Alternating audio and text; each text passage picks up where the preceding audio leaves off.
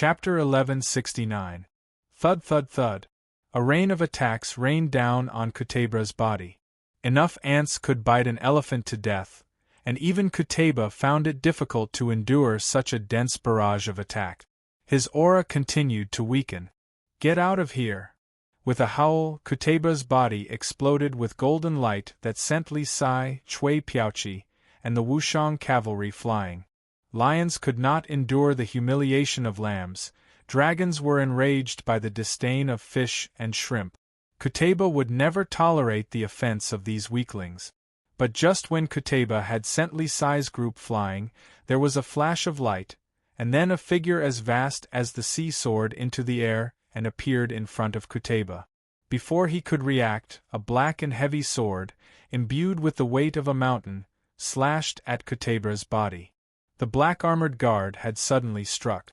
In the previous battle, the black-armored guard had taken the majority of Kutabra's attack. If not for him, the defense line would have collapsed long ago. But even so, the black-armored guard had paid a heavy price, and his energy had been greatly depleted. Thus, Wang Chong had not allowed him to participate in the battle just now. But that was then, and this was now. Kutaba was no longer as dazzling and invincible as he had been before. Whoosh! This strike caused Kutaba's entire body to tremble and vomit blood. He had already been wounded, and now that he had taken a heavy blow from the black-armored guard, his aura weakened once more and his injuries worsened. Bastard! All of you will have to pay the price. Kutabra's furious voice resounded through the air, but he was cut off before he could finish speaking. Die! A sword of Wuzi steel that could cut through metal suddenly cut through the air and slashed at Kutaba with astonishing speed. Kutaba grimaced, golden light erupting from his body as he immediately moved to block Wang Chong. But a moment later, boom! Psychic energy as tough as steel slammed into Kutabra's mind. This attack was so sudden that the golden light around Kutabra's body froze, revealing a sliver of an opening. Psychic thrust. Piercing energy. In a few short moments, Wang Chong had launched two attacks. The first had slowed down Kutabra's attack and revealed a flaw in his defense, and the second had pierced through his stellar energy. Swish! In a flash of cold light, a large head flew into the air from Kutabra's shoulder. No! My lord! Kutaba! At this moment, time seemed to stop. Abu Muslim, Ziyad, Sesame, Daluan Ruozan, and the countless charging Arab cavalry all paled and stopped as if they had been plunged into an icehouse. Kutaba, the Arab war god who had fought north and south and had never suffered a defeat, had actually fallen in the first battle of his conquest of the East. This was a hellish nightmare for all the Arabs. Impossible! How could this be? In the distance, Daluan Ruozan's mind was in chaos, his hair in disarray. With Kutabra's death, Daluan Ruozan's dream had been shattered. Ever since the War of the Southwest, Uzan's condition had been deteriorating, and Daluan Ruozan had placed all his hopes on the Battle of Talas. But now, the dust had settled, and not even Daluan Ruozan could reverse the situation. But while the Arabs and Tibetans were deathly silent, the great Tang side, after a brief moment of silence, exploded with heaven-shaking cheers. Wang Chong! Wang Chong! Wang Chong! Cheers shook the heavens as everyone went crazy. No one had expected that Wang Chong would be able to lead his army to reverse the situation, not only defeating the Arabs and Uzan, but also killing Kutaba, the greatest threat to the Tang dynasty. Kill! With this order, all the soldiers charged forward. The Tang dynasty had won. After several months of bitter fighting, the Tang dynasty had finally emerged victorious and stood proudly at the summit. Now was the time to reap the fruits of victory. Kill! The first to react were the several thousand remaining Wushang cavalry. Galloping, the several thousand Wushang cavalry stabbed into the enemy army like a sharp sword. Aya! Screams filled the air as countless Arab and Tibetan horsemen were cut down from their horses. Bang! At almost the same time, A massive banner forged from deep-sea Xian iron and some other unknown metal was thrust into the ground. The red and black war banner flapped in the wind. Clang clang clang. Energy began to radiate from the banner, bolstering the Divine Prison Army, Divine Martial Army, Dragon Stallion Army, and Tongluo Cavalry, causing majestic halos to appear beneath the feet of the Divine Prison Army, Divine Martial Army, Dragon Stallion Army, and Tongluo Cavalry. Although these halos were no longer as dazzling and resplendent as before, they were still as sharp as ever. Without the slightest hesitation, all the soldiers charged forward at full speed toward the tens of thousands of Arab and Uzan cavalry. In a flash, countless Arab and Uzan cavalry were cut down from their horses and plunged into pools of blood. Retreat! Retreat! Panicked shouts resounded over the battlefield. The army was routed. At this moment, both the Arabs and the Uzan soldiers had lost the will to fight and were routed by the massive assault of the Tang people. Kutabra's death dealt a massive blow to the soldiers, shattering their morale. All of them wanted to run for their lives and get as far away from this nightmarish Talas as possible. They no longer cared about formations or ranks, trampling and slamming into each other, throwing the battlefield into chaos. Screams filled the air as the Arab and Uzan cavalry were stopped by the army at the front, unable to advance even an inch. The Divine Prison Army, Divine Martial Army, and Wushang cavalry swiftly caught up to them and cut them down. 5,000, 6,000, 7,000. From the moment the army charged to the moment it began to retreat, the chaos had inflicted grievous casualties on the Tibetan and Arab armies. In the blink of an eye, 7,000 to 8,000 soldiers had died on the battlefield. When an army lost its will to fight, it could no longer be called a war, but a one-sided massacre. When a person was filled with panic and their mind was in disarray, without the will to fight to the death, they wouldn't even be able to use 50% of their strength. Cries of misery filled the battlefield. Tens of thousands of Uzan and Arab soldiers were felled. In just a few short moments, they had used their own lives and their own deaths to vividly and cruelly display these 4 words. Fire! In the rear, Su Han waved his hand and gave the order. In a flash, long ballista bolts were fired into the panicking Uzan and Arab armies. Plush plush! Squelch squelch squelch! 2 Tibetans and 1 Arab horseman failed to dodge in time, and a ballista bolt pierced through their back. Like wooden pillars, they dropped to the ground, dead and motionless. Elsewhere, the same thing was happening. While the battle had been going on, Zhang Shouji and his craftsmen had finally managed to produce a batch of ballista bolt. Su Han was even more direct. As long as the ballista bolts weren't too bent and could still be stuffed into the barrels of the ballista, he would use them. While the Arab and Uzan armies had lost their will to fight, this was the perfect opportunity to reap the harvest. It didn't matter if these ballista bolts could be repaired or not. In this pursuit, killing as many as they could count. Pass on my order. All Mamelukes are to go to the front lines and stop them. Without anyone to hold the rear, we won't be able to retreat unscathed. Abu Muslim was also anxious. In the current situation, it was very difficult for even his orders to restrain the army. Kutabra's death had dealt a massive blow to all of them. Right now, he could only place his hopes on the well-trained, battle-hardened Mamelukes. But Abu Muslim had barely given this order when he heard a shrill scream at his ears. Ah! Abu Muslim's body trembled as he turned his head, only to see a sight that chilled his body and chilled his heart. In the chaos, Uzan Great General Huishu Wuzong had been thrust through the chest by a sword and raised high into the air, blood gushing from his body. Abu Muslim followed the sword and saw a young and familiar figure. Huishu Wuzong, this is what you deserve. Wang Chong stared at Huishu Wuzong, his eyes brimming with killing intent. The cooperation between Huishu Wuzong and Daluan Ruozan had almost caused Wang Chong to watch as his father, Wang Yen, died on the battlefield of Talas. If he hadn't reacted quickly enough, he would have regretted this for the rest of his life. Thus, anyone could leave, but Huoshu Wuzong had to die. Clap! An arm covered in blood suddenly reached out and grabbed Wang Chong's arm. Huoshu Wuzong's stalwart body was nailed to the sword by Wang Chong. His face was pale, and his aura was like a candle flickering in the wind that could be extinguished at any moment. But there was still a faint smile on his face, as if he had already cast aside his life and death. The winner is the king, and the loser is the thief. That's all. I have nothing else to say. Wang Chong, you truly are our Uzun's greatest enemy. But as a general, to die at your hands, to die on the battlefield, is the fate that a general should have. As a general, I hope that you can agree to a request of mine. Prime Minister is only a scholar.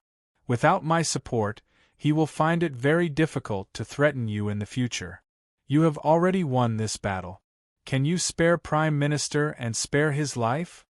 Blood flowed down Huoshu Wuzong's palm and down his armor, but the smile on his face only deepened and his eyes were calm. It was as if he had long since prepared himself for this conclusion. Only one hand was tightly gripping Wang Chong's sword arm, a pleading look in his eyes.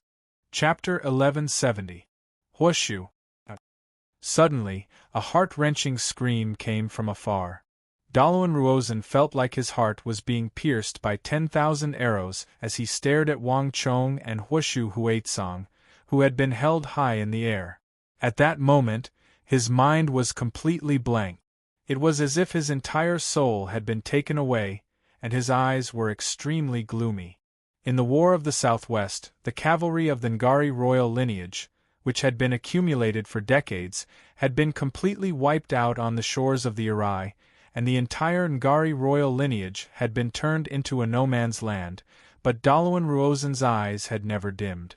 When the Tsenpo had imprisoned him in the royal capital's dungeon and forced him to live a life of darkness, Dalawan Ruozhen's eyes had never dimmed.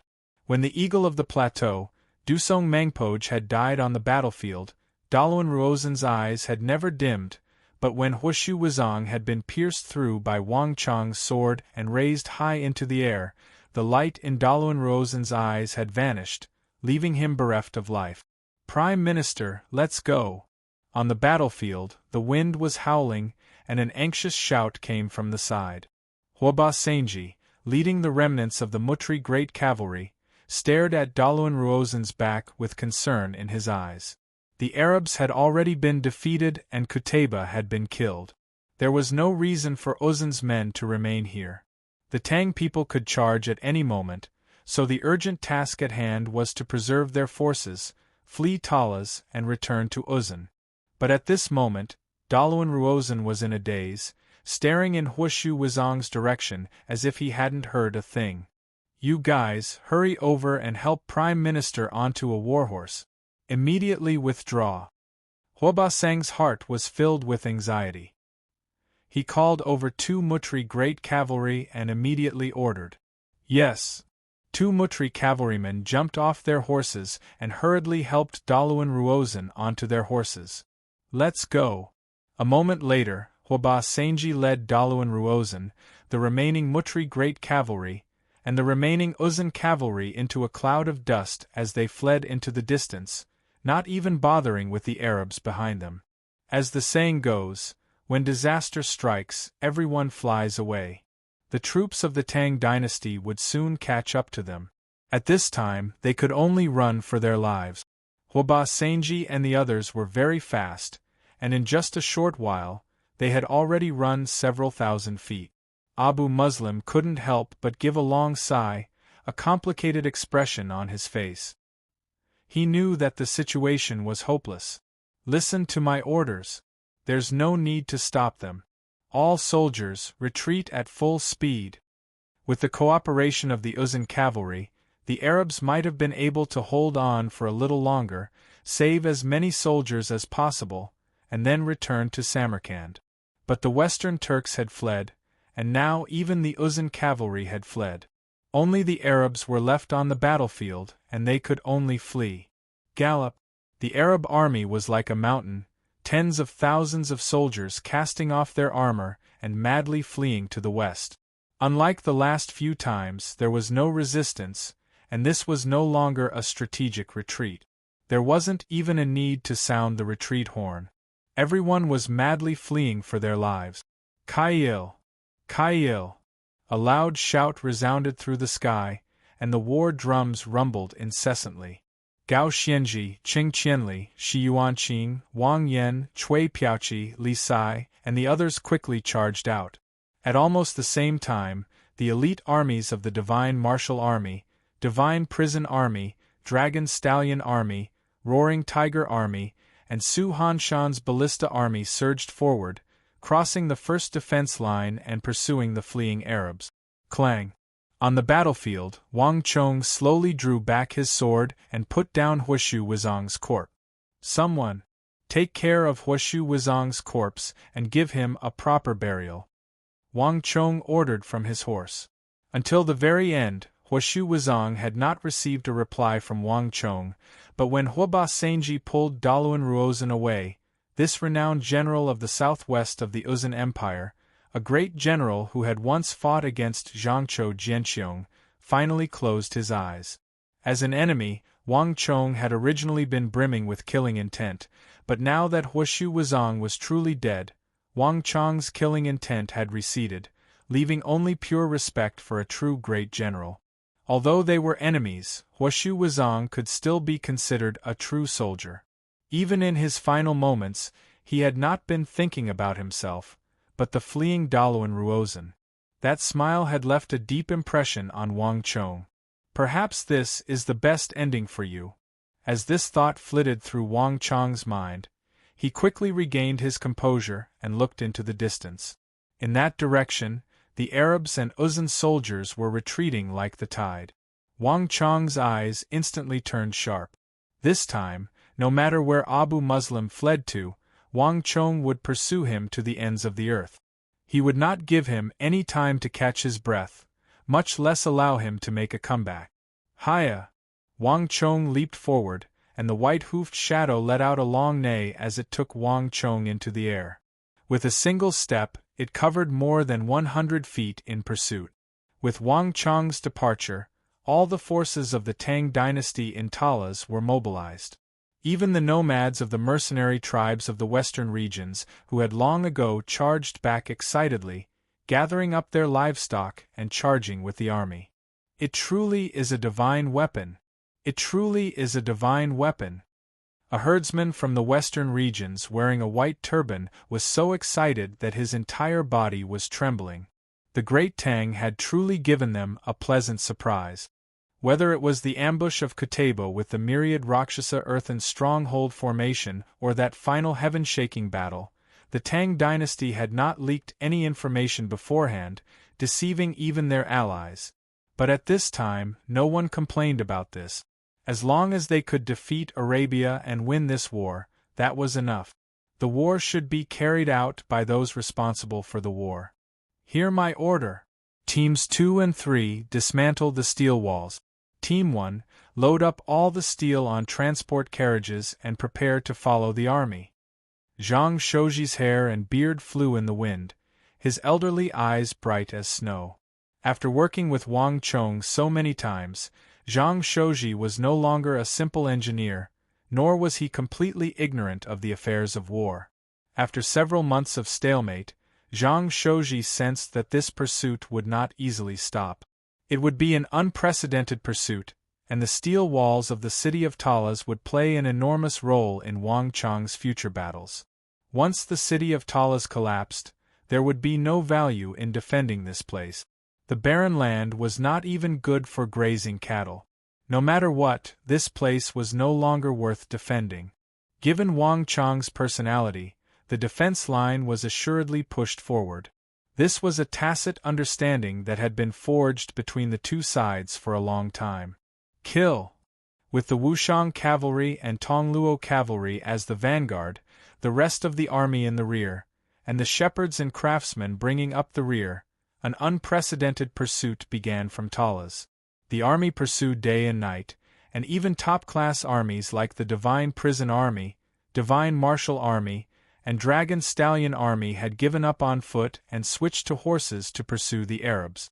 In normal circumstances, this would have been a major taboo, and it would have been detrimental to the power of these top-class armies, but at a time like this, any sort of tactic was no longer important. This was because all the Arab cavalry had lost their will to fight. For the first time in the East, these fearless Arabs who lived by fighting had encountered an opponent more valiant and skilled in battle. For the first time, they had tasted an unprecedented defeat and defeat. "Prime Minister, let's go. The stone bridge is up ahead. As long as we can get past it, we can cut it down and then follow Greater and Lesser Balar back to the Uzun Plateau and escape the pursuit of the Tang people," Hwaba Senji anxiously called out. The Tang people's pursuit this time had been far more ferocious than imagined. As they fled from the battlefield of Talas, the roars of the Tang people had never ceased. This time, they had apparently decided that they would not rest until the Uzun and the Arabs were completely exterminated. Hwaba Senji had a proud nature, and he had originally come for the sake of the Mutri great cavalry and the reputation of all the people of Uzun, but now, he didn't even dare to turn his head. The energies of Wang Chong, Gao Xianji, the black-armored guard, and Qing Qianli were like a storm, and no one in all of Uzun could contend against them. Even someone as proud as Dama Trimo had taken up his Buddhist saber and fled with all his might. As for Abu Muslim and Ziad, because they had been transferring energy to Qutayba, they were extremely weak and didn't even have the time to rest or recover. In this state, Uzun and the Arabs no longer had the right to fight with the Tang dynasty. Dayan Songgrong, lead an army to harass the Arabs and slow them down a little. The Tang's attention is completely focused on the Arabs. The longer they are in a state of confusion, the more chance we have to survive. Hwaba Senji suddenly turned his head and looked at Dayan. Although Dusong Mangpoj and Huashu Wuzong had died in battle, the Uzun still had some fresh soldiers. Understood. Upon hearing this, Dayan Songgrong immediately turned his head and led his army in a charge against the Arabs. The Arabs had been stopped by Dayan Songgrong in this charge, and the soldiers in the rear were much slower, creating a scene of utter chaos. In the past, Hwaba Senji would have never dared to do this, but now that the war had been lost, the two sides were no longer allies. As long as the Prime Minister and himself returned to Uzun, nothing else mattered. Go. Everyone, go. Once we cross the stone bridge, immediately cut off this place. Chapter 1171. Prime Minister, let's go. I'll hold the rear for you. Hwaba Senji turned his head to the rear. The Tang dynasty's soldiers were approaching with astonishing speed, the screams of the Arabs echoing through the heavens. Even to the people of Uzun, it was a dreadful sight. If they did not flee, it would soon be their turn. What are you standing around for? Hurry and escort the Prime Minister away. Hwaba Senji pointed at the two Mutri great cavalry. Hwaba. Suddenly, a calm and wise voice sounded in his mind, interrupting Hwaba Senji's order. These two ordinary words made Hwaba Senji's heart skip a beat, and he had an extremely ill foreboding. For some reason, Hwaba Senji could sense from Daluan Ruozen's voice that he could see through life and death. Prime Minister, let's talk about this after we get back. Did you two bastards not hear what I said? Hwaba Senji's eyes widened, and before Daluan Ruozen could finish speaking, he rebuked the two Mutri great cavalry. Hwaba Senji, let's part ways here. Daluan Ruozen suddenly said as he looked up at Hwaba Senji from his horse. His voice was abnormally calm amidst the sounds of fighting, so calm that Hwaba Senji felt uneasy. Prime Minister, what nonsense are you saying? Let's go. Hwaba Senji's eyes widened as if he had predicted something. Haha, Hwaba, there's no need to say more. More than 100,000 soldiers have died in battle, and the Mutri great cavalry have suffered grievous losses. Someone has to take responsibility for all this. Moreover, Dusong Mangpoj and Huashu Wuzong have both died here. Even if we return to Uzun, Do you think that the Tsenpo will let us go? Daluan Ruozan faintly smiled, his expression growing even calmer. Prime Minister. Hwaba Senji was stunned. His heart was full of words, but he couldn't utter a single word in front of Daluan Ruozan's simple words. Hwaba, go.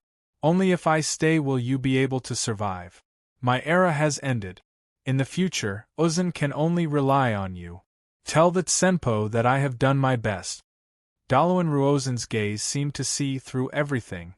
He took one last look at Hwaba Senji, pulled the reins, and immediately turned around. Wang Chong, do you dare to come out and meet me?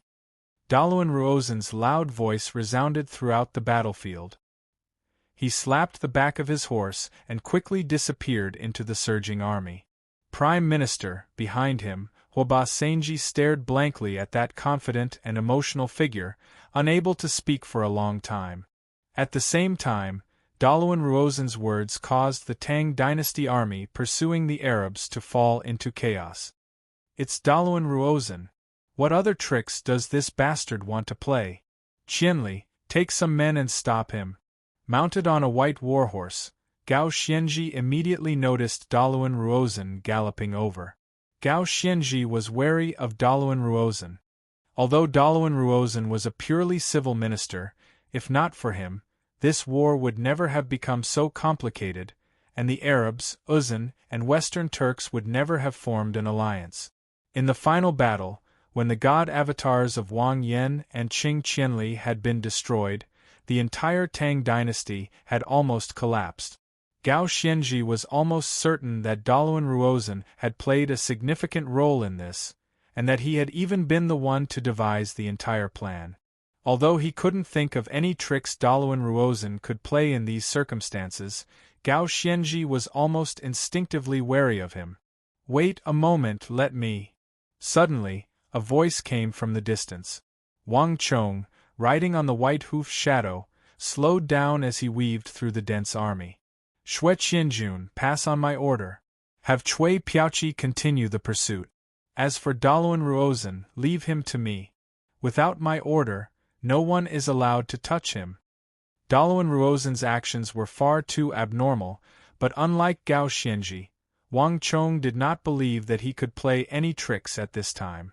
Dusong Mangpoj was dead, Huashu Wuzong was dead, and Wang Chong had even killed Kuteba. No matter how clever Daluan Ruozan was, there was nothing he could do to reverse the situation. Whoosh! Following Wang Chong's order, the entire army was thrown into turmoil. Like water crashing into a reef, all the soldiers parted to the sides before encountering Daluan Ruozan. Wang Chong's order was perfectly carried out. The Wushang Cavalry, the Tongluo Cavalry, the Divine Prison Army, the Divine Martial Army, the Ballista Army, all the soldiers acted as if they hadn't seen him, circling around Daluan Ruozan and continuing the pursuit. A portion of the army naturally remained at Wang Chong's side. All of this had been accomplished in the blink of an eye. After successive battles and successive victories, Wang Chong had established an extremely high prestige in the army. Even the Tongluo cavalry, who had had some conflicts with Wang Chong, chose to obey Wang Chong's orders. Gallop! The hooves of the Highland steed kicked up a cloud of dust as it slowly rode forward with Daluan Ruozan. Before them were piles of corpses, some Arab, some Uzan, and the stench of blood permeated the air. Daluan Ruozan's expression was calm and indifferent, and his body seemed to exude an invisible force that attracted everyone's attention. Yuanqing, Lu Shi, lead the army and continue the pursuit. I'll stay here and keep an eye on Daluan Ruozan. Gao Xianji frowned. He suddenly stopped and ordered, "Don't worry." The evil emperor and chief of Wushang couldn't help but slightly slow down, frowning as they gazed at the distant Daluan Ruozan. But when they saw Daluan Ruozan's eyes, they seemed to understand something, and their thick brows slowly relaxed as they fell silent. Hiya! As he watched Daluan Ruozan slowly gallop over, Wang Chong's eyes flashed, and he urged his horse forward. As Wang Chong and Daluan Ruozan approached, the surroundings fell silent as countless gazes gathered on them. Even the most ignorant person would have some understanding of the grudge between Wang Chong and Daluan Ruozhen, their mortal enemies. In the War of the Southwest, Wang Chong had risen to fame because of Daluan Ruozhen, and now, on the distant battlefield of Talas, the two had once more met in a fateful encounter. Gallop, 10 paces from each other, Wang Chong and Daluan Ruozhen both stopped, their eyes meeting in silence. It seemed like only a moment, but it also seemed like countless long centuries. Finally, everyone heard a long sigh. The winner is the king, and the loser is the thief. Wang Chong, you've won this battle. Starting from now, for 10 years, no one on the continent will be able to compare to you, and no one will be able to contend against the Tang dynasty. Daluan Ruozhen suddenly said. The fierce winds blew at his robes, but Daluan Ruozhen's heart was in turmoil. You shouldn't have come to this battle in the first place, Wang Chong calmly said. The final result of this battle might have been an accident in Daluan Ruozhen's view, but in Wang Chong's view, it was inevitable. Daluan Ruozhen had no idea how much effort he had put into this battle, how much preparation he had made. From the moment Wushang had constructed the city, this battle had begun. Daluan Ruozhen was fighting a battle he was certain to lose. Heh! Daluan Ruozhen only chuckled, his expression indifferent as if he could see through everything. How could I not come? Whether it was for myself or for Uzun, I had to win Talas. But, the winner is the king, and the loser is the thief. I've lost, so I have nothing to say. Wang Chong fell silent. Just as Daluan Ruozhen had said, the winner is the king, and the loser is the thief. This was a principle that all generals understood and abided by. Although Daluan Ruozhen had truly caused him no small amount of trouble, even Wang Chong had to admit that Daluan Ruozhen was an opponent worthy of respect. Wang Chong, I've done all I could in this battle. I don't regret losing to you, nor do I have any regrets. I've spent half my life on the battlefield, taking pride in my intelligence and rarely encountering an opponent. Although I'm not very strong, even Zhangzhou Jianxiong has to retreat in front of me. I've spent several decades in the southwest, but I've never achieved anything. Wang Chong, you are the first and only person to have forced me into such a desperate situation. Daluan Ruozhen looked at Wang Chong, his eyes devoid of hatred, only pride and pride. Putting aside their countries and standpoints, to be able to encounter a true opponent in his life was, in a sense, a kind of fortune. At the very least, he had no regrets. Wang Chong, can you agree to a request of mine? Daluan Ruozhen suddenly asked. Seeing Wang Chong's slight frown, Daluan Ruozhen faintly smiled and continued. Be at ease. I will no longer be your opponent. Give me Huishu Wuzong's corpse. I'll stay here and do whatever you want to me. I beg of you. As he said the last two words, the smile on Daluan Ruozhen's face slowly receded. He bowed slightly and looked at Wang Chong, a pleading look in his eyes. In that instant, that peerless, masterful, and spirited Uzun minister of wisdom had disappeared. What appeared before Wang Chong was an ordinary, lowly, and insignificant Daluan Ruozhen. Boom! Gao Xianji, Qing Qianli, Li Sai, and Xue Qianjun were all stunned by this sight. Even Wang Chong's eyes showed a hint of emotion. Everyone heard Daluan Ruozhen's words clearly. No one expected that Daluan Ruozhen would disregard his own life at a time like this for Huishu Wuzong's corpse. What was even more unexpected was that he would lower his head in front of Wang Chong for Huishu Wuzong's corpse. Daluan Ruozhen was proud and conceited. In this world, there was probably no one who could make him lower his head so easily. Even Gao Xianji was far from being able to do so. However, for Huishu Wuzong's corpse, he abandoned his pride and lowered his proud head. Chapter 1172. Can I? Daluan Ruozhen asked again, a hint of pleading in his voice. I've known Huishu Wuzong my whole life, and he's always been by my side. I can't fulfill my promise to him, but at least let me send him back to Uzun and give him a proper burial, okay? Wang Chong looked at the deathly gray in Daluan Ruozen's eyes, and suddenly, he remembered Huoshu Wuzong's last words. He let out a long sigh in his heart, and finally urged his horse to retreat. He had fought with Daluan Ruozen for so long, and faced with this last request, Wang Chong could not refuse. Men, bring Huoshu Wuzong's body here. In just a moment, a few cavalrymen of the Tang dynasty, leading a horse with Huoshu Wuzong's body on it, galloped from the rear of the army. Marquis. The cavalrymen stepped forward and handed Huoshu Wuzong's body to Daluan Ruozen, and quickly retreated. Wang Chong looked at Daluan Ruozen silently. The latter seemed to have seen nothing and felt nothing. From the moment Huoshu Wuzong appeared, his attention was completely attracted. The faint smile on Daluan Ruozen's lips had disappeared, and he slowly urged his horse forward. His face was always calm, and when he looked at Huoshu Wuzong's body on the horse's back, he suddenly revealed a deep sorrow. Huoshu Wuzong was wearing a fiery red armor. Even in death, his burly body still gave people a feeling of tall and valiant. However, his face was pale, and there was no sign of life in his body. Wang Chong, can you tell me what he said in the end? Daluan Ruozen raised his head and said. Wang Chong let out a long sigh. Without hiding anything, he told him exactly what Huoshu Wuzong had said before he died.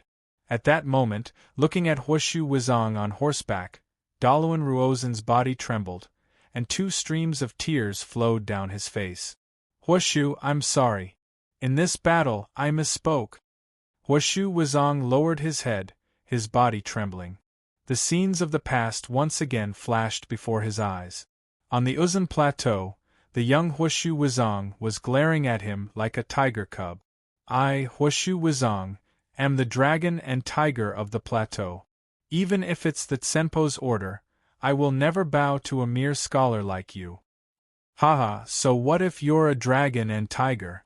Dragons, you can't ascend to the heavens. Tigers, you can't enter the earth. You're just an ordinary man of strength, and you can't accomplish anything. What use are you? You! Haha, what about you? Did I say something wrong? Humph, a mere scholar without the strength to truss a chicken. You can't even defeat my subordinate. What use are you? Heh, do you know how to rule the country and bring peace to the world? Do you know how to devise strategies and decide victory over the world?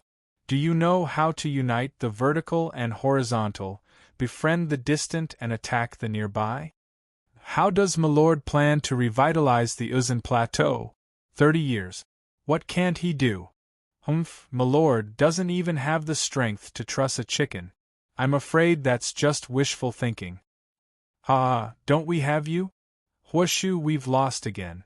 The Tang dynasty is stronger than we imagined. Are you going to give up? No, I'll never give up. The Uzun Plateau is still too weak. Give me 30 years, and I'll definitely make the Uzun Plateau the strongest existence. Since that's the case, if Prime Minister doesn't mind, let me be your right-hand man for 30 years. Scenes of the past flashed past his eyes like lightning. Looking at Huoshu Wuzong's pale corpse, Daluan Ruozen's tears kept flowing. Huoshu, this time I've harmed you. You and I have known each other for half of our lives. Let me accompany you. The two of you, listen up. Immediately send General Huoshu Wuzong's corpse to the plateau. If anything goes wrong, bring his head back. Yes. 2 of Daluan Ruozen's loyal guards seemed to realize something. They lowered their heads in unison, their eyes showing a trace of sorrow. Wang Chong, being able to exchange blows with you is the greatest pride of my life. Daluan Ruozen took a deep breath. Looking at Wang Chong, his eyes regained some of their vigor. Don't worry. You won't regret this deal. Daluan Ruozen faintly smiled, once more returning to that energetic and wise minister of the past. Imperial Minister, Tsenpo, Daluan Ruozen doesn't have the face to see you. In 2 campaigns, 400,000 Uzun cavalry died. Daluan Ruozen can only atone for his sins with death. Before Wang Chong could react, Dalawan Ruozan suddenly drew his sword and slashed it across his own neck. In an instant, a fountain of blood spurted into the sky. Dalawan Ruozan's expression was calm. He raised his head high and gazed into the depths of the sky, gazing into the distance. Finally, his eyes lost focus and he slowly fell from his horse. Pung! As his slender body slowly and heavily fell to the ground, dust rose into the air. At this moment, the entire battlefield seemed to have fallen silent. Gao Xianji, Qing Qianli, Li Sai, Xue Qianjun, and everyone else were stunned by this sight. The famous minister of the Uzan Empire, the most renowned sage of the Ngari royal lineage, the man who had stood in the way of the tiger of the empire, Zhangqiu Jianqiong, had died in front of everyone in such a tragic manner. Prime Minister! At this moment, on that long and narrow stone bridge far away, Huoba Senji's eyes were about to pop out of their sockets. He suddenly let out a heart-wrenching scream. Wang Chong, one day you will pay the price for today. The Uzan Empire will not lose. One day, I will avenge the Prime Minister and the General. Marquis, let me take some men to kill him. The Uzan Empire has lost all its elites, and they don't have Dalawan Ruozan or Huoshu Wizang. As long as we launch a surprise attack and catch up to them, there is still a high chance that we can kill Huoba Senji and the soldiers of the Uzan Empire and eliminate all future troubles. A voice suddenly came from behind. Li Sai suddenly took a step forward and looked in the direction of Huoba Senji on the stone bridge with a cold glint in his eyes. At almost the same time, though the king of Gonka said nothing, he also took 2 steps forward. It was obvious that as long as Li Sai moved, the king of Gonka would definitely work with him. Given the strength of the two, there was an extremely high chance that they could kill Huoba Senji. After experiencing so many battles, Wang Chong's prestige in the Tang army had soared like the noon sun, and after his battle with Kuteba, no one could compare to him. In this aspect, not even veteran generals like Gao Xianji or Qing Qianli could compare to him. For Huoba Senji to dare to threaten Wang Chong in front of so many people was simply suicidal. Forget it. Let him do as he pleases, Wang Chong calmly said. This person doesn't have the bravery of Huoshu Wizang or the intelligence of Dalawan Ruozan. He's just angry at Dalawan Ruozan's death. He's not much of a threat to the Tang dynasty. After saying this, Wang Chong lowered his head to look at Dalawan Ruozan's corpse. For some reason, even though he had killed Huoshu Wizang and dealt with the powerful foe that was Dalawan Ruozan, Wang Chong felt no joy or excitement. On the contrary, he felt a faint, indescribable sense of loss and sorrow. Pass on my order. Return the corpses of Huoshu Wizang and Dalawan Ruozan to Uzan. All the remaining Uzan cavalry, as long as they don't deliberately attack, are to be released. No one is to attack. Wang Chong sighed. Yes, your subordinate will go. Around Wang Chong, whether it was Li Sai, the King Gonka, or any of the other generals, all lowered their heads in submission. Wang Chong waved his hand and several of his men dismounted. They helped Dalawan Ruozan's corpse onto their horses and rode off. By the stone bridge, a group of Uzan soldiers grief-stricken received the corpses of Dalawan Ruozan and Huoshu Wizang. Without another word, they mounted their horses and rode off, quickly vanishing into the distance. Rumble, in an instant, with a loud sound, the long stone bridge in the distance broke at its base, falling heavily into the abyss. Wang Chong silently watched from a distance, saying nothing. Let's go. Wang Chong took in a deep breath and led his army into the distance. The matter of Uzan had come to an end, but the matter of the Arabs was far from over. No one understood better than Wang Chong just how much of a threat this massive empire on the western border could pose to the Great Tang. If he didn't strike while the iron was hot and completely crush it, he would have to reap the rewards. If he didn't strike while the iron was hot and completely routed them, the Tang dynasty would probably be greeted by hundreds of thousands of Arab soldiers in the coming year. Hiya! The long whips screeched through the air. The army quickly began to move into the distance. A few moments later, Wang Chang's army caught up to Shi Yuanqing, Lu Xi, and the others. The situation was somewhat different from Wang Chang's expectations. Although he had caught up to the army, he did not see Abu Muslim's group. "What's going on? Where are Abu Muslim and the Arabs?" Wang Chong said with a frown. "Lord Marquis, there's a problem. While pursuing Abu Muslim, we were ambushed and attacked by Osman." Lu Shi gasped for breath. "Osman?" Wang Chong raised an eyebrow in surprise. If he remembered correctly, Osman had been heavily wounded at the very start and had used some sort of Arab blood shield to escape. Of all the Arab generals, he had been the first to withdraw from the battle. Wang Chong had never expected him to appear at a time like this. "We've never penetrated deep into Arab territory before, and we don't know if the Arabs have any other reinforcements lying in ambush along the way. After discussing things with Yuanqing, we decided to wait here for Milord to arrive so that we can meet up with him," Lu Shi sternly said, his body bowed. The Tang dynasty's victory was already set in stone, so there was no need for a momentary advance to hand over the fruits of victory to the Arabs. "That's fine. Although Abu Muslim and Ziyad have been greatly weakened, a centipede can still be killed. His intelligence and experience are not something you can compare to. Wait for me and Wang Chong to arrive, and then we can move," Gao Xianji said. Wang Chong nodded. He and Gao Xianji were in complete agreement on this point. "Let's go. Abu Muslim won't be able to get very far, and he won't have much time to rest. Samarkand isn't far ahead, which is their closest base to Talas in the west. No matter what, we can't give them any time to catch their breath and recruit more soldiers." Chapter 1174. It is better to pursue a cornered enemy with the remaining courage than to seek fame as a tyrant. Abu Muslim and Ziyad had transferred all their energy to the dead Qutayba, and their strength was severely weakened, so they could only choose to flee. If we wait for them to recover, this battle won't be so easy. "Let's go." Gao Xianji was even more straightforward than Wang Chong. With a single order, all his soldiers began to rush in the direction of Abu Muslim's retreat. "Milord, the Black Forest is up ahead."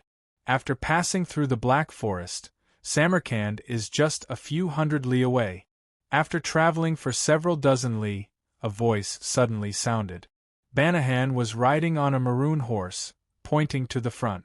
Few of Wang Chang's subordinates had ever been to Arabia before, so they didn't know much about the route, but Banahan was different. As the leader of the Ferganan tribe of the western regions, Banahan had made several trips to Samarkand in his youth. Although it had been so long that he couldn't remember the exact route, he still remembered the general location. "Kri!"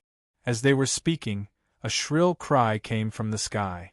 The group of people raised their heads and saw a huge rock eagle spreading its wings in the sky, drawing strange patterns over and over again. After repeating this a few times, it quickly turned around and flew forward in a huge arc. "Milord, there's a report from the front. There seems to be a battle taking place in the direction of the Black Forest." On the side, Zhang Ke looked away from the sky, rode his horse forward, and bowed to Wang Chong. The rock eagles trained by Zhang Ke's eagle team all had their own special code words, with different flight paths representing different meanings. The rock eagle just now had said, "There's a battle up ahead." But how is that possible? The Arab territory will soon be up ahead. Other than us, who else can fight with the Arabs?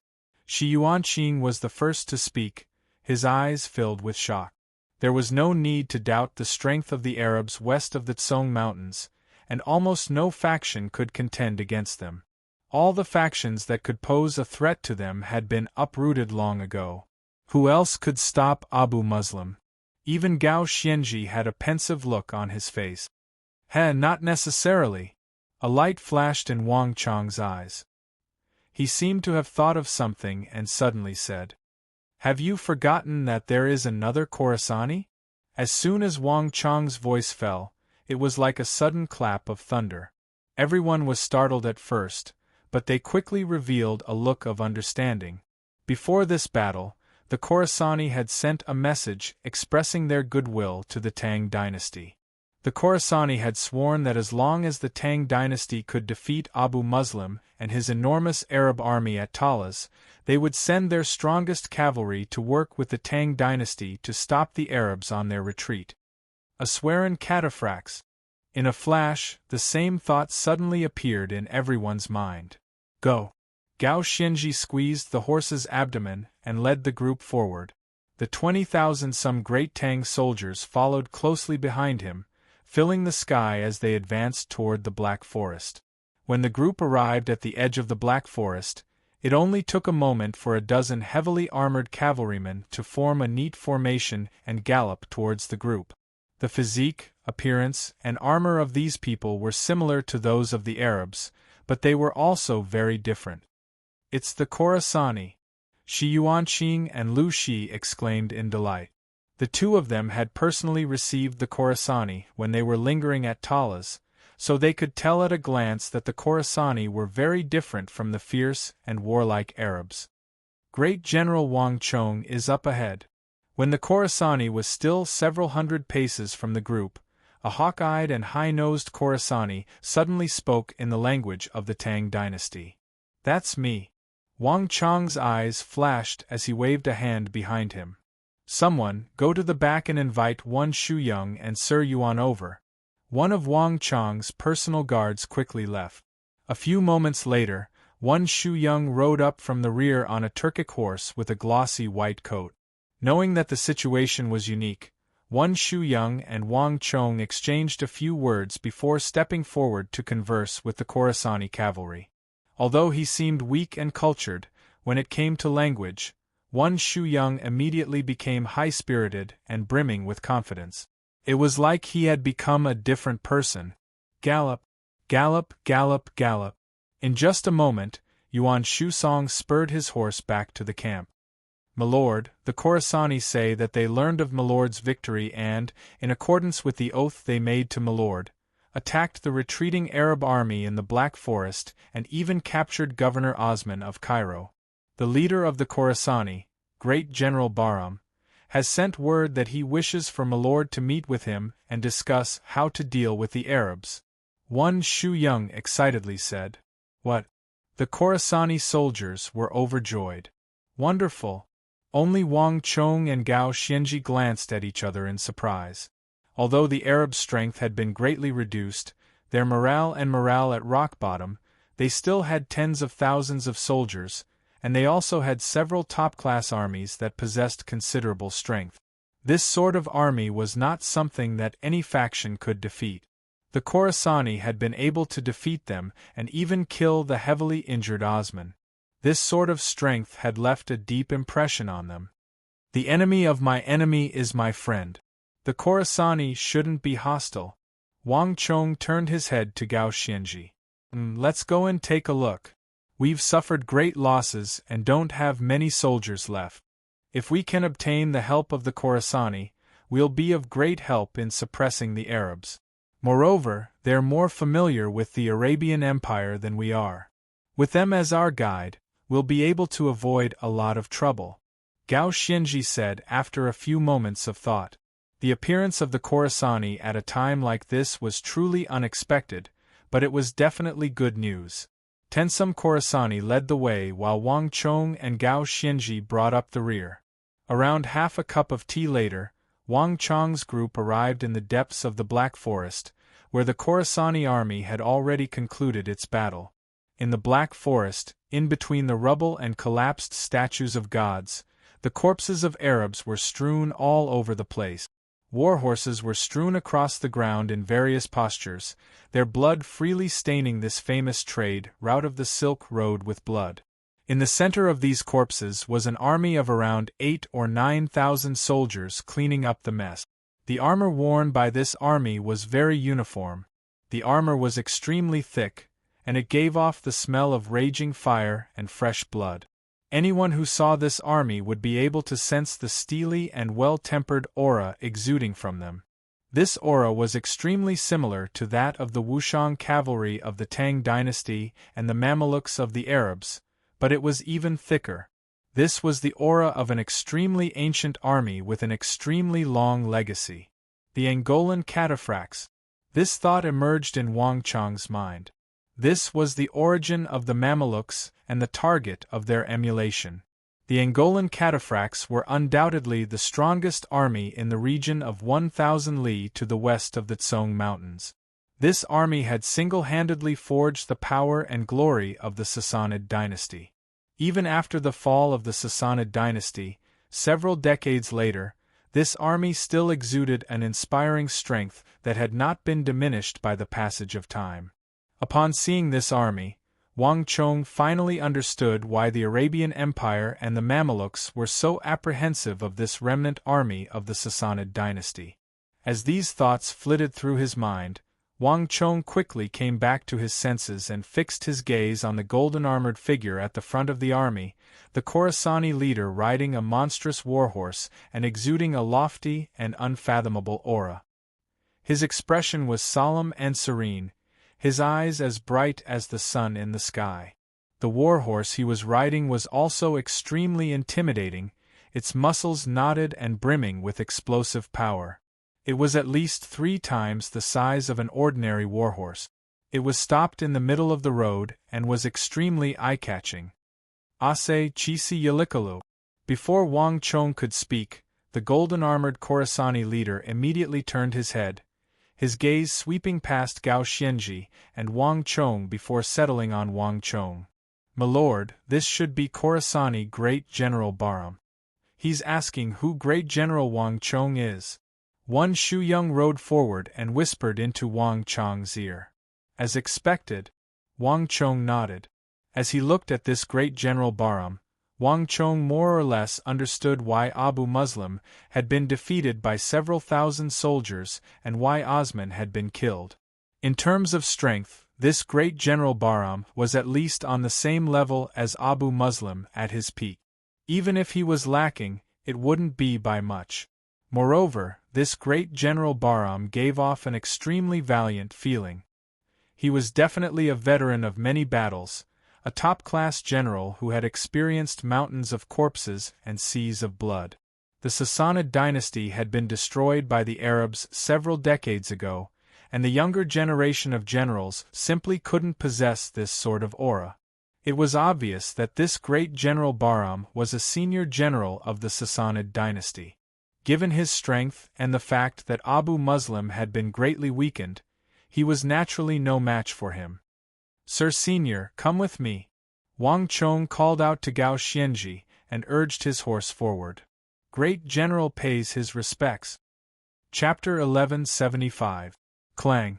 There was a heaven-shaking clang, and before Wang Chong could react, the Khorasani leader had unsheathed his sword and raised it in the air. At the same time, he lowered his head, his expression solemn. Wang Chong and all the people behind him were dumbfounded by this sight. "Milord, he wishes to exchange swords with Milord. This is a custom of the Sassanid dynasty.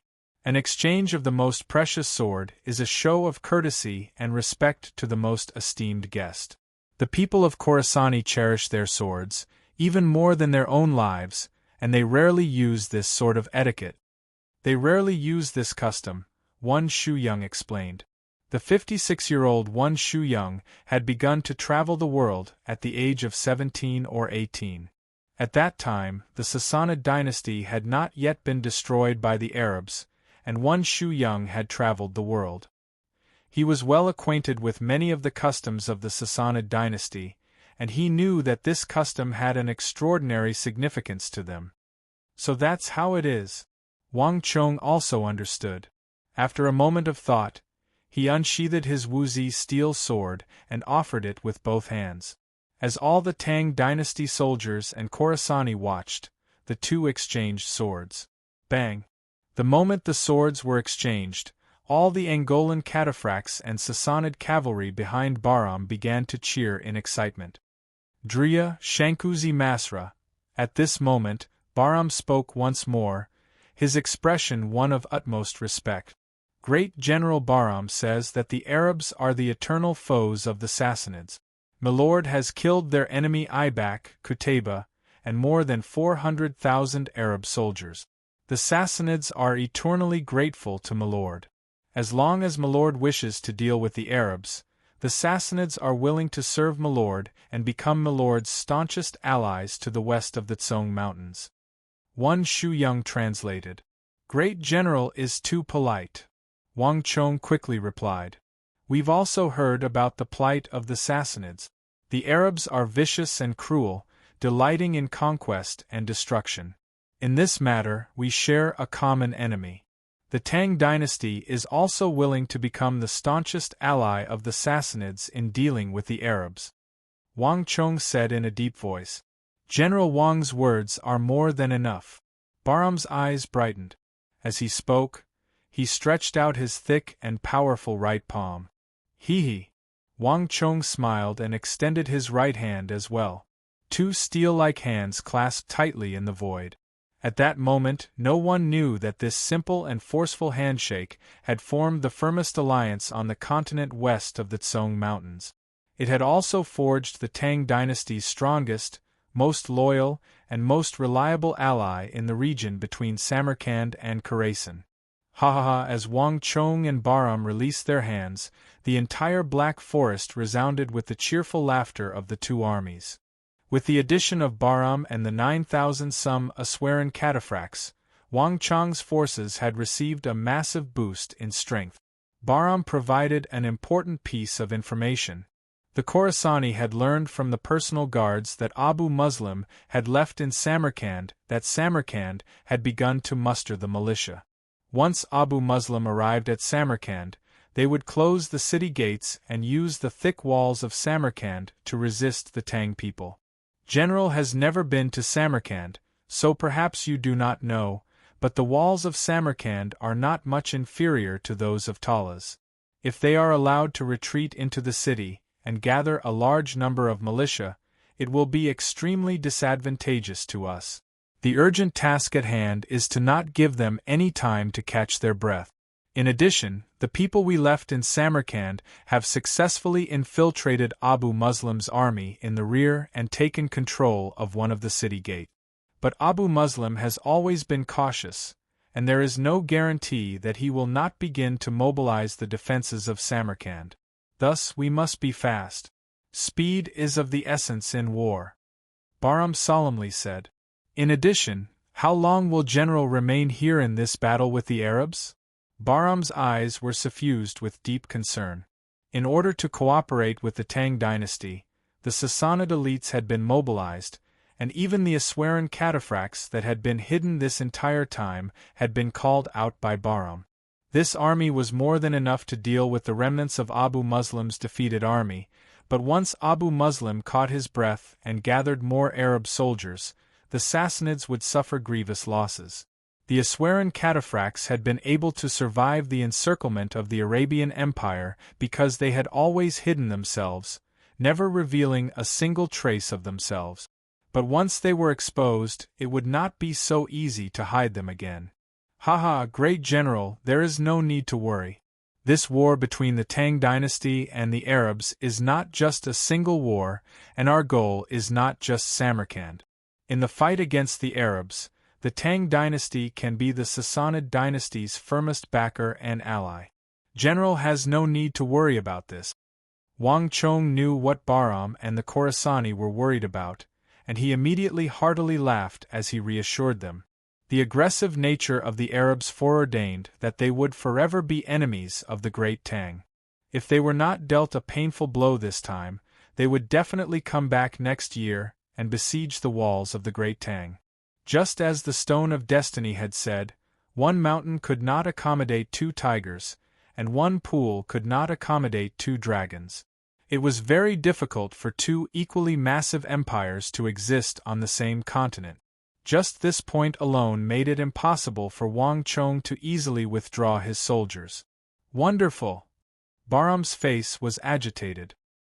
He had led his 8,000 to 9,000 Aswaran cataphracts on this journey, taking such a huge risk, precisely for this promise from Wang Chong. General, be at ease.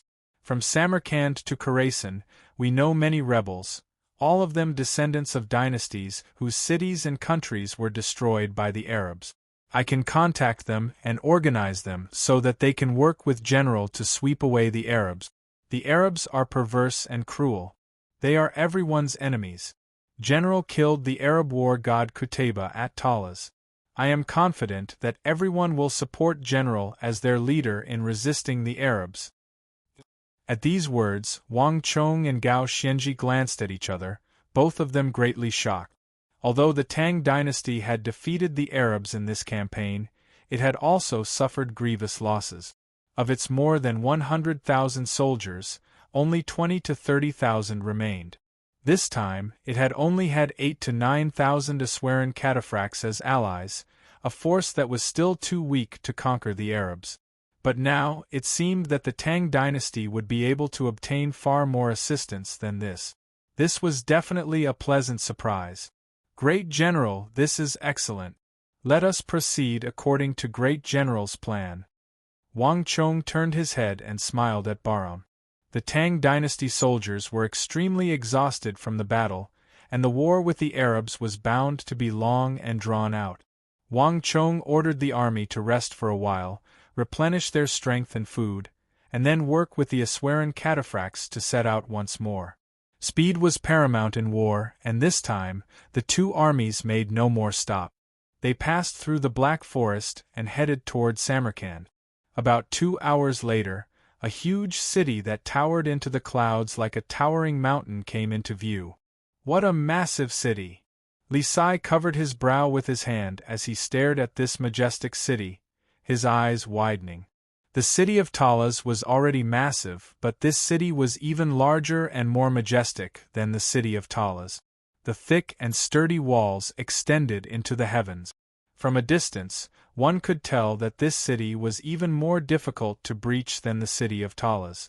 Around Li Sai, Qing Qianli, Shi Yuanqing, Lu Shi, and Xue Qianjun all had similar looks in their eyes. It was clear that this fortress of the east had left an extremely deep impression on them. Begin. In the distance, Bahram, mounted on his monstrous warhorse, waved a signal banner at the high walls. In the next moment, with a rumble, a huge city gate that was 30 to 40 meters tall suddenly opened slowly, revealing a passageway that led to the military town of Samarkand. The opening of the gate made everyone feel like a heavy stone had been lifted from their hearts, and they instantly felt much more relaxed. Kai-il! Clang! With a clang, Wang Chong sat on the white-hoofed Shadow's back and took out the sword he had exchanged with Bahram. The sharp tip of the sword was aimed at the heavens, its cold light reflecting off of it. Rumble! In the next moment, it was as if the mountains were collapsing and the earth was cracking. The two armies and nearly 30,000 elites surged forward like a mighty tide, charging towards Samarkand. Ziad, listen to my order. Reinforce the defenses and change all the defenses. Increase the number of soldiers stationed at each gate, and increase the number of soldiers stationed at each gate by 4 to 5 times. Samarkand's walls are high and thick. This will be our most important tool against the Tang people. As long as we have this city, the Tang people will find it very difficult to break through, not even in a year. Within Samarkand, Abu Muslim was pacing back and forth in the domed hall, his expression tense and his eyes brimming with unconcealable worry. If one looked carefully, one would even notice that his eyes were bloodshot. In the Battle of Talas, the Arabs had suffered an unprecedented defeat. Ibak had been killed, the Mamelukes had been heavily wounded, and Osman had been ambushed and killed by Bahram. Most importantly, even the governor of War of the North, Qutayba, had died at the hands of the Tang people, as well as more than 400,000 Arab elites. Just the thought of such a miserable defeat would make any Arab governor's scalp go numb. Even now, Abu Muslim didn't know how he should explain this to the Caliph, nor how he should face the furious Caliph. Yes, this general will do so. Chapter 1176. This time, the tens of thousands of Arab soldiers were truly panicking like stray dogs.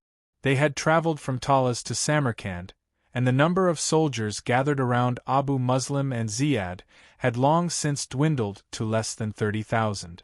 Fortunately, they had Samarkand. When he thought about how sturdy Samarkand was, Ziyad immediately calmed down. At the very least, the two of them could use this city to catch their breath. Reporting. Ziyad had barely taken 2 steps out of the hall when he heard a frantic voice. The two of them tensed up and turned their heads to see an Arab messenger rushing in, his face pale and panting for breath. Reporting. The second gate of Samarkand has been broken. The Sassanids have led more than 20,000 Tang people into the city. The moment the messenger entered the hall, he immediately kneeled down, his body drenched in sweat as if on the verge of collapse. What? Abu Muslim and Ziyad shuddered at these words as if they had seen a ghost. How could this be? Where are the scouts? Why didn't we receive any news of such a major event? How could we not have seen such a massive army approach? Ziyad's eyes were round, not even daring to believe it. An army of more than 10,000 was such a massive target that only a blind person could have missed it. But they hadn't even received any news of the enemy's approach. "Milord, the scouts have already sent out the news, but before they could even approach the hall, they were assassinated by the Sassanid experts hiding in the city. Right now, the Sassanid spies in the city are committing arson, assassinations, and uprisings. Samarkand is in chaos. Milord, we should quickly withdraw." The messenger's face was fraught with worry. Although the messenger's last words were only a few words, they were like a thunderclap in the ears of Abu Muslim and Ziyad, causing their minds to tremble and their faces to pale. The words, "My lord, let's evacuate quickly," were even more shocking than when Wang Chong and the Sassanids joined hands to attack the city. The army had been defeated, and if Abu Muslim and Ziyad recovered their strength, they would still be able to fight to the death, but the morale of the army had been shattered. Even if Abu Muslim and Ziyad recovered their strength, they would be powerless to reverse the situation.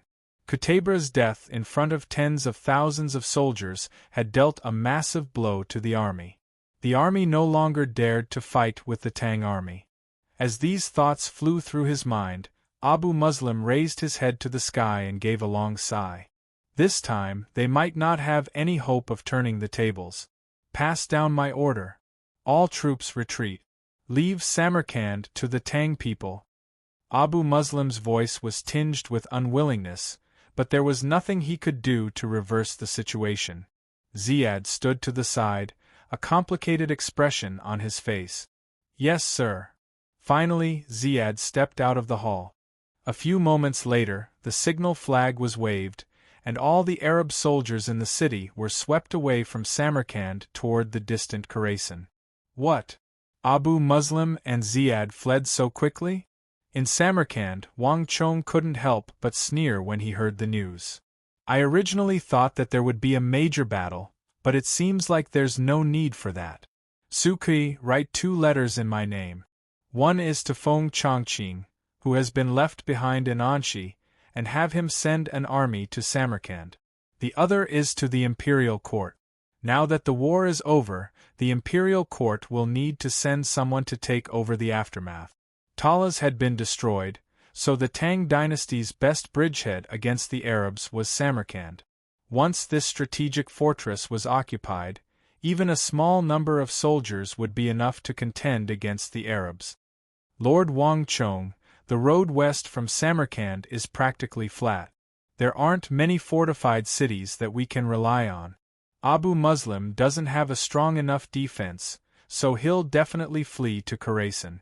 This is the best chance for us to launch an attack and encircle the Arabs," Bahram sternly said. "Just as Milord suggests, let the entire army move out and continue the pursuit." Wang Chong nodded. With the Sassanid acting as a guide and spy, Wang Chong's forces were like fish in water in the pursuit. They didn't encounter much pressure. A few moments later, the drums began to beat. After leaving behind several thousand soldiers to defend Samarkand with the Khorasani, the two armies set off in pursuit of Abu Muslim. As the news of Qutabra's death at Talas spread, From Khorasan in the east to Samarkand in the west, the entire eastern region of Arabia was shaken, and the people of the countries that Arabia had once conquered cheered. And with Bahram's prestige and his ability to mediate, more and more rebel soldiers joined the great Tang army like a rolling snowball. When they had first set out from Samarkand, Wang Chang's army, including the Sassanids, had only been 30,000 to 40,000 soldiers. But on the road, he had quickly gathered an additional 100,000 soldiers, and this army was still growing at an astonishing rate. In the end, Wang Chong had gathered 30 to 40 different factions, an army of more than 200,000, and his momentum was incredible. Abu Muslim had originally been able to put up a fight against Wang Chong, but later on, when Wang Chong had gathered more than 200,000 soldiers, he no longer had this chance. The Arabs had been unscrupulous in their extortion and slaughter, causing the people of the eastern region to seethe with resentment. While the Arabs had a powerful army and could suppress the situation, a new challenger appeared, especially after the Arabs suffered a crushing defeat at Talas. This immediately caused the people to be filled with resentment, and this was the greatest aid to Wang Chong's western expedition. While Wang Chong was pursuing Abu Muslim's defeated army elsewhere, as the news of the Great Tang's victory at Talas spread, all the empires and civilizations of the continent began to tremble, and the power structure began to quietly shift. Flap, flap. A messenger bird flew from the distant Samarkand to the distant Anshi Protectorate headquarters. As the news of the victory at Talas spread, the countless empires and factions of the western regions who had been watching this epic battle were left slack-jawed. 100,000 against 500,000. Such a massive difference in soldiers, but the Tang dynasty still won. Unbelievable! In the distant palace of the Empress Kingdom of Beilu, a stalwart figure with a long beard suddenly stood up, his large eyes brimming with shock.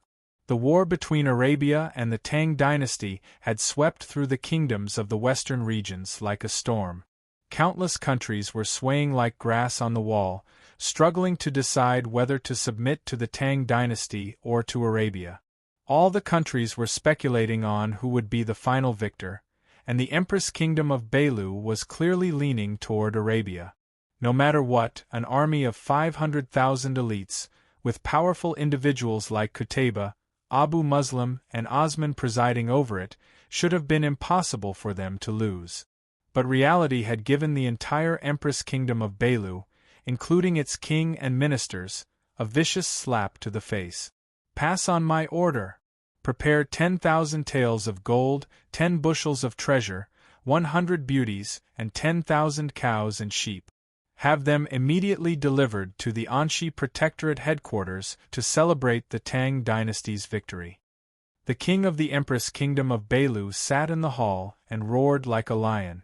A little guard who was passing on the order was kicked out of the hall by him because his footsteps were too slow. But unlike the Empress Kingdom of Beilu, Greater and Lesser Balor were rejoicing and excited. Ha ha, I knew it would be like this. The Tang dynasty really did win. When the two kings of Greater and Lesser Balor received the news, they gathered together to celebrate this great news. At an exorbitant price, Greater and Lesser Balor had loaned out 8,000 of their best pikemen. Although these pikemen had all died in the battle, the Tang dynasty had won, and Greater and Lesser Balor had received an enormous return on their investment. With this victory, Greater and Lesser Balor had made the Tang dynasty owe them an enormous favor. In the western regions, Greater and Lesser Balor would be able to rely on a great tree to enjoy the shade, no longer having to worry about Uzun's oppression or invasion. As for the 8,000 pikemen who had died in battle, although the loss was truly heart-wrenching, Greater and Lesser Balor had mastered the training methods for pikemen, so it was only a matter of time before they could train another batch. And Greater and Lesser Balor were not the only ones celebrating this victory. Besides those kingdoms that had supported the Tang dynasty, there were also countless mercenary tribes that had participated in the battle. Haha, victory! The Tang dynasty has won, and so has their leader. The Arabs have kicked a metal plate this time. All the tribes that had been hired by the Tang dynasty to participate in the Battle of Talas, from south to north, east to west, were cheering. Victory and defeat were commonplace for soldiers.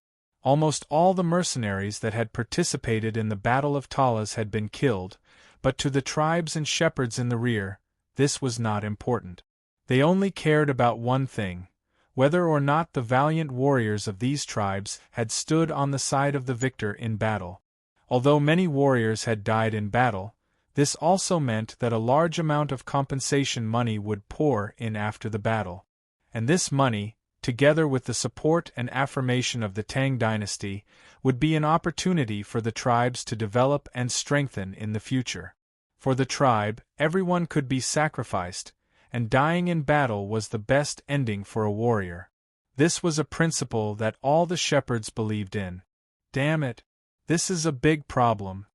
Chapter 1177. These Arabs are truly too useless.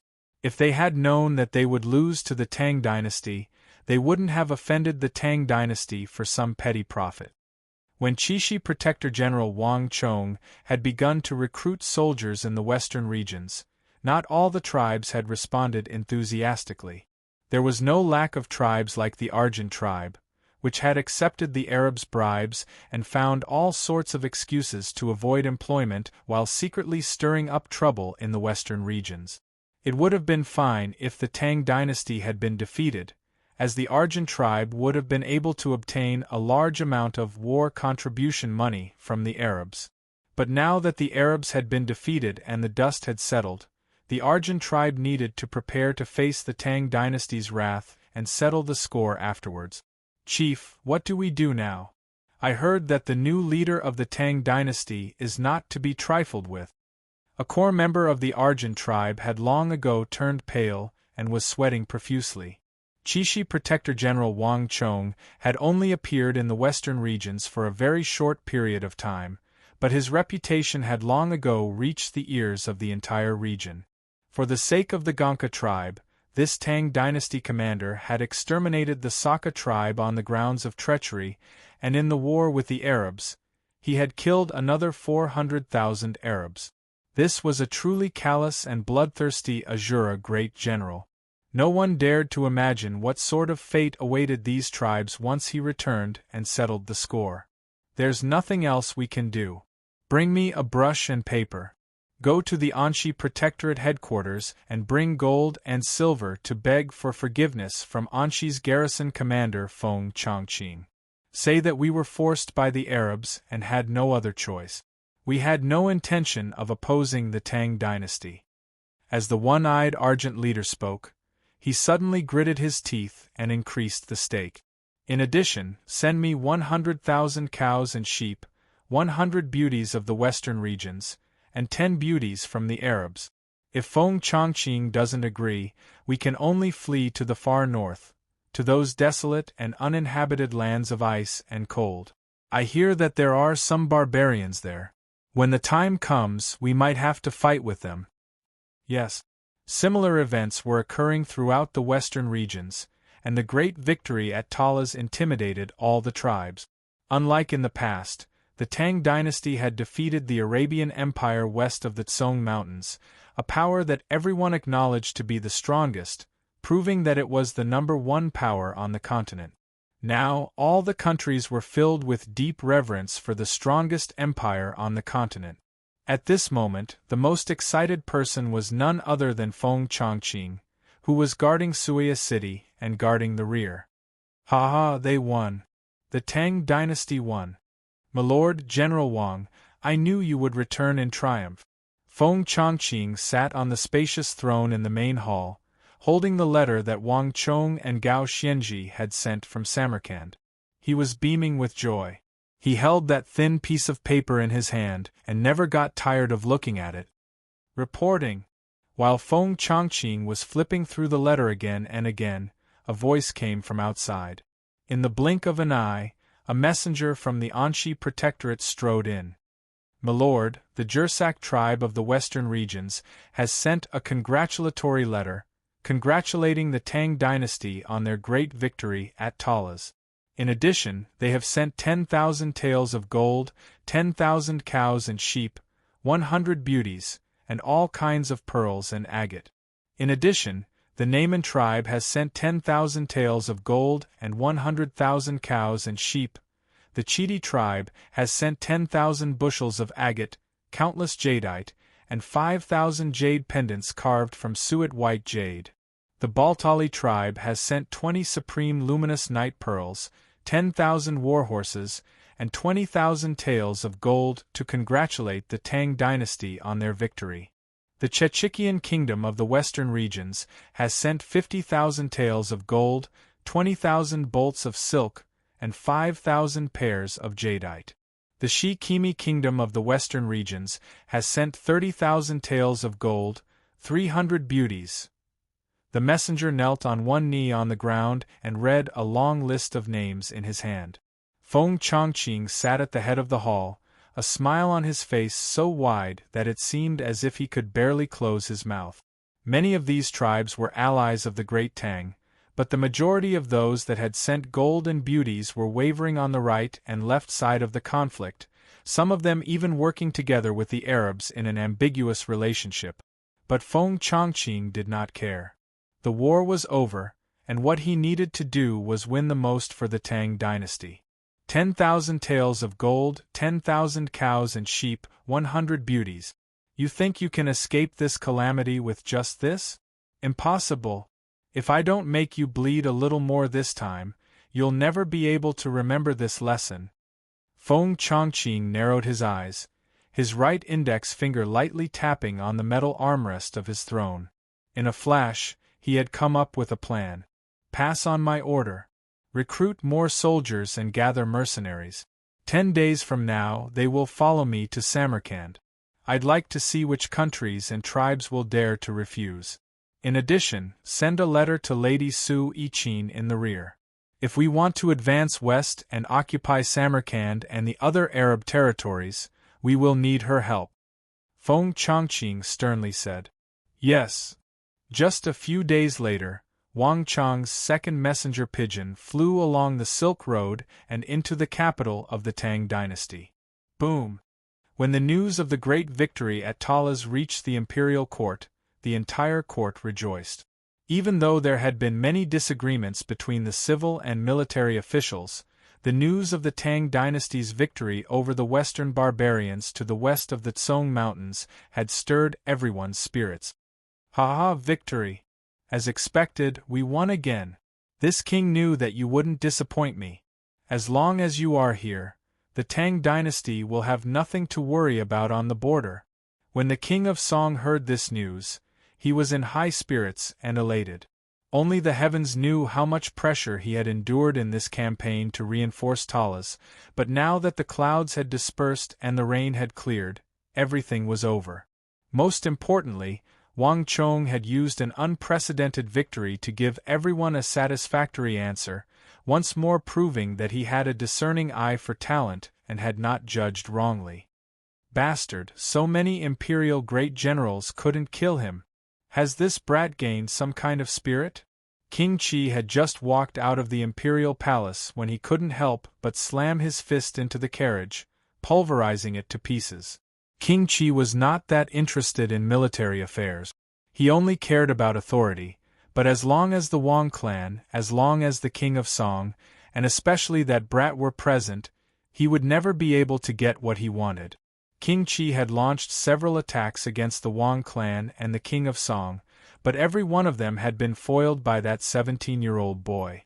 Although Wang Chong was young, he had long ago become a thorn in King Qi's side.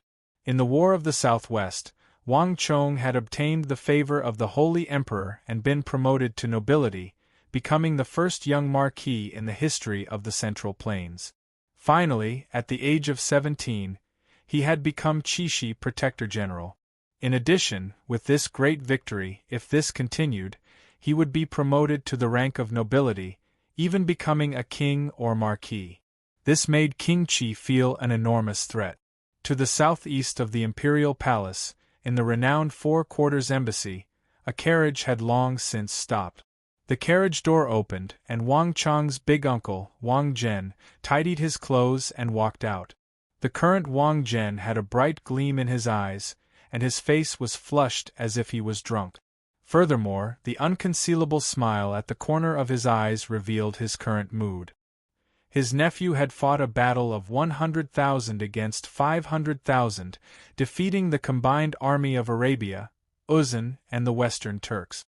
The Wang clan had truly become famous throughout the world and received the respect of all.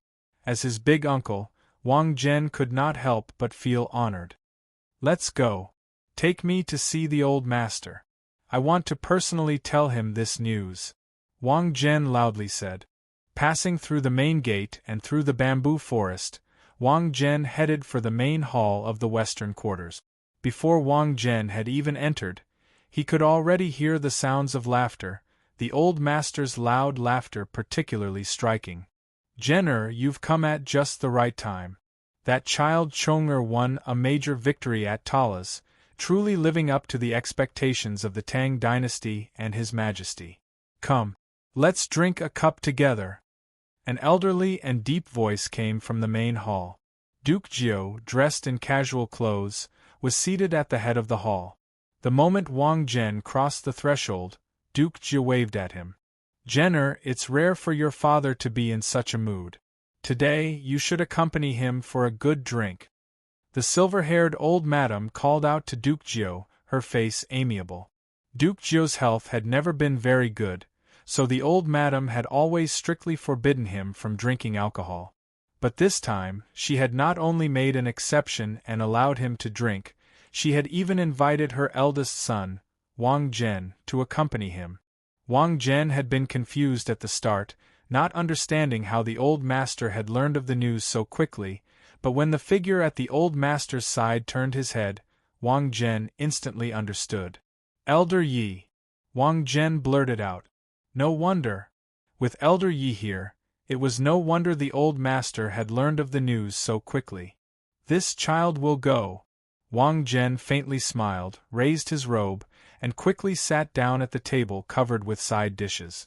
Taking a small porcelain cup from the table, he clinked it against the wine cups of the two elders. "For Chong'er! For the Tang dynasty!" Bang! At the same time, at the back door of the Su mansion, the oldest and most respected mansion in the capital, a tightly shut door suddenly opened. An 8 or 9-year-old child, holding a letter in his hand, yelled as he dashed in. "Ha ha, master, victory at Talas! Senior brother has won! Senior brother has won!" Xiao Jianjian was so excited that his face was red. He didn't even notice that he had lost one of his shoes. His eyes flashed as he ran toward the ancient-styled yet somewhat shabby residence in the center of the Su residence. Halt! When he was 10 steps from the residence, an elderly and dignified shout came from within, a thunderous roar. Upon hearing this voice, Xiao Jianjian's body trembled and he stopped. "Didn't I tell you already?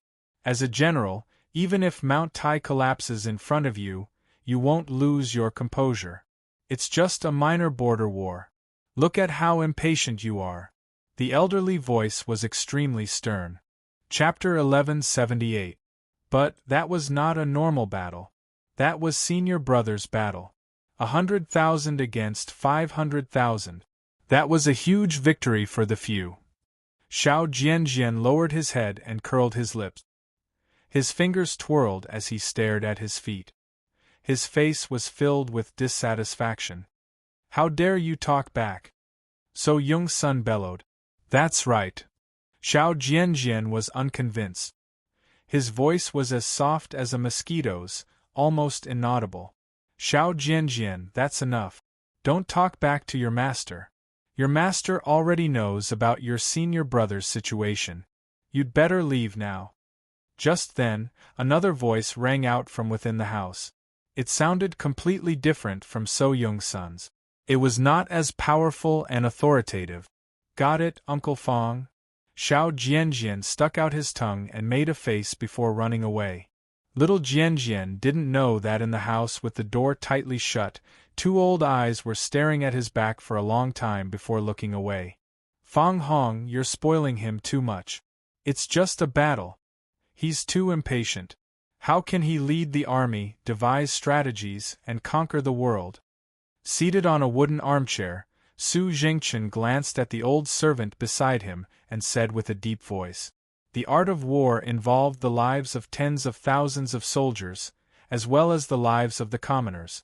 As the saying went, one couldn't afford to neglect important matters of the empire." Thus, Su Jingchen had always been strict with his military, and it was the same for little Jianjian. He, old master, why are you so strict with him? He's just a child. Besides, isn't old master's legacy inherited by that child, Wang Chong? The old servant, Fang Hong, said with a smile. You! For a moment, Su Jingchen was at a loss for words. The old servant smiled but did not speak. He had served old master for most of his life and knew what old master was thinking. So Young's son did not admit it, but deep down, he had already treated Wang Chong as his disciple. Otherwise, he wouldn't have put in so much effort to teach him the art of god and demon obliteration and help him train 4,000 soldiers of the Azure Martial Army. It was just that Su Jingchen had never admitted to it.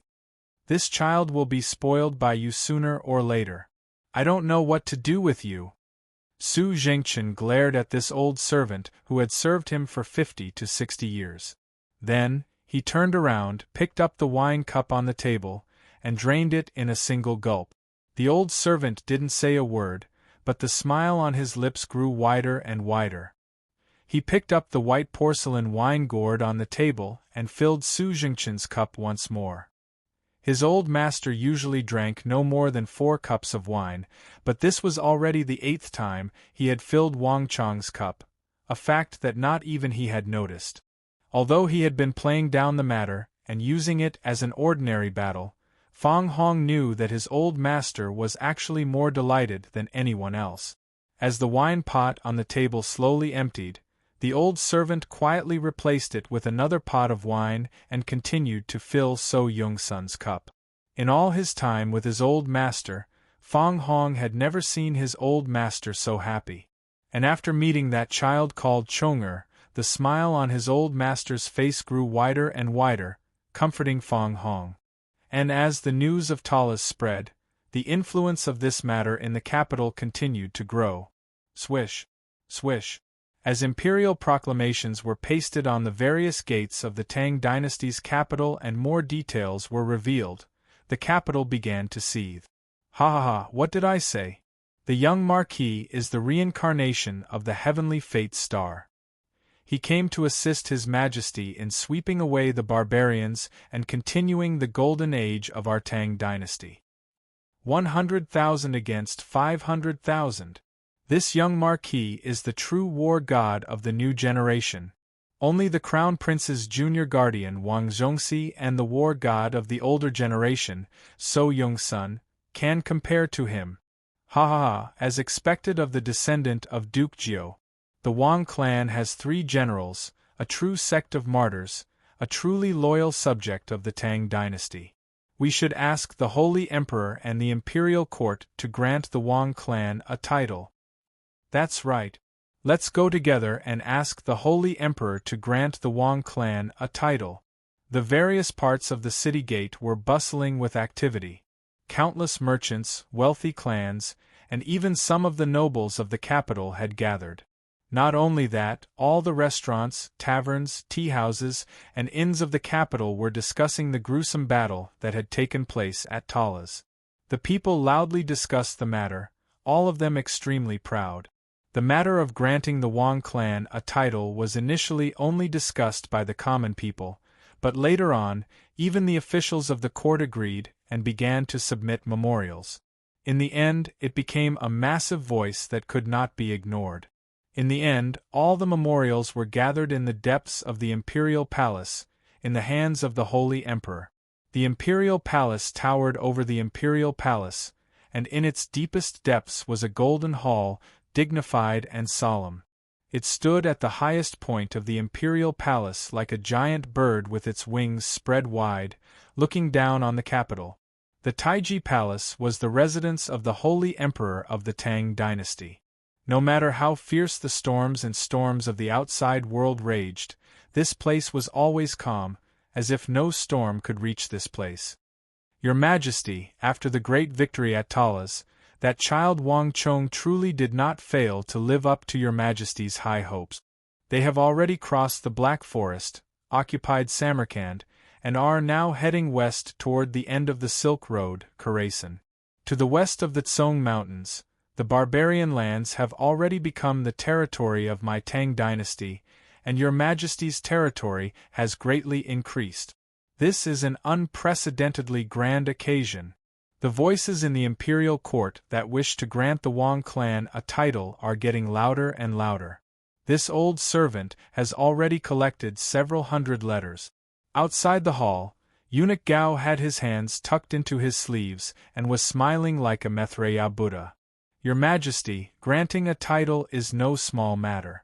Starting with His Majesty Gaozong, the imperial court has not granted a title to any great clan for several decades. Moreover, once a title is given, it will be equivalent to having the Iron Scroll of the Alchemy Edict, a golden medallion of immunity. This might cause a new upheaval in the imperial court. The imperial court rarely granted titles or commendations to any particular clan, and this was not just out of caution. Based on the experience of the previous dynasties, all those great clans that were granted titles ended up becoming arrogant because they were favored, ultimately becoming a scourge for the imperial court. Even if this did not appear at the time, their descendants had basically confirmed this. The common people did not know this, but the imperial court, which had inherited the records of the previous dynasties, was well aware of this matter. And that was not all. Because the successive dynasties rarely granted titles, the granting of titles itself had a very deep meaning. In the minds of the officials, it represented the emperor's special favor. As a result, in a short period of time, an enormous faction quickly formed around these noble clans, intensifying the factional strife in the imperial court and destroying the original balance. This was the reason why the imperial court was so cautious when it came to conferring titles. This did not mean that titles could not be granted. Only clans that were extremely loyal to the imperial court and could be completely trusted could receive such an honor. The hall was quiet, as if it was in another time and space. No one knew what the Holy Emperor was thinking at this moment. Your Majesty, why don't you allow this old servant to refuse? Gao Lishur said after a moment of silence. Although public opinion was at its peak and the voices for petitions were at their strongest, with even the civil and military officials of the imperial court participating, it was not too difficult for the imperial court to refuse. There were thousands of reasons to refuse. This was how politics worked. There's no need. A moment later, a dignified voice rang out from the most authoritative hall in the world. Pass on my decree. The petition is approved. Hearing these words, Gao Lishur's entire body shook. He seemed to understand something in an instant and lowered his head. This old servant will obey. In the generation of the Holy Emperor, this was definitely the first noble clan to be granted a title.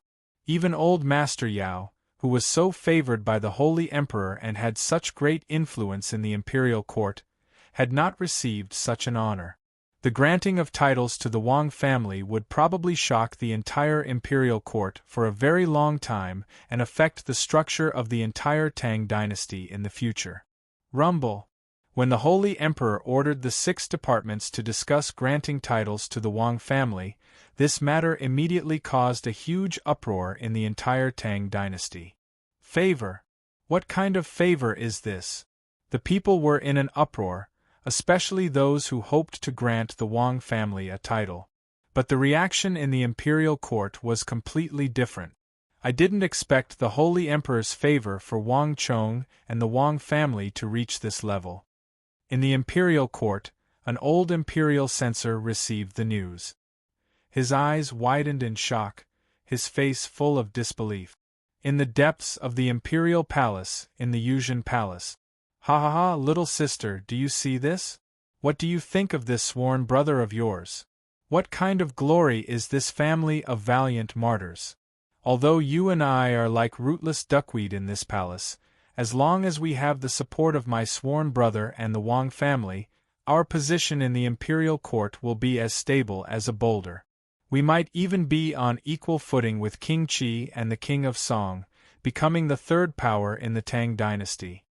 Yang Zhao, dressed in white scholarly robes and a black bedding, walked in from outside, his sleeves fluttering in the wind. Although he did his best to imitate the manner of those scholars, in the end, he was still lacking.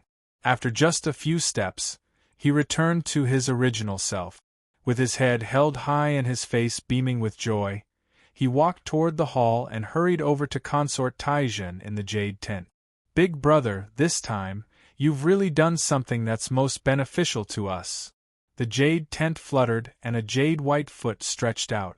Consort Taizhen supported a pretty maid at her side as she stood up and slowly walked out of the tent. At this moment, Consort Taizhen's face was also brimming with joy. Her older brother was a lazy glutton and addicted to gambling. In the few months he had been in the capital, he had not only lost all his traveling expenses, but also spent every day in the gambling houses, begging on the streets for money. He was truly a disappointment to the extreme. But everyone had their own shortcomings and strength. After being in the capital for so long, he had still done a great deed. Just as he had said, Wang Chong had written her 2 poems on the tune of purity and peace, and Consort Taizhen had thus led off the King of Song. Moreover, Yang Zhao and Wang Chong were sworn brothers, so they had a close relationship. In the eyes of outsiders, they were on the same side. With the support of Wang Chong and the Wang family, she would no longer be completely helpless in the palace and in the court. Someone, take me to His Majesty. This time, I will personally leave the palace to pay a visit to the Wang clan and see this Madame Zhao. Chapter 1179. While the entire Tang dynasty was rejoicing over their victory at Talas, in the distant northeast corner of the Uzan Plateau, a lonely whistle echoed through the air. On this rugged road leading to Yusang, a defeated army of several thousand was slowly making its way down the winding road, its helmets and armor stripped off, its morale low. And in the middle of this army, there was a white yak war flag that was extremely eye-catching. This was the remnant army that Huoba Senji had led to retreat from Talas. Huoba Senji's army had spent more than twice as much time retreating from the stone bridge. The war at Talas had ended, and the news had spread throughout the western regions and the surrounding countries. All the countries large and small along the way had tightly shut their gates, clearly showing hostility to this defeated army. In the past, when the army had just set off and was at its peak, Huoba Senji would have long ago led his army to attack and exterminate these small countries if they dared to treat the Uzan in such a manner. But this army, with its great general and wise minister dead, only had a few thousand soldiers left, unable to pose any threat to these countries on the way back. There were many times when Huoba Senji had been forced to lead his army far away to avoid conflict with these factions. This was an unprecedented humiliation. But Huoba Senji no longer cared about this. Prime Minister, General, it won't be long before you can return to Uzan. As the Uzan Plateau approached, Huoba Senji turned his head to look at the corpses of Daluan Ruozan, Huashu Wuzong, and Dusong Mangpoj on the war horses at his side, a desolate expression on his face. Those cheerful and heroic words they had said when they left still rang in his ears. The grandiose and invincible army of 100,000 seemed like it had only been yesterday. But in the blink of an eye, all this had vanished like smoke, leaving him alone with his several thousand defeated soldiers. Huoba Senji could not help but reveal a sorrowful expression when he thought of that. However, he quickly calmed himself down. He no longer cared about anything else. There was only one thought left in his mind, and that was to bring the corpses of the great minister and the others back to the plateau no matter what. General, look up ahead. As he was immersed in his sorrow, he heard a cry of alarm as an Uzan soldier pointed forward. Hua Sang was startled, and he subconsciously raised his head. At the start, he had been dumbfounded, but he quickly saw a dense army resting on the distant Tibetan plateau.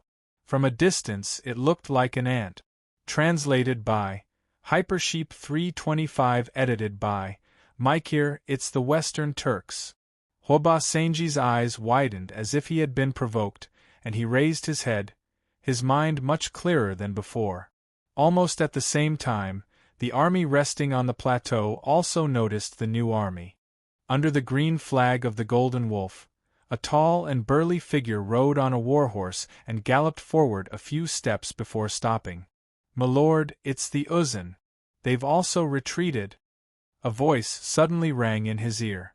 Chechen Benba urged his horse's abdomen to catch up from behind, looking at the direction of Hua Sangji below the plateau. Duwusili's face was pale and his aura extremely weak. His gaze swept through the air and met Hua Sangji's gaze. At this moment, Hua Sangji's eyes were brimming with rage, but Duwusili couldn't help but feel a little embarrassed. At the most crucial moment of the Battle of Talas, Duwusili had been frightened away by Wang Chang's palm, completely abandoning his allies. For someone of Duwusili's status as the Celestial Wolf Great General to say such a thing was an extremely humiliating matter. How could Duwusili not feel embarrassed now that he had run into Hua Sangji's group of Uzun soldiers? But a moment later, Duwusili turned his head and looked past Hua Sangji, quickly landing on the corpses of Daluan Ruozan, Huashu Wuzong, and Dusong Mangpoj. Duwusili had a complicated expression on his face, a hint of sorrow in his eyes. Although he had not been in an alliance with the Uzun for very long and had often schemed against each other, the fox mourned the death of the rabbit. Daluan Ruozan, Huashu Wuzong, and Dusong Mangpoj had been killed by Wang Chong and the Tang people, and Duwusili and his Western Turkic army had suffered the same fate. How could Duwusili not be moved by this? "Great General, should we go and meet with them before we leave?" Chebenba said. "There's no need." Duwusili shook his head and quickly returned to normal. "The Battle of Talas is over, and our alliance with the Uzun is no more. In the future, we will have to fight our own battles and face the even stronger Tang dynasty and the retaliation that can come at any time. There is no need for us to meet again." A similar conversation was taking place with the remnants of Uzun's army on the plateau. Without any pause, Duwusili turned his horse around and led the remnants of his army into the distance. At almost the same time, Hua Sangji set off with his army. Although they were also heading toward the plateau, they were going in a completely different direction. The two armies acted like they had never known each other before, forgetting each other. At the same time, in Khorasan, tens of thousands of li from the capital, the northern winds were blowing. At this moment, this western terminus of the Silk Road was covered in withered grass and frost, and the temperature was as cold as ice. And in the withered grass outside Khorasan, tens of thousands of warhorses stood in a vast sea. In the middle of the army, a huge five-clawed dragon banner fluttered in the wind, and around this dragon banner of the Great Tang were countless other banners, each one pointing to the clouds. The 20,000-some soldiers of the Tang dynasty and the 180,000 rebel soldiers of the various dynasties, for a total of 200,000, were lined up in front of the gates of Khorasan, the air somber and somber. "General, it's about time. Everything is ready." Great General Bahram rode up on his monstrous warhorse and whispered into Wang Chong's ear. Wang Chong nodded, and then he turned to the imposing and impregnable walls of Khorasan. The black Arab war banners covered the walls, and countless Arab soldiers had gathered above the walls. In the center of these Arab soldiers stood Abu Muslim and Ziyad, side by side. The two of them had unleashed a storm of energy that seemed to pierce through the heavens as they confronted the 200,000 soldiers of the alliance. "Abu Muslim, Ziyad, have the two of you made your decision?" Wang Chong's voice resounded over the entire army. From Samarkand to this place, even though Wang Chong and his army had pursued day and night, not giving Abu Muslim any time to catch his breath. They had still been one step behind. Abu Muslim had fled all the way to Khorasan, and after 7 or 8 days, he had finally recovered his strength. Moreover, he had used his title as the governor of Iron and Blood in the Eastern War Zone to gather a large number of militias. He was now using the thick walls of Khorasan to contend against the Tang dynasty. But no matter how stubbornly Abu Muslim resisted, it was all too late. With the elite soldiers of the Tang dynasty serving as the core and the 180,000 soldiers he had recruited, no matter how unwilling Abu Muslim was, he was powerless to reverse the situation. Wang Chong's momentum had been established, and there was no one in the Eastern Arabian front that could contend against him. Wang Chong, there's no point in talking. Arabia has no surrendering generals, no army that will surrender without a fight. Bring it on. Abu Muslim stood like a mountain on the walls, a firm expression on his face. Wang Chong, don't get carried away by your wishful thinking. We've already replaced all the guards at the gates of Khorasan. What happened at Samarkand will not happen again. So what if you have 200,000 soldiers? Khorasan is impregnable and can never be broken. At the same time, Ziyad spoke up from atop the walls. Khorasan had once been the royal capital of the Sassanid dynasty. Back then, hundreds of thousands of Arab soldiers had been bombarding the capital for several years, but they had not been able to break through precisely because of these sturdy walls. Eventually, the 3 Arab governors had joined together and dispatched the behemoth army. Only by relying on the massive size and destructive power of these behemoths had they managed to break through the walls and wipe out the entire Sassanid dynasty. But after the war, all the walls had been repaired, and the Arabs had even reinforced the original foundations of the Sassanids. Although Wang Chong's group had 200,000 soldiers, it was still far from enough to besiege a city.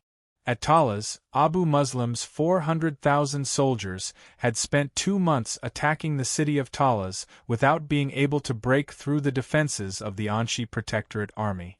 Moreover, Wang Chong's current army was much smaller than Abu Muslim's.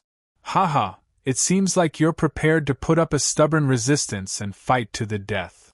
Wang Chong faintly smiled, not at all surprised by Abu Muslim and Ziyad's reactions. Since that's the case, I'll fulfill your wish. On the walls of Khorasan, Abu Muslim and Ziyad widened their eyes at Wang Chong's words. The walls of Khorasan were extremely smooth, and the two of them did not believe that Wang Chong's soldiers could break them, but Wang Chong's confidence and ease were truly unsettling. Wang Chong, what do you mean? Ziyad couldn't help but say. Heh. Wang Chong faintly smiled, paying no attention to Ziyad. He had not brought his army here to exchange heartfelt thoughts with Abu Muslim and Ziyad. Great General Bahram, if you're ready, let's begin. Wang Chong turned his head to Bahram. Understood. Chapter 1180. Once all of this was done, Wang Chong turned his head and narrowed his eyes at the 2 men on the walls of Khorasan. Abu Muslim, Ziyad, I've already given you a chance.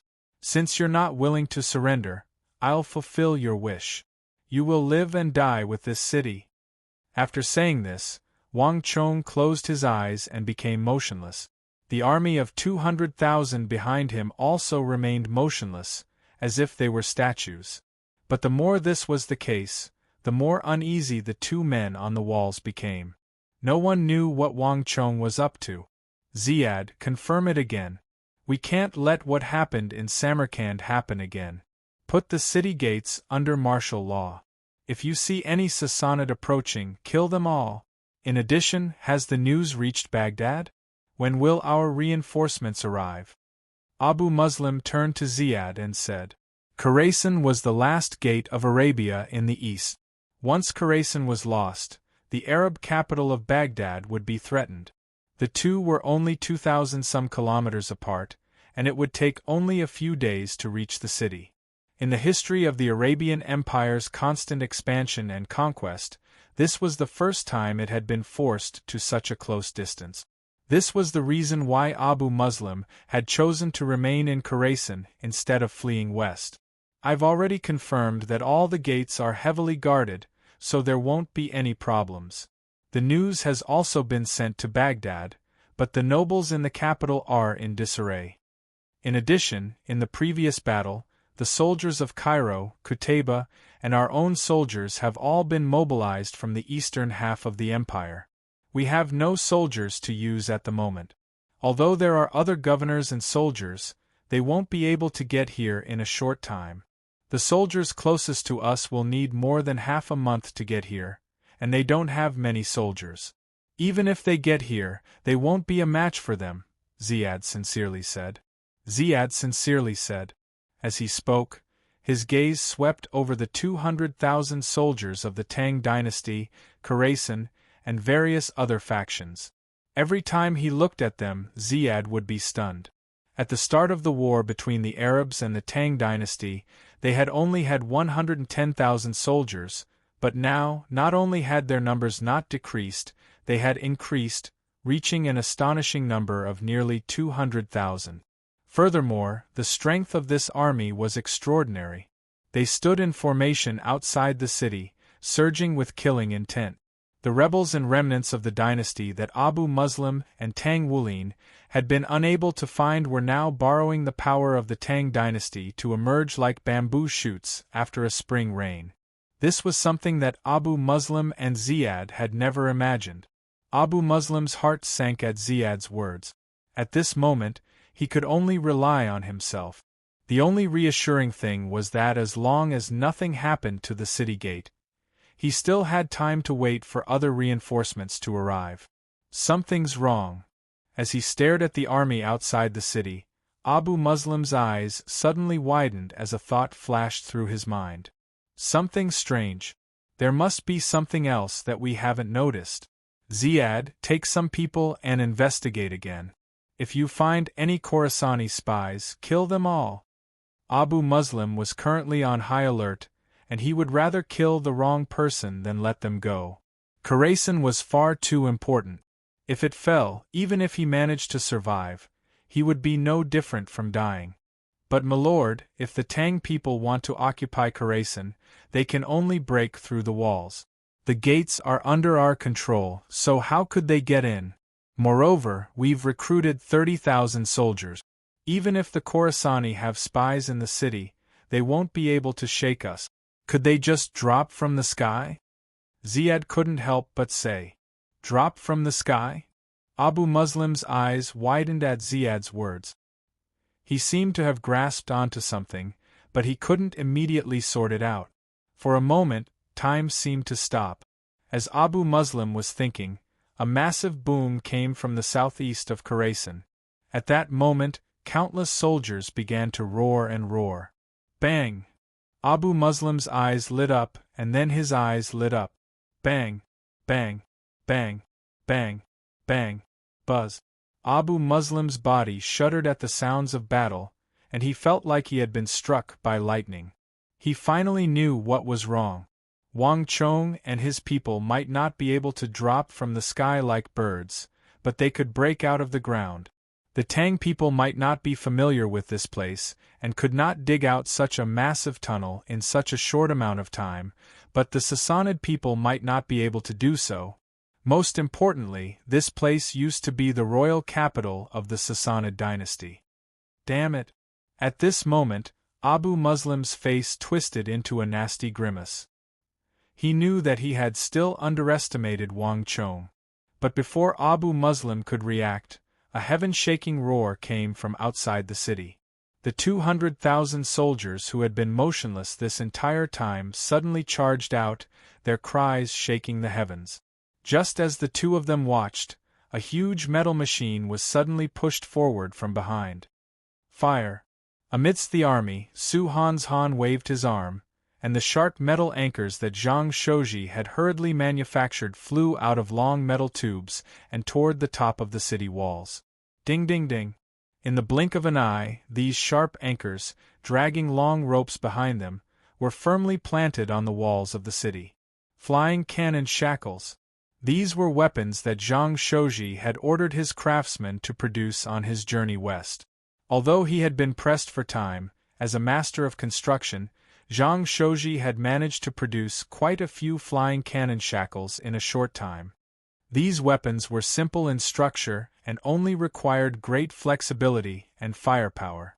To Zhang Shouji, who had thoroughly studied the secrets of ballistae, this was no problem at all.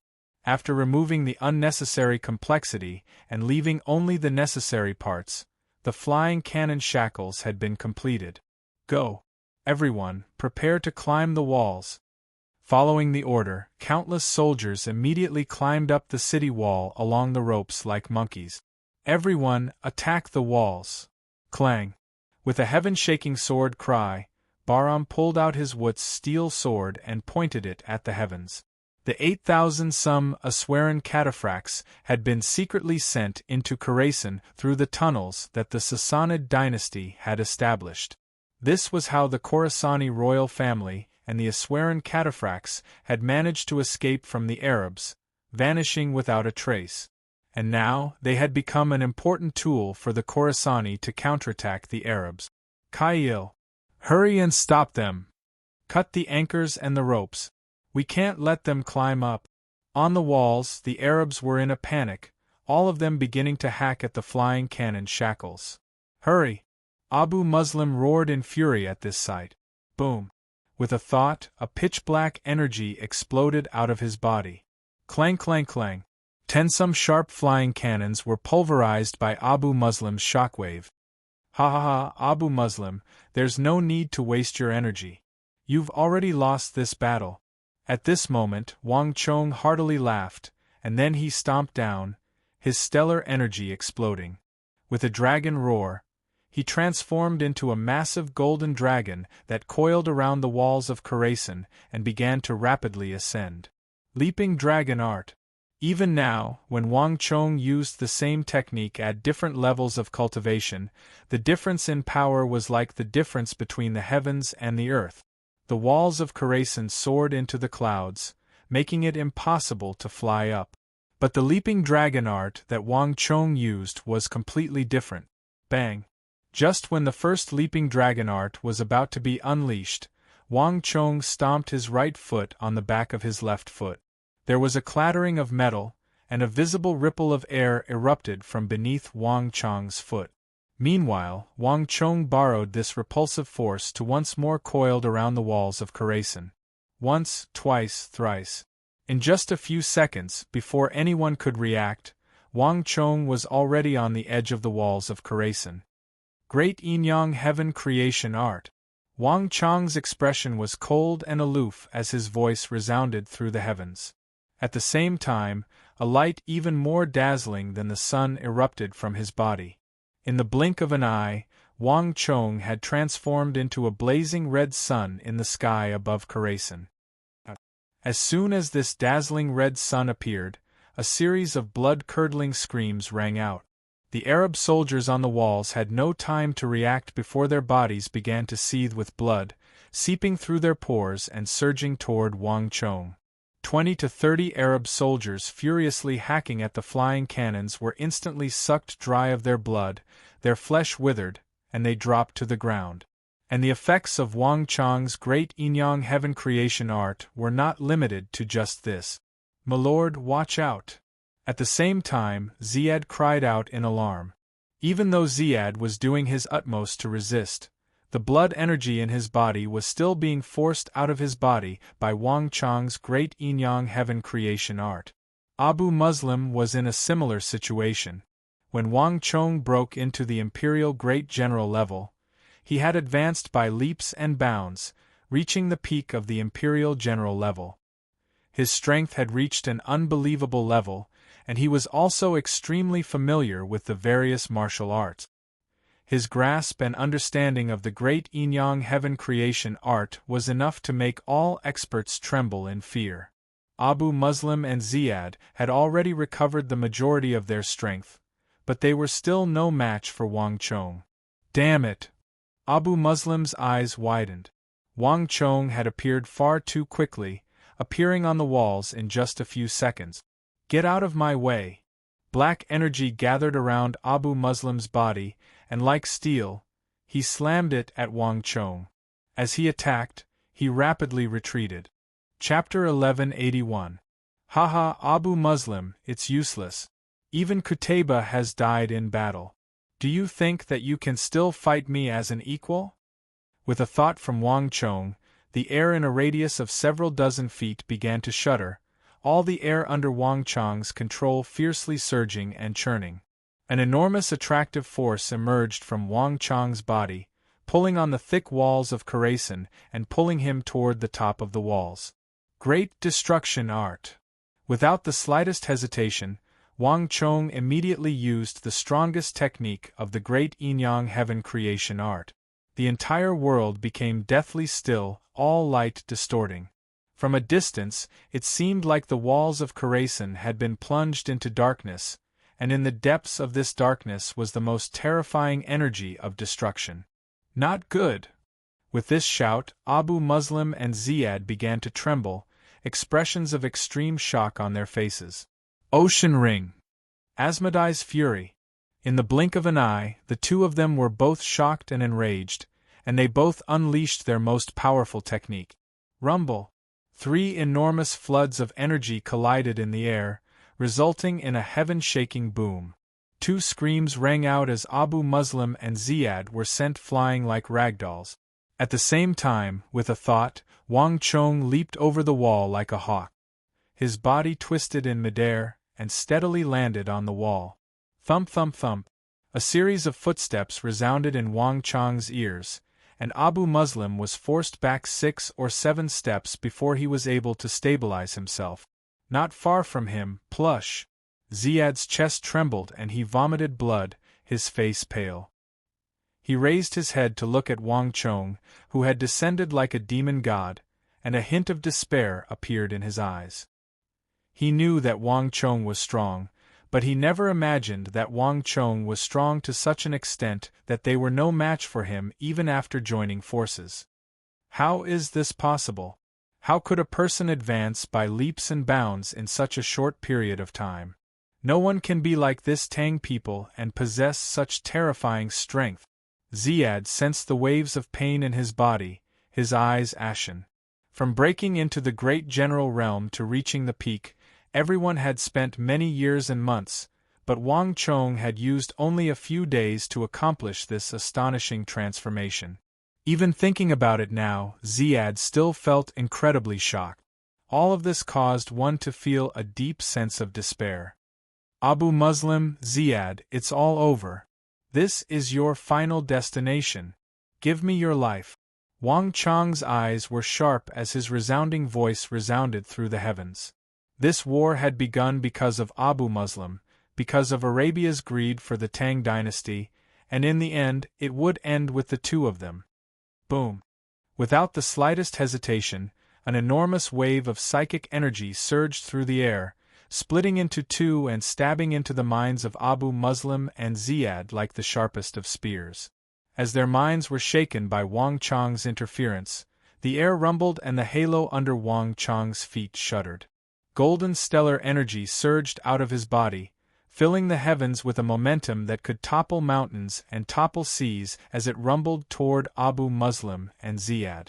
Before Wang Chong's attack could even land, the sturdy walls beneath their feet began to crumble and cave in, a spiderweb of cracks appearing. The entire city of Khorasan began to hum and tremble, completely unable to endure this dreadful attack. Run! Even Abu Muslim and Ziyad grimaced at this sight. The strength Wang Chong had displayed had completely surpassed theirs, a strength that could make one despair. Bang! A hint of determination flashed through Abu Muslim's eyes, and with a thought, he stomped down on the ground and charged at Wang Chong, his energy surging. But Abu Muslim had only just begun to attack when a burst of energy collided with him from behind and sent him flying. "My lord, run! I'll stop him!" Before Abu Muslim could react, Ziyad was already charging at Wang Chong, his eyes bloodshot and a look of resolve on his face. He could not escape. After this continuous battle, his injuries were far more severe than Abu Muslim's. Moreover, Ziad knew that Wang Chong would never allow him to escape. In his current condition, his chances of escaping alive were minuscule. Moreover, Qutayba was dead, Ibak was dead, Osman was dead, and in the end, if even his commanding officer, Abu Muslim, was killed in battle, the Caliph would have no choice but to kill him and bury him with the rest of the governors. "My lord, we've fought side by side for 10 years, and you've always taken care of me. This time let me take care of my lord. At the very least, if my lord survives, you will have a chance to avenge me and Lord Qutayba."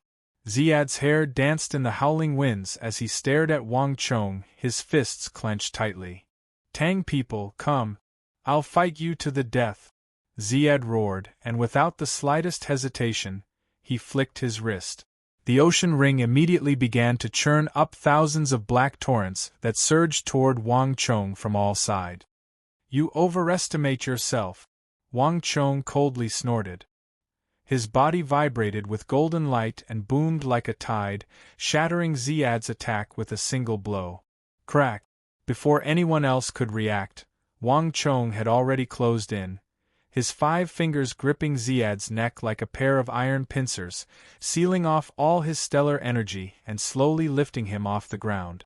With the ocean ring and the power of his ritual tool, Ziad was on par with Qing Qianli in his supreme desolation god form.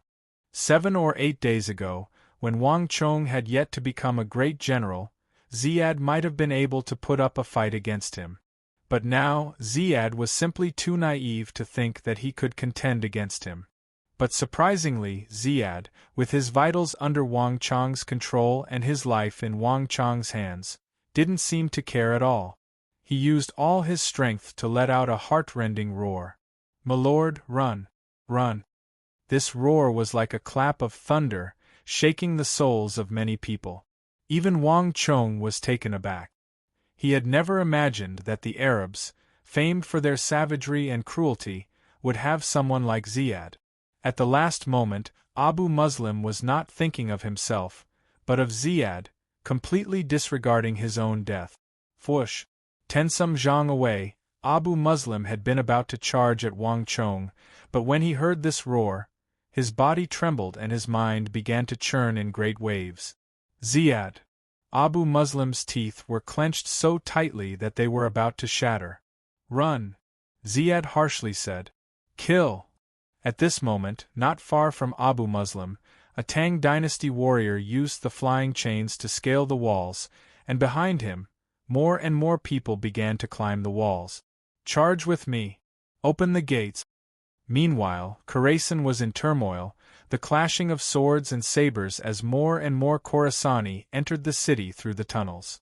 The 8,000-some Aswaran cataphracts that the Arabs had been searching for this entire time had appeared in front of Abu Muslim in a way that no one could have imagined, and they were rapidly charging toward the city gates. Abu Muslim could see that Gao Xianji, Qing Qianli, and the evil emperor were also making their way over. The situation was hopeless. At this moment, Abu Muslim understood that whether he was willing or not, whether he stayed or not, Khorasan was fated to fall. Ah! Even someone as iron-blooded as Abu Muslim couldn't help but let out a tragic roar. "Wang Chong, Gao Xianji, the grudge between us will not end here.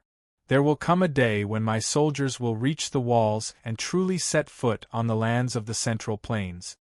With these words, Abu Muslim leaped off the wall and flew off like a bolt of lightning. An Aswaran cataphract saw Abu Muslim and charged forward, but he was sent flying 50 to 60 zhang by Abu Muslim's palm. Before his body could even hit the ground, his famed Aswaran cataphract had been shattered into countless pieces. "Humph, Abu Muslim, you won't get the chance," Wang Chong sneered, activating the great Yin-Yang heaven creation art as he snapped Ziad's neck. Wang Chong had no pity for these enemies of the Tang dynasty. As invaders, they had to be prepared to pay a price if their invasion failed. Abu Muslim's group had only been forced into desperate strait. If these two had won, they would have had a completely different and savage appearance, and what awaited the Tang dynasty would have been nothing more than a tragic loss of territory. Sympathizing with the enemy is being cruel to yourself. Ziad, go in peace. Abu Muslim will soon join you. Wang Chong glanced at Ziad's corpse and coldly said. Wang Chong made a gesture, and a group of Tang dynasty soldiers quickly slid down the walls and began to head toward the eastern gate of Khorasan. In the distance, 10 Aswaran cataphracts urged their horses forward and began to ride toward the gate. Rumble!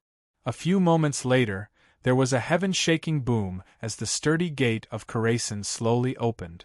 Khorasan had been formally breached. How about it? Do you want to give chase? Chapter 1182. There's no need. Wang Chong and Gao Xianji stood side by side, gazing at the thick plumes of smoke rising from the walls of Khorasan.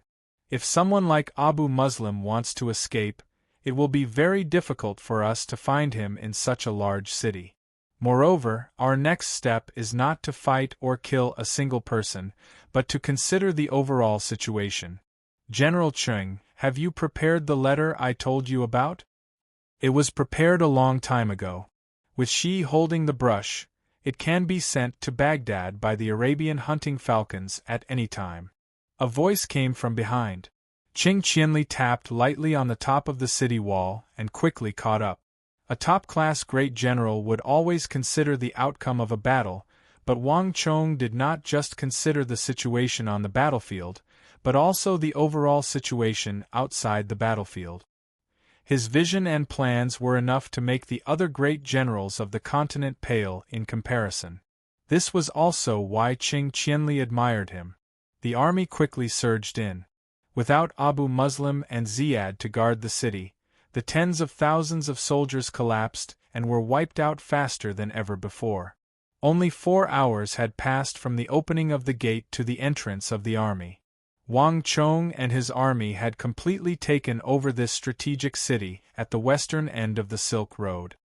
This is the Tigris River? On the western side of Khorasan, on the high walls, Wang Chong, Gao Xianji, Qing Qianli, Li Sai, Wan Shuyang, and Bahram all ascended to the top of the walls. Standing on the eastern wall of Khorasan, Wang Chong could see at a glance that a vast river was surging through the city. This river was 50 to 60 zhang wide and extremely deep. Although the water flowed rapidly, it was not as turbid as imagined. For the first time in Wang Chong's life, he saw one of the 2 most famous rivers of the Sassanid dynasty west of the Tsong Mountains, the Tigris and the Euphrates. This was the source of the Sassanid dynasty's civilization and also the most important river of the Arabian Empire. This is only a tributary of the Tigris River. The main branch of this river is even wider and grander than what you see. Our Sassanid people were able to nurture several thousand years of history and become the strongest country on the coast precisely because of these 2 rivers. But now they have both fallen into the hands of the Arabian Empire. They have even imposed heavy taxes on anyone who crosses these 2 rivers. Our Sassanids cannot travel east or west without these 2 rivers. Every year, they take an incalculable amount of wealth and send it to the Arab treasury. Bahram sighed. Wang Chong silently listened, a few thoughts flitting through his mind, but he quickly calmed down. History had changed significantly from what Wang Chong remembered. At the very least, in Wang Chong's memories, there were no tributaries of the Tigris River outside Khorasan. Wang Chong's gaze paused on this famed river of the West and Arabia for a few moments, and then he slowly raised his head and gazed into the distance. Wang Chong could faintly see an enormous capital.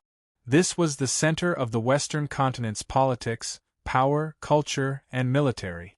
Baghdad. This thought flitted through Wang Chong's mind. Abu Muslim had wanted to break through Talas and occupy the western regions. Ironically, in the end, Abu Muslim had not been able to threaten Chang'an.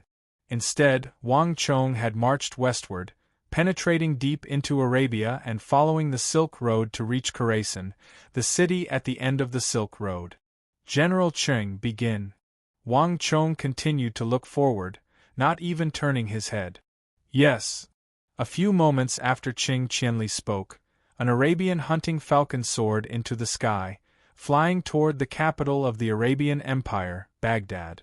More than 2,200 kilometers, this was already a very close distance, starting from Khorasan, crossing the Tigris River and Euphrates River, and traveling west for another 1,300 kilometers, one would reach the core of the Arabian Empire. This was a majestic city, its towers and domed palaces so densely packed together that they reached into the heavens. This small place was home to many soldiers, millions of civilians, and countless merchants. The economy, culture, and politics were all extremely developed. This was Baghdad, the largest center of the Arabian Empire. On the western border, it had another resounding name: Sleepless City. Everyone in this city celebrated day and night, and it was called the Sleepless City. Kri. Suddenly, a shrill cry came from the sky. An enormous Arabian hunting falcon spread its wings, its feathers trembling as it descended from the sky like an arrow. Wrapped in a gust of wind, it flew into the imperial palace at the highest point of Baghdad. Rumble!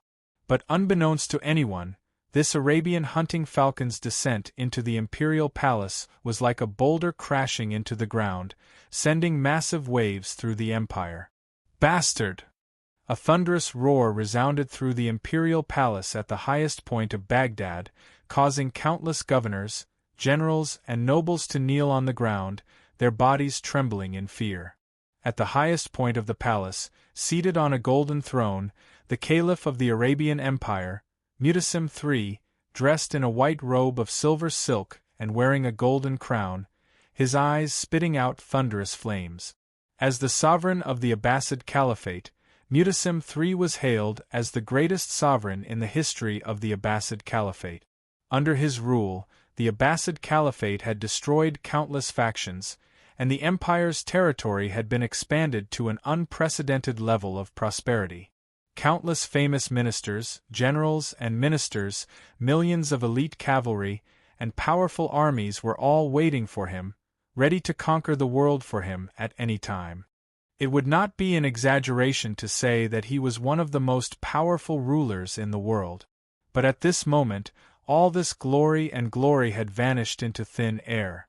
The behemoth army had been destroyed, the sky-quaking army had been dealt a heavy blow, Qutayba had been killed in battle, Aibak had been killed, Osman had been killed, the Mamelukes had been destroyed. He had heard far too much grievous news in this period. Mu'tasim III had originally held great expectations for this eastern campaign, hoping to use his enormous army to conquer the east and unify the continent, accomplishing an unprecedented feat, but now, all his hopes had been shattered. Not only that, a great general of the Eastern infidel had arrived at his gates and threatened his Baghdad.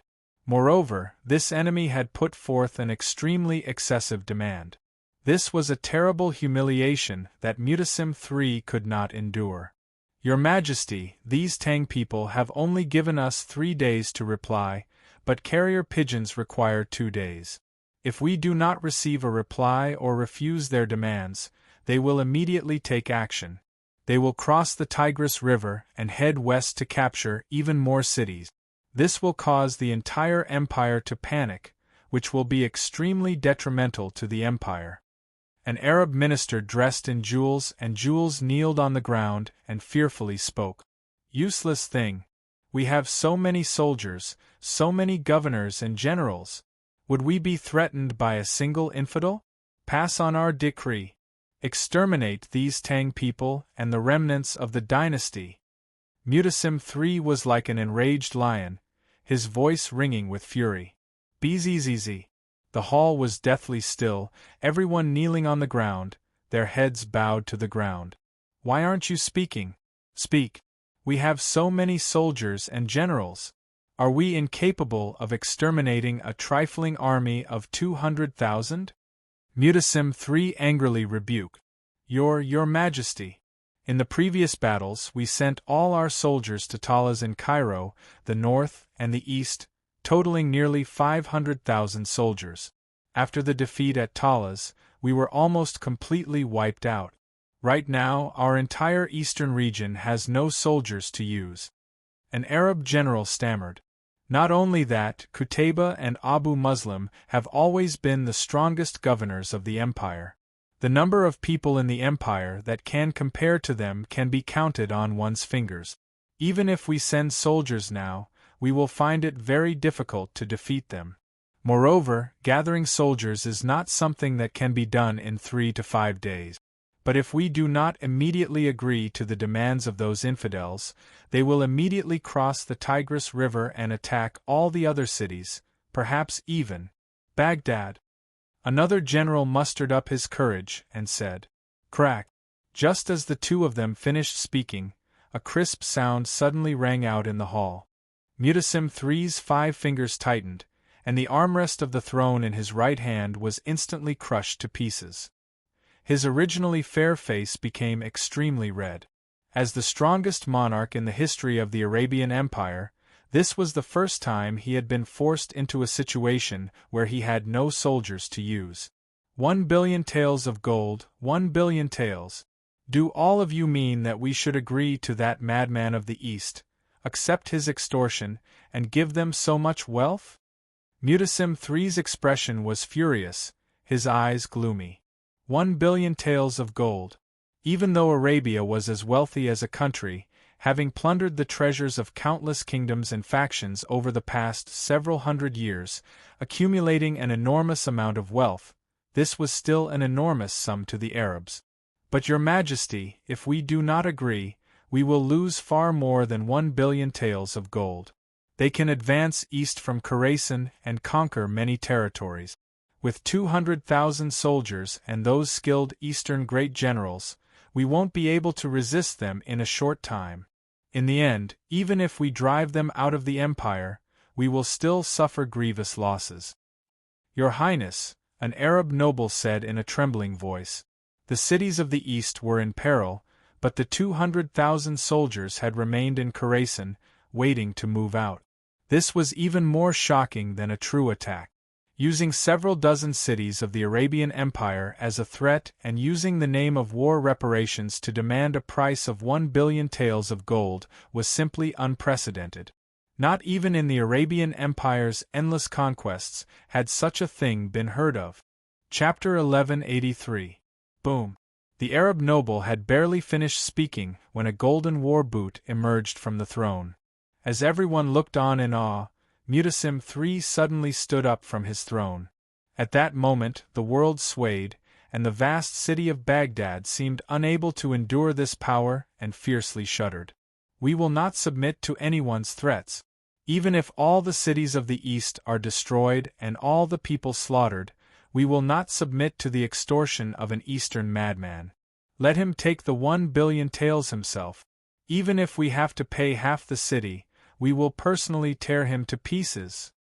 Mutasim III's rage was unquenchable, and his eyes were like bolts of lightning, exuding intimidating light. In the face of the furious caliph, everyone kept quiet out of fear, no one daring to say a word. In the Arabian Empire, the caliph's word was law. Once he made a decision, no one could stop him, much less defy him. If I were His Majesty, I would give away the 1 billion taels of gold right now.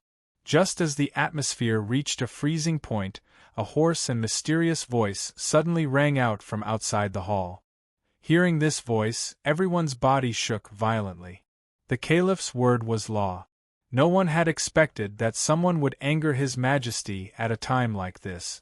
But a moment later, just when everyone was stunned by this person's boldness, there was a flash of light as a slanted figure shot into the hall. At some point, a tall figure shrouded in a black robe had appeared at the entrance to the hall. His pitch-black robe was embroidered with mysterious runes using golden threads. High Priest! A noble of the Arabian Empire trembled at the sight of this figure, his eyes going wide. No one had expected that this mysterious person who dared to contradict the caliph would be the most enigmatic person in the empire, the high priest who wielded the divine authority. This was definitely the most unexpected guest of the imperial palace. As a legendary existence that had existed for centuries in the empire, Although almost no one had ever seen the high priest before, they all recognized the unique sun god robe and the black temple scepter in his hand. One of the high priest's skinny hands reached out from his sleeves like a bird's claw and grabbed the black scepter's power. Rolling black mist kept coming out from his sleeve. His hat was lowered, completely concealing his face. He only stood there, motionless, but not a single one of the governors, generals, and nobles in the hall could sense the depth of his cultivation.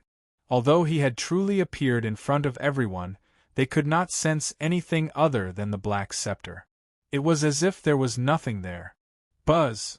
In the blink of an eye, the high priestess's long robe fluttered as she stepped over the threshold and entered. "High priest, why have you come?" To Mutasim III's surprise, the enraged Arab Caliph Mutasim III was like a punctured balloon, all his anger vanishing. Not only was he not enraged, he was even pleasantly surprised. Boom boom boom. He excitedly descended from the hall and personally went to welcome Wang Chong. Everyone in Arabia knew of the caliph's attitude toward the high priest.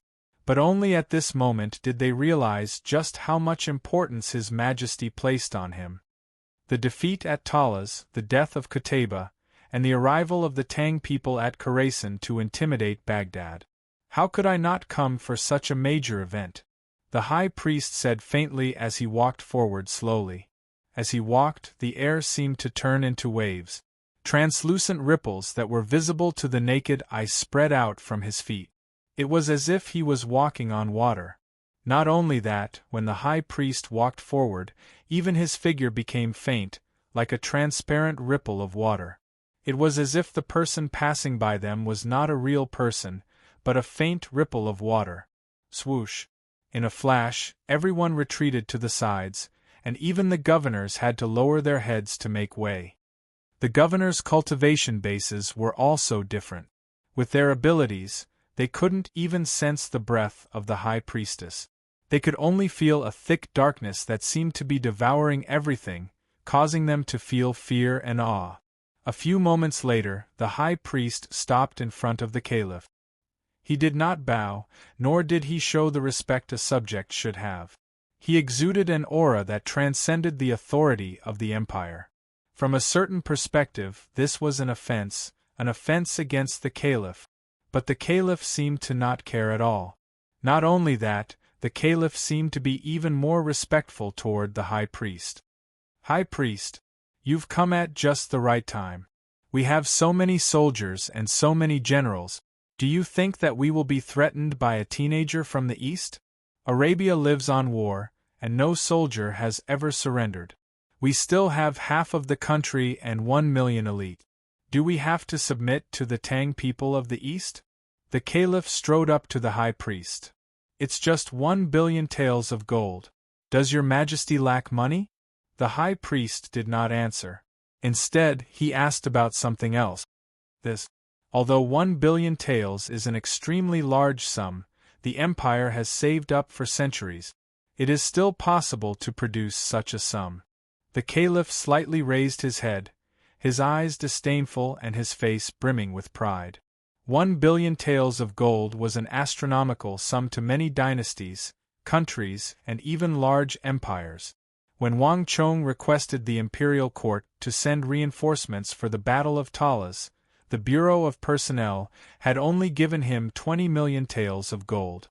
At the time, the imperial court had already felt that it was a lot. And 1 billion taels of gold was 50 times the amount that Wang Chong had used to launch the Battle of Talas, enough to buy several cities. But to the Arabian Empire, this was not an unbearable sum. This was the advantage of being a marauder. Every time he won a country, he would plunder everything from it. In this aspect, the Tang dynasty, which was bound by etiquette and righteousness, could not compare. But to rely on the strength of a single country to create wealth comparable to that of Arabia was something that only the Central Plains could do. "I can produce 1 billion taels of gold, but I cannot accept the conditions of these Easterners and submit to them." The caliph's eyes were sharp as he firmly declared. This was no longer a matter of money. To accept the Tang people's conditions was to submit, to be humiliated. As the highest commander of the empire, the Caliph could not tolerate such a thing. It's just 1 billion taels of gold. How can this be considered submission? Does your majesty intend to surrender without a fight?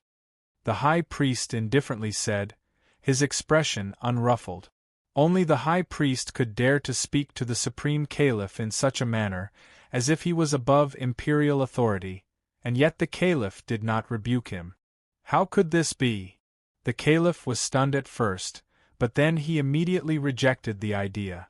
We still have many soldiers in the southern war zone, the western war zone, and the other war zones. These soldiers can all be mobilized. It's just a trifling army of 200,000. Once we mobilize the army, all that awaits them will be death. The caliph clenched his fists, his voice seething with killing intent. Arabia was a country of war, and he was also the sovereign of war. This was the reason for his rage. That Eastern Tang dynasty commander called Wang Chong had actually sent a letter to threaten them. If they did not reply within 3 days, he would pay 1 billion taels of gold as compensation, and they would immediately continue eastward and occupy more cities. To Mutasim III, who had always been known for his unyielding character and had a deep influence on his governors and generals, this was a public provocation and humiliation. This was also the reason for the caliph's rage. Moreover, even though Qutayba and Ibak had died in battle, they had only lost 2 of their best soldiers. Arabia still had many of its best fighters. Isn't that so? Since His Majesty still has many soldiers and is preparing for an even larger war, how can this be considered a surrender?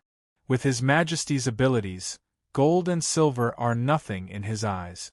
1 billion taels of gold is only used to appease the Tang people. It's said that the Tang dynasty is famed for its benevolence and righteousness. Once they receive the money, they will keep their promises. His Majesty only needs to temporarily appease them. Once the army arrives, he will be able to protect the cities west of the Tigris River from their attacks, and he will also be able to break into Khorasan and wipe out the Tang people and the rebel army in one fell swoop. And he will also be able to retrieve the gold. The high priest's raspy and deep voice resounded in everyone's ears. 1 billion taels of gold is no small sum. Even if they spur their horses at full speed, they won't be able to get very far. Once we break into Khorasan, His Majesty can dispatch cavalry to pursue and retrieve the gold. Moreover, hasn't His Majesty been searching for the remnants of the conquered countries and the rebel army in the last few years without any results? We can use these Tang people to draw out the entire rebel army. Won't that be killing 2 birds with 1 stone and capturing them all in one fell swoop? Buzz. Hearing this, the Khalifa's expression shook and he suddenly raised his head. He had been driven mad by the compensation of 1 billion taels of gold, and in his desperation, he had never thought of anything else. It was true that the remnants of the dynasties and the rebel army had always been a sore point for Arabia. In the last 10-some years, the empire had expended a great deal of effort in searching for the traces of these rebels. The behemoth army, the Mamelukes, the sky-quaking army, and even an Arab war god like Qutayba had been dispatched by Mutasim III to suppress the rebels. But the rebel army and the remnants of the dynasties had always been like rats. When the army arrived, they would hide like turtles. The moment the army left, they would come out and wreak havoc. Chapter 1184. This had always been Mutasim III's greatest worry, and there were even times when he found it hard to sleep at night. But now that he thought about it, although the Tang people had come with a fierce momentum, they had succeeded in drawing out all the hidden rebels and survivors. Just like the high priest had said, as long as he could pacify them and wait for the army to arrive, he might be able to wipe them all out in one fell swoop. If he could use this opportunity to wipe them out, then even if the Tang people seized his weak point and extorted 1 billion taels of gold, it would still be acceptable. This was truly killing 2 birds with 1 stone. Mutasim III's pupils constricted, and he instantly fell silent. His eyebrows moved slightly as he lowered his head, a thoughtful look appearing in his eyes. "Hewler, how long will it take for the soldiers to arrive?" The Caliph of Arabia, Mutasim III, suddenly turned his head to look at the steel-like Arab governor kneeling on the ground. He had not said a single word this entire time. The empire's white corpse, Hewler, although he was not as powerful or as famous as the Arab war god Qutayba, he had forged his reputation through battle after battle. His skin was so pale that it made him seem like a corpse. But even so, in the eyes of the Arabian Empire and the surrounding countries, Hewler's reputation was no less than that of the governor of iron and blood Abu Muslim. From a certain perspective, he was even more ruthless and bloodthirsty than Abu Muslim. Most of the opponents who had fallen into his hands had died horribly. Now that Qutayba had died in battle, the most famous governor that had been summoned to Baghdad was probably the empire's white corpse. If they wanted to deal with the 200,000 rebels and Tang soldiers in Khorasan, Hewler would be the best commander. This was also why the Caliph Mutasim III had subconsciously asked him this question. "Your Majesty, if we are fast, we can gather the army in 7 days. But these are all ordinary soldiers and cannot pose much of a threat to the thick walls of Khorasan. If we want to gather enough soldiers and top-class great generals to completely destroy the enemy army in Khorasan, we will need 15 to 20 days. Hewler thought for a few moments before finally standing up. "We'll march through the night. In 10 days at most, the entire army must reach Khorasan. I will not permit these eastern infidels to remain in Khorasan for another day." The Caliph of Arabia, Mutasim III, turned his head and spoke in an unquestionable tone. "Yes, sir." Hewler only hesitated for a moment before saying without the slightest hesitation. Time was short, and it was almost impossible to gather enough soldiers from the other Arab war zones to reach Khorasan in time. Although the Empire's white corpse Hewler was pressed for time and the mission was arduous, as long as the army marched day and night, it was not impossible. Moreover, it would only require a few casualties, because to Hewler these were not his concerns. Rumble, the bitter defeat in the east, the death of Qutayba, the fall of Khorasan, and Wang Chong's threats, all of these events had enraged the Arabian Empire and caused it to mobilize its soldiers. Not only did the atmosphere of war not weaken, it became even more intense. "Lord Protector General, the next Arab city is only several dozen li from us, and the defenses there are weak. As long as we are willing, our 200,000 soldiers can cross the Tigris River and occupy that city without shedding a single drop of blood." General Bahram also said that if we go west from there are 10 some cities, and the land between the cities is flat with no natural defenses. If we want to, we can quickly occupy these Arabian territories. Why has Milord stopped at this time and ordered the army to rest? In the domed hall of Khorasan, the 4th commander of the Anshi Protectorate Army, Lu Shi, couldn't help but ask. The palaces of the Arabs were magnificent, their domed roofs covered in all sorts of delicate vine-like carvings, and their marble floors were completely different from those of the Central Plains. There were even many pearls and agate embedded in the floor, a luxurious sight to behold. But at this moment, whether it was Gao Xianji, Qing Qianli, Shi Yuanqing, Li Sai, the black-armored guard, Su Hanshan, Shui Qianjun, or anyone else in the hall, all of them focused on Wang Chong. If they were willing, they could take over 10 some Arab cities at their fingertips, but Wang Chong had stopped at a time like this. None of them could understand why. "Haha, let me ask all of you, we've been marching west from Talas to Samarkand, and then to Khorasan, suffering so many casualties. Just why? Is it just for war?" Wang Chong faintly smiled. Everyone in the hall was stunned by these words. No one had expected Wang Chong to ask this question. Most of the people in the hall were generals. As generals, weren't they born for war? Wasn't the purpose of their existence to win this war? At this moment, everyone couldn't help but feel somewhat confused. Wang Chong silently smiled as he took in everyone's reactions. war was an art. It was a method, not an end.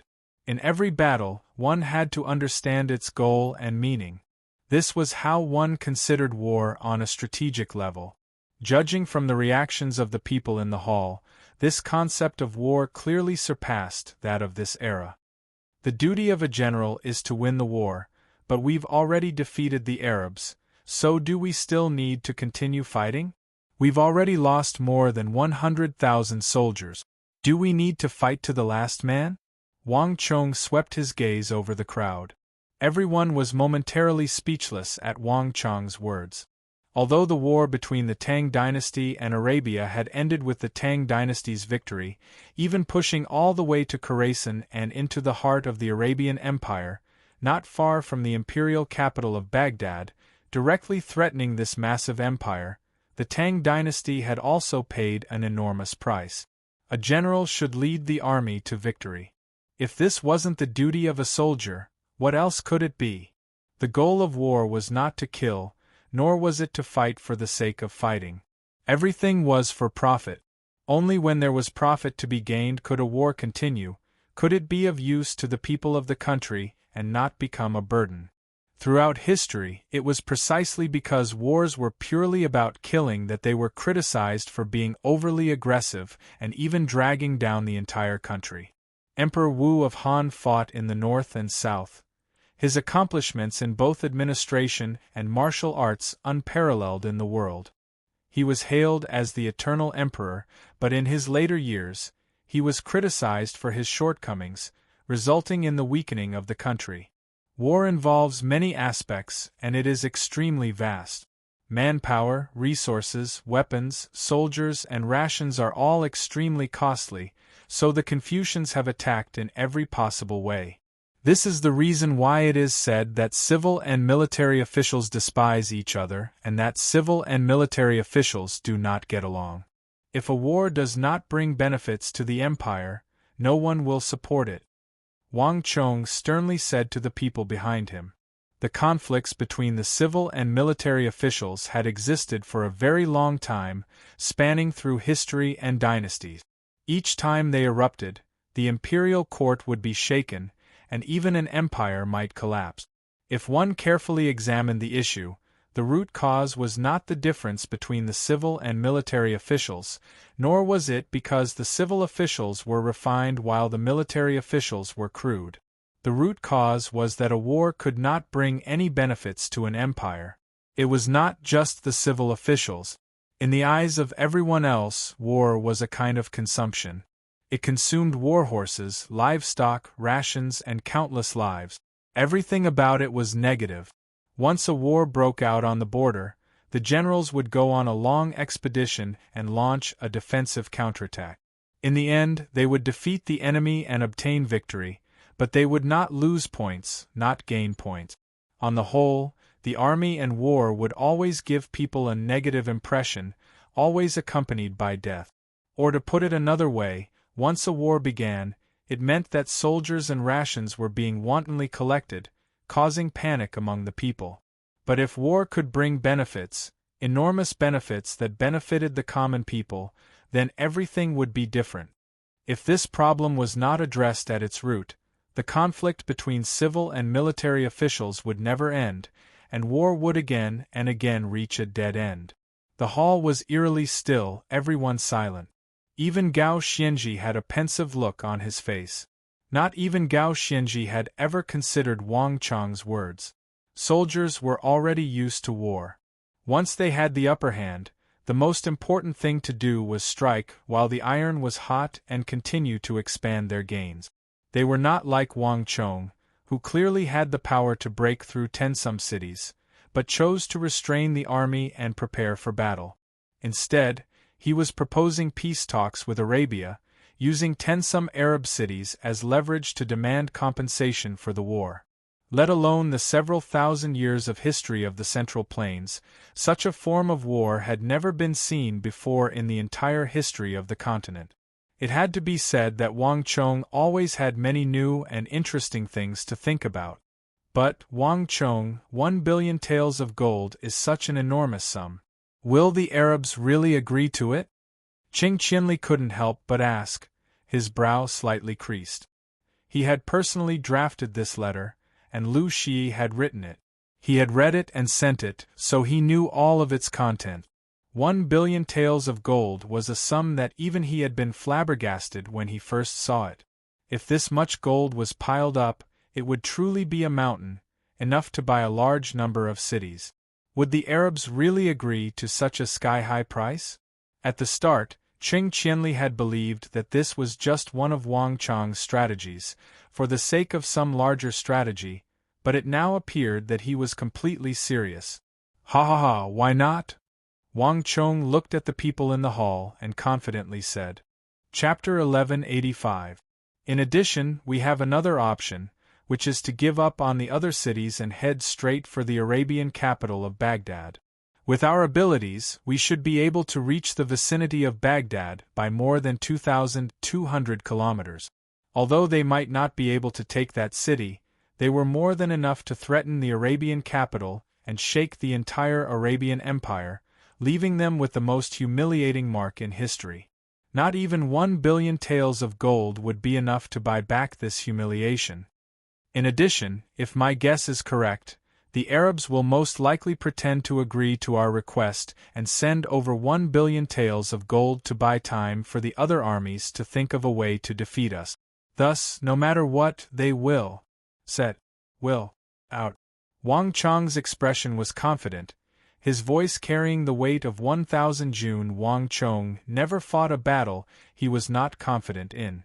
While the threat of war and the demand for reparations were very novel in this world, they had long ago become the norm in the other world, and it had even led to the rapid rise of several peoples in that other world. War required profit, and this protracted war had lasted until now. Wang Chong needed a satisfactory number as an answer to present to all levels of society, including the people of the Tang dynasty. As if in response to Wang Chong's words, the flapping of wings rang out in everyone's ears. In the next moment, under everyone's gaze, a huge golden-beaked falcon flapped its wings and descended from the sky. It flew into the hall and landed on the long golden conference table in front of everyone, and on the falcon's leg was a particularly eye-catching rolled-up letter. Buzz! At the sight of this hunting falcon, the hall instantly fell into a deathly silence. Everyone's body trembled, and they revealed shocked expressions. A few of them even stood up. Would the Arabs really agree to 1 billion taels of gold? In that instant, everyone held their breath. Swish! A thin hand reached out from the side and took the letter from the leg of the Arabian hunting falcon. A few moments later, Yuan Shusong's expression became agitated. "My lord, the Arabs have agreed to 1 billion taels of gold. They've really agreed." "What?" A single stone caused 1,000 ripples. Hearing Wan Shuyang's words, everyone in the hall was shocked to the point of standing up. "Let me see." The Arab letter first landed in Gao Xianji's hands, and then Qing Qianli, Shi Yuanqing, Lu Shi, Li Sai, and then everyone else in the hall. Other than Wan Shuyang, there were very few people in the hall who could recognize Arabic.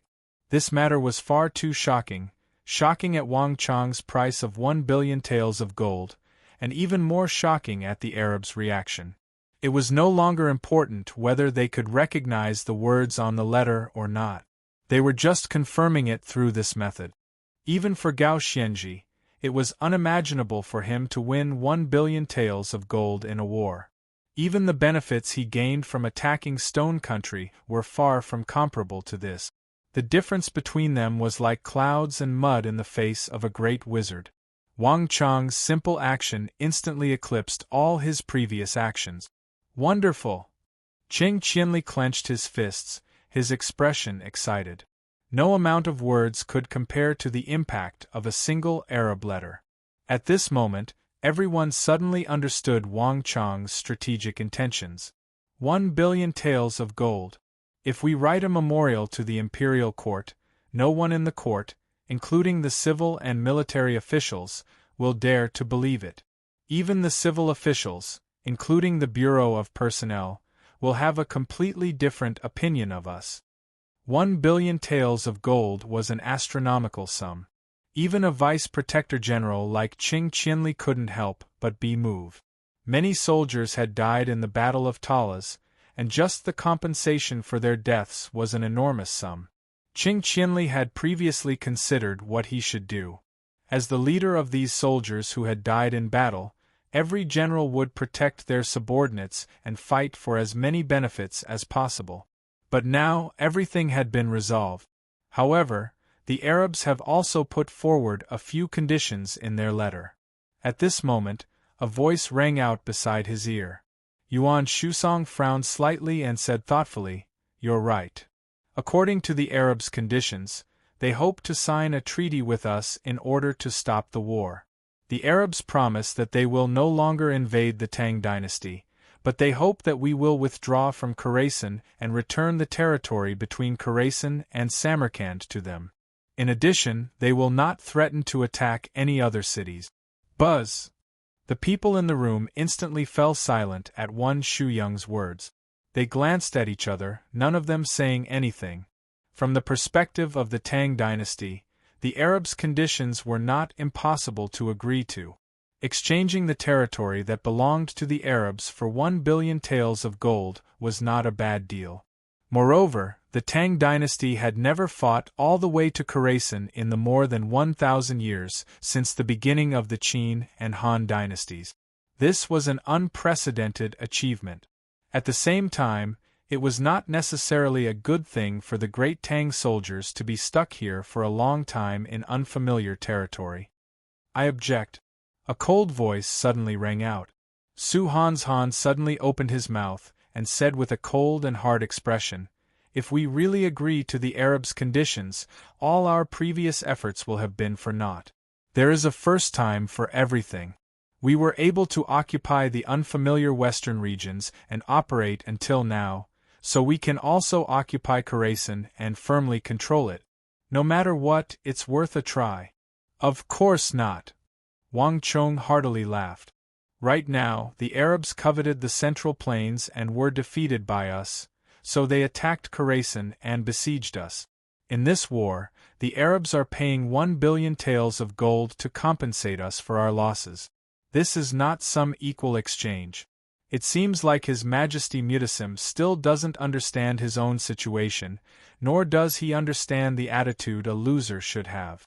General Qing, lead the army across the Tigris River and attack the closest city, Shandar. When we're about to occupy it, withdraw to Khorasan.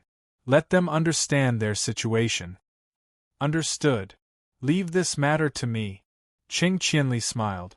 The development of this war had already surpassed the limits of his understanding, but Qing Qianli had unreservedly trusted Wang Chong. Thus, no matter what Wang Chong said, he would carry it out without hesitation. After discussing a few more details about the defense of the city, the meeting concluded and the crowd quickly dispersed. "Wang Chong, the Arabs still have many experts. Do you really think that they will keep their promise?" Once everyone had left, only Wang Chong and Gao Xianji were left in the room. "Lord Protector General, you also said that the Arabs still have many intelligent people. How could they really negotiate peace with us? This is just a delaying tactic," Wang Chong firmly said. Arabia was a country of war that delighted in conquest. From the very start, Wang Chong had concluded that they would never truly negotiate peace, so how could there be a peace treaty? But Wang Chong wanted 1 billion taels of gold, and whether the Arabs were willing or not, they had to hand it over. Now was not the time for them to be begging for help. After leaving the conference hall, Wang Chong climbed onto the western wall of Khorasan and looked into the distance. Beyond the wall, he could hear the howling of the Tigris River. This wide river was a natural barrier, an invisible line of defense for Khorasan. From the moment he had first arrived at Khorasan and laid eyes on this river, Wang Chong had sensed its military value. From a certain perspective, Abu Muslim had been correct. Khorasan truly was extremely difficult to break. "General, have you ever thought about how we should respond when the Caliph Mutasim III of Arabia sends hundreds of thousands of soldiers in a thunderous rage, as well as countless governors and generals? There will never be any true negotiation with the Arabs. Even if they agree, General will find it very difficult to retreat unscathed. A voice suddenly came from behind him, and it sounded heavy. Haha, so General already knows about our business with the Arabs. Does Great General also believe that we will yield Khorasan and withdraw? Wang Chong faintly smiled, not even turning his head. He had naturally not come to the high walls of Khorasan to admire the grandeur of the Tigris River. There were far too many rivers like this in the Central Plains. Bahram's invitation was the true reason he had appeared here. Of course not, or else I would not have appeared here, Bahram said in somewhat choppy Arabic. Bahram did not speak the language of the Tang dynasty, and Wang Chong did not speak Khorasani. In the end, for the sake of communication, the two had decided to use Arabic. But in the rebel army, everyone has this suspicion. If you retreat, everyone will panic, and this wave of soldiers we gathered with great difficulty will instantly disperse. Moreover, the Arabs will pursue us relentlessly. When the time comes, everyone will suffer grievous losses. Bahram paused for a moment before continuing, a deep concern on his brow. He did not care about the negotiations between the Tang dynasty and the Arabs, nor did he care about the 1 billion taels of gold. From a certain perspective, Bahram even believed that this was a good thing, because only if the Tang dynasty benefited from it would they stay. The Arabs were far too powerful, so powerful that no empire other than the Tang dynasty could contend against them. So many rebel soldiers had been willing to come out this time because they saw hope in the Tang dynasty. Thus, if the Tang dynasty were to withdraw from Khorasan, one could easily imagine the impact it would have on them. This matter will depend on General's prestige to pacify them. The Tang dynasty will not retreat, at least not without reason. Wang Chong faintly smiled. Chapter 1186. Ah! Even someone as experienced and knowledgeable as Bahram was momentarily stunned by Wang Chong's words, not understanding where Wang Chong could be so confident. Wang Chong only faintly smiled, his eyes glancing up at the sky with an unfathomable expression. In addition, if Great General is still worried, I can reveal another matter to Great General. I've already mobilized a large number of ballistae and heavy ballistae from the rear, and the Tang dynasty is also sending more soldiers from the capital. The first batch is already on the way. I believe that it will only take a few months at most to reach Khorasan. There is no harm in General telling this matter to the leaders of the rebel army. This will at least dispel some of their doubts and make them believe in the resolve of the Tang dynasty. Wang Chong sternly said. Bahram's expression froze at Wang Chong's words, and then he gave a long sigh. General's words are enough. I will personally go and pacify them. Bahram quickly took his leave. The winds howled over Khorasan, howling like ghosts. Compared to before, the weather was even colder. Other than Wang Chong, no one knew that an unprecedented crisis was silently approaching, one that would be even more ferocious than many people imagined. Heh! Wang Chong faintly smiled and quickly descended the walls. In Khorasan, upon learning that the Tang dynasty was conscripting soldiers, the unease in the hearts of the rebel army quickly faded away. Half a day later, a brief but intense conflict erupted in Shandar, which was across the Tigris River from Khorasan. Qing Qianli's army had captured Shandar, and after destroying the Arab garrison and several dozen buildings, it had swiftly retreated to Khorasan. This was a demonstration against the Arabs. The Tang dynasty was using this method to express its will. If the Arabs did not agree to the Tang dynasty's conditions, this probing attack would become a complete annihilation. Several days later, when the news reached Baghdad, it unsurprisingly enraged all the Arabs. Bastard! In his own palace, the Caliph even accidentally strangled his favorite hunting falcon to death. But even so, Wang Chong's strategy worked. The Arab gold was transported out of Baghdad overnight, carried by more than 1,000 warhorses toward Khorasan. A much softer letter was swiftly sent to Khorasan. But at the same time, the Arabs were mobilizing their soldiers with greater frequency. Hundreds of thousands of soldiers were marching day and night from various Arab war zones to Khorasan. Nearly half of the Arab governors had been driven by the furious Caliph to Khorasan. This was an unprecedented march. The Tang dynasty's repeated actions had thoroughly infuriated the supreme ruler of Arabia. The Arab gold arrived much faster than expected. When the thousands of warhorses carrying mountains of gold crossed the Tigris River and were delivered into Khorasan, the army was immediately thrown into a frenzy.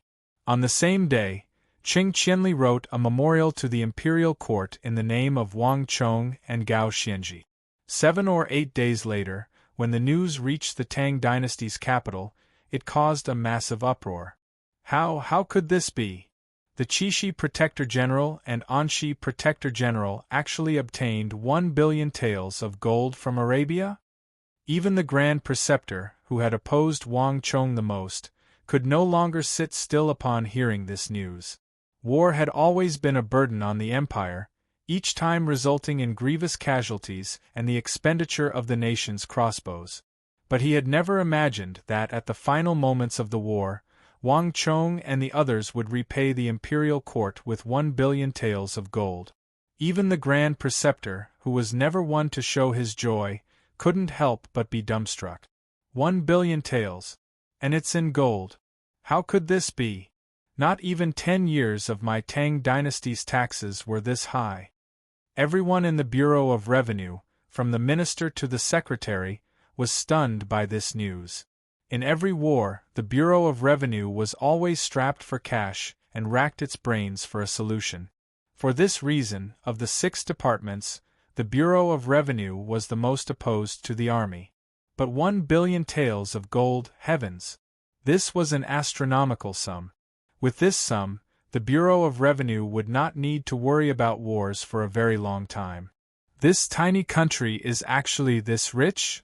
King Qi was also stunned when he heard the news from Khorasan. In his mind, Arabia had always been an insignificant country, not even worth mentioning. Thus, when he heard that Wang Chong and the others had obtained 1 billion taels of gold as reparations, he was dumbstruck. As a member of the imperial family, King Qi had never lacked for money, and he would always throw out large amounts of gold and silver to win over the civil and military officials. But no matter how proud he was of his wealth, he did not have 1 billion taels of gold. In the face of this astronomical sum of treasures, even King Qi paled in comparison, becoming insignificant. In the imperial court, the imperial censors, who had always been the most demanding, were also speechless at this moment. None of them could say a word. Putting aside the matter of the capital, in the distant Khorasan, opening the seal on power requires user to expend 10,000 points of destiny energy. Asking again, does user confirm? In the city of Khorasan, the stone of destiny's voice resounded in Wang Chong's mind. Wang Chong was currently seated cross-legged in an empty room, but in front of him were 5 golden balls of light, displaying the words mind, body, energy, technique, and power. Wang Chong's eyes were fixed on the final ball of light representing power. Force represented luck, terrain, and celestial phenomena. Wang Chong had long ago learned from the Stone of Destiny that the final reward contained luck, terrain, weather, and many other complicated things. The right time, the right place, and the right people were all part of power. This was the ability of the Stone of Destiny's final reward. Whether or not I can take advantage of power will depend on whether the Stone of Destiny's reward is as I imagine it to be. Wang Chong quietly said to himself. Confirm. With a thought, Wang Chong chose to pay the destiny energy and open the seal on power. Rumble. The moment Wang Chong confirmed, the entire room with Wang Chong at the center began to rumble, and the entire world seemed to tremble. A moment later, the earth rumbled, and in Wang Chong's perception, the entire world began to churn.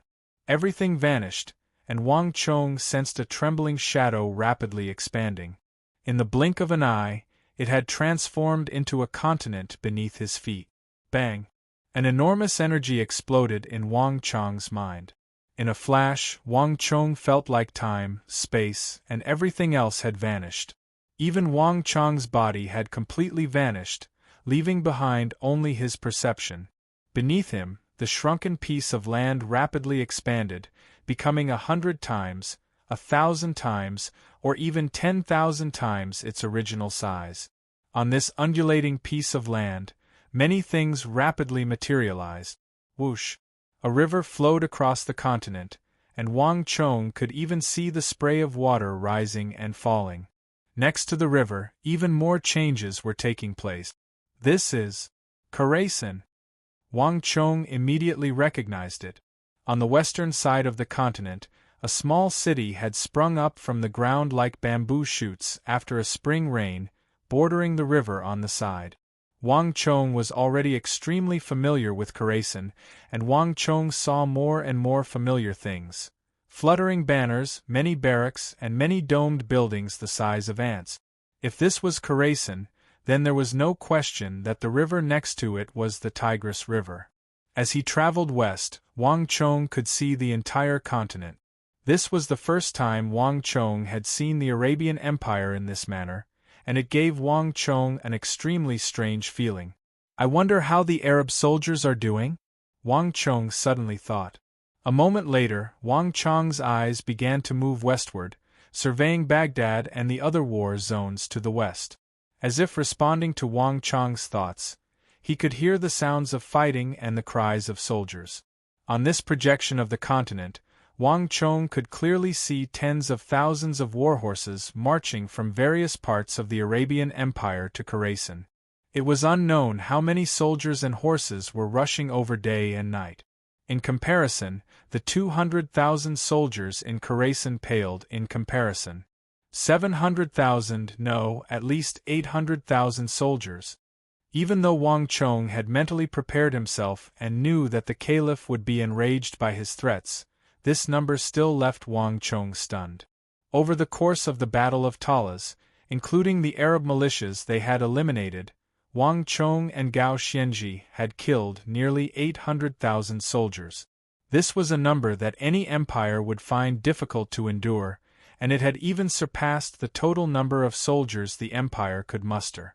But even after suffering such a heavy blow, Arabia had still been able to gather 700,000 to 800,000 soldiers. This sort of mobilization ability and reserve of soldiers was enough to make any faction tremble in fear. Even if a significant portion of these soldiers had been recruited militias, it was still an astonishing number. From this, one could see why Arabia was known as the Kingdom of War. This time, the furious Caliph had mobilized almost all of his forces. The 200,000 rebel soldiers in Khorasan would find it very difficult to stop them. But there was no need for Wang Chong to stop them, as he had never thought about using his 200,000 rebel soldiers to fight against all of Arabia. History has already undergone a major change. I hope that matter will not be affected by this. As this thought flitted through Wang Chong's mind, he raised his head to the sky, but a few moments later, Wang Chong's eyes flashed and he smiled. Although the world had undergone a major change, and not only had he not lost Talas, he had even led an army to Khorasan and pointed his sword at Baghdad, the matter in his memories had not changed in the slightest. The more of you come, the more will die. This time, all of you will pay the heaviest price. With a thought, Wang Chong communicated with the Stone of Destiny's power reward. Is user certain that he wishes to spend 10,000 points of destiny energy to exchange for it? Yes. Chapter 1188. The Arab soldiers had arrived much faster than expected. In just a few days, Wang Chong's scouts and Khorasani spies had reported that more than 300,000 soldiers had gathered more than 100 kilometers from the Tang dynasty and were rapidly setting up fortifications to guard against any sneak attacks from the Tang dynasty. More and more soldiers were being gathered, and the Arab army was rapidly growing in strength. And from the information they had gathered, the Arabs had gathered at least 2 or 3 imperial great generals. The one who has come is Arabia's empire's white corpse Hewler. This person has a cruel personality and is extremely patient. More importantly, this person's army is extremely meticulous, and his defenses are practically watertight. If we try to force our way in, we'll find it very difficult to gain the upper hand.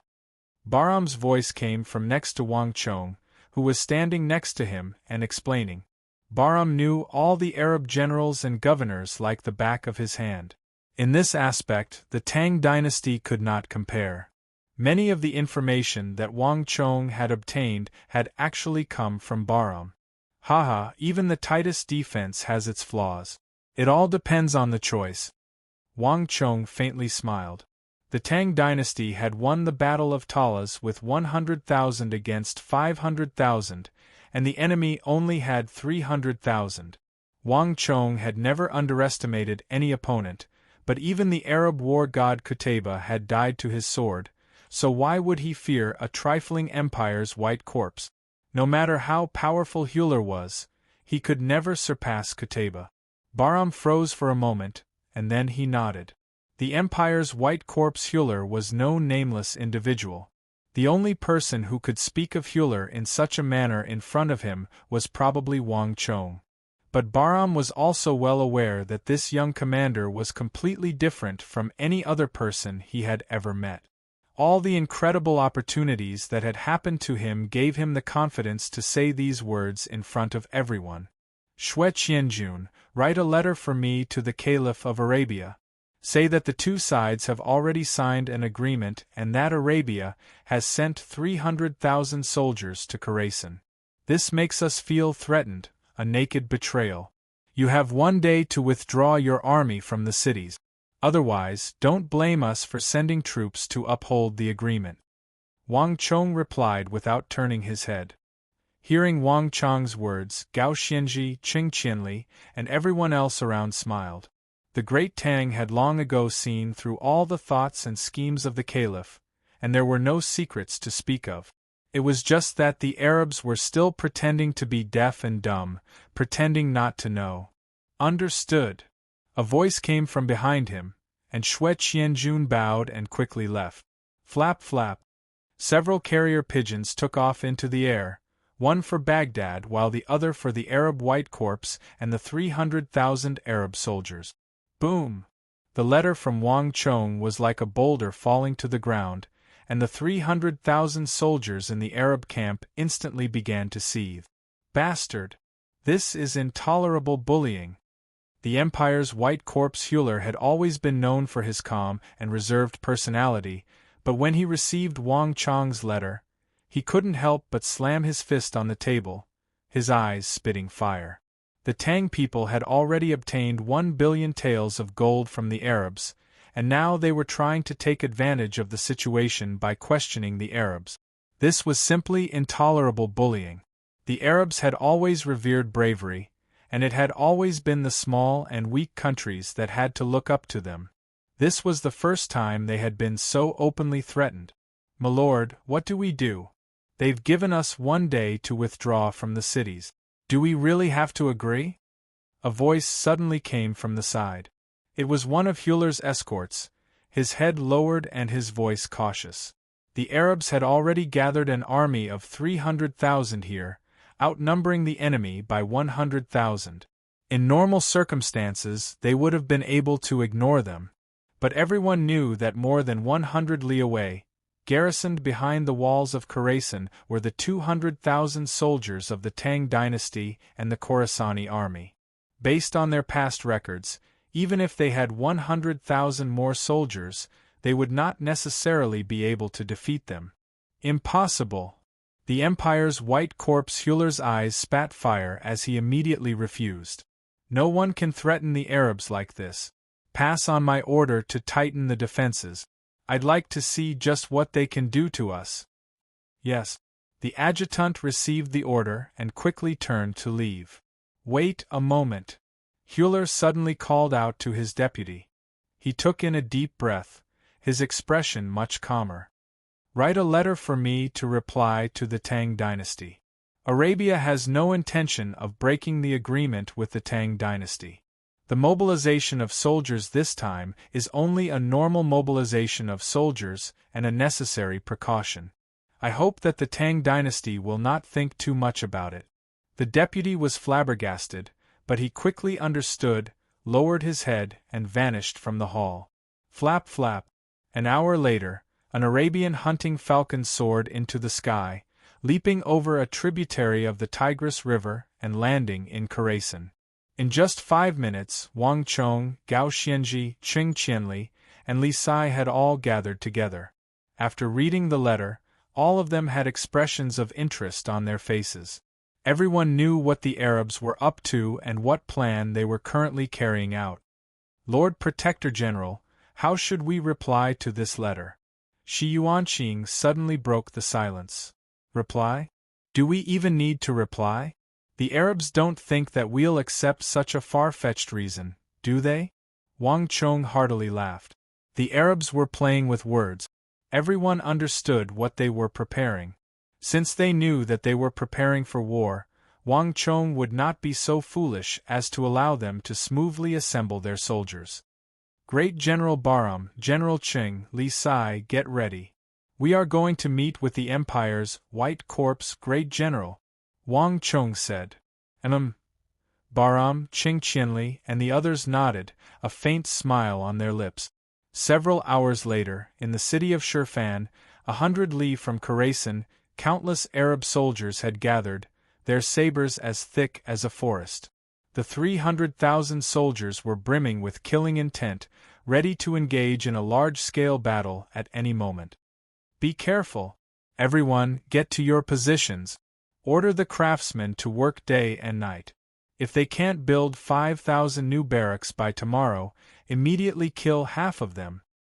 Hurry and feed the war horses. 5 days from now, we will be fighting with the Tang people."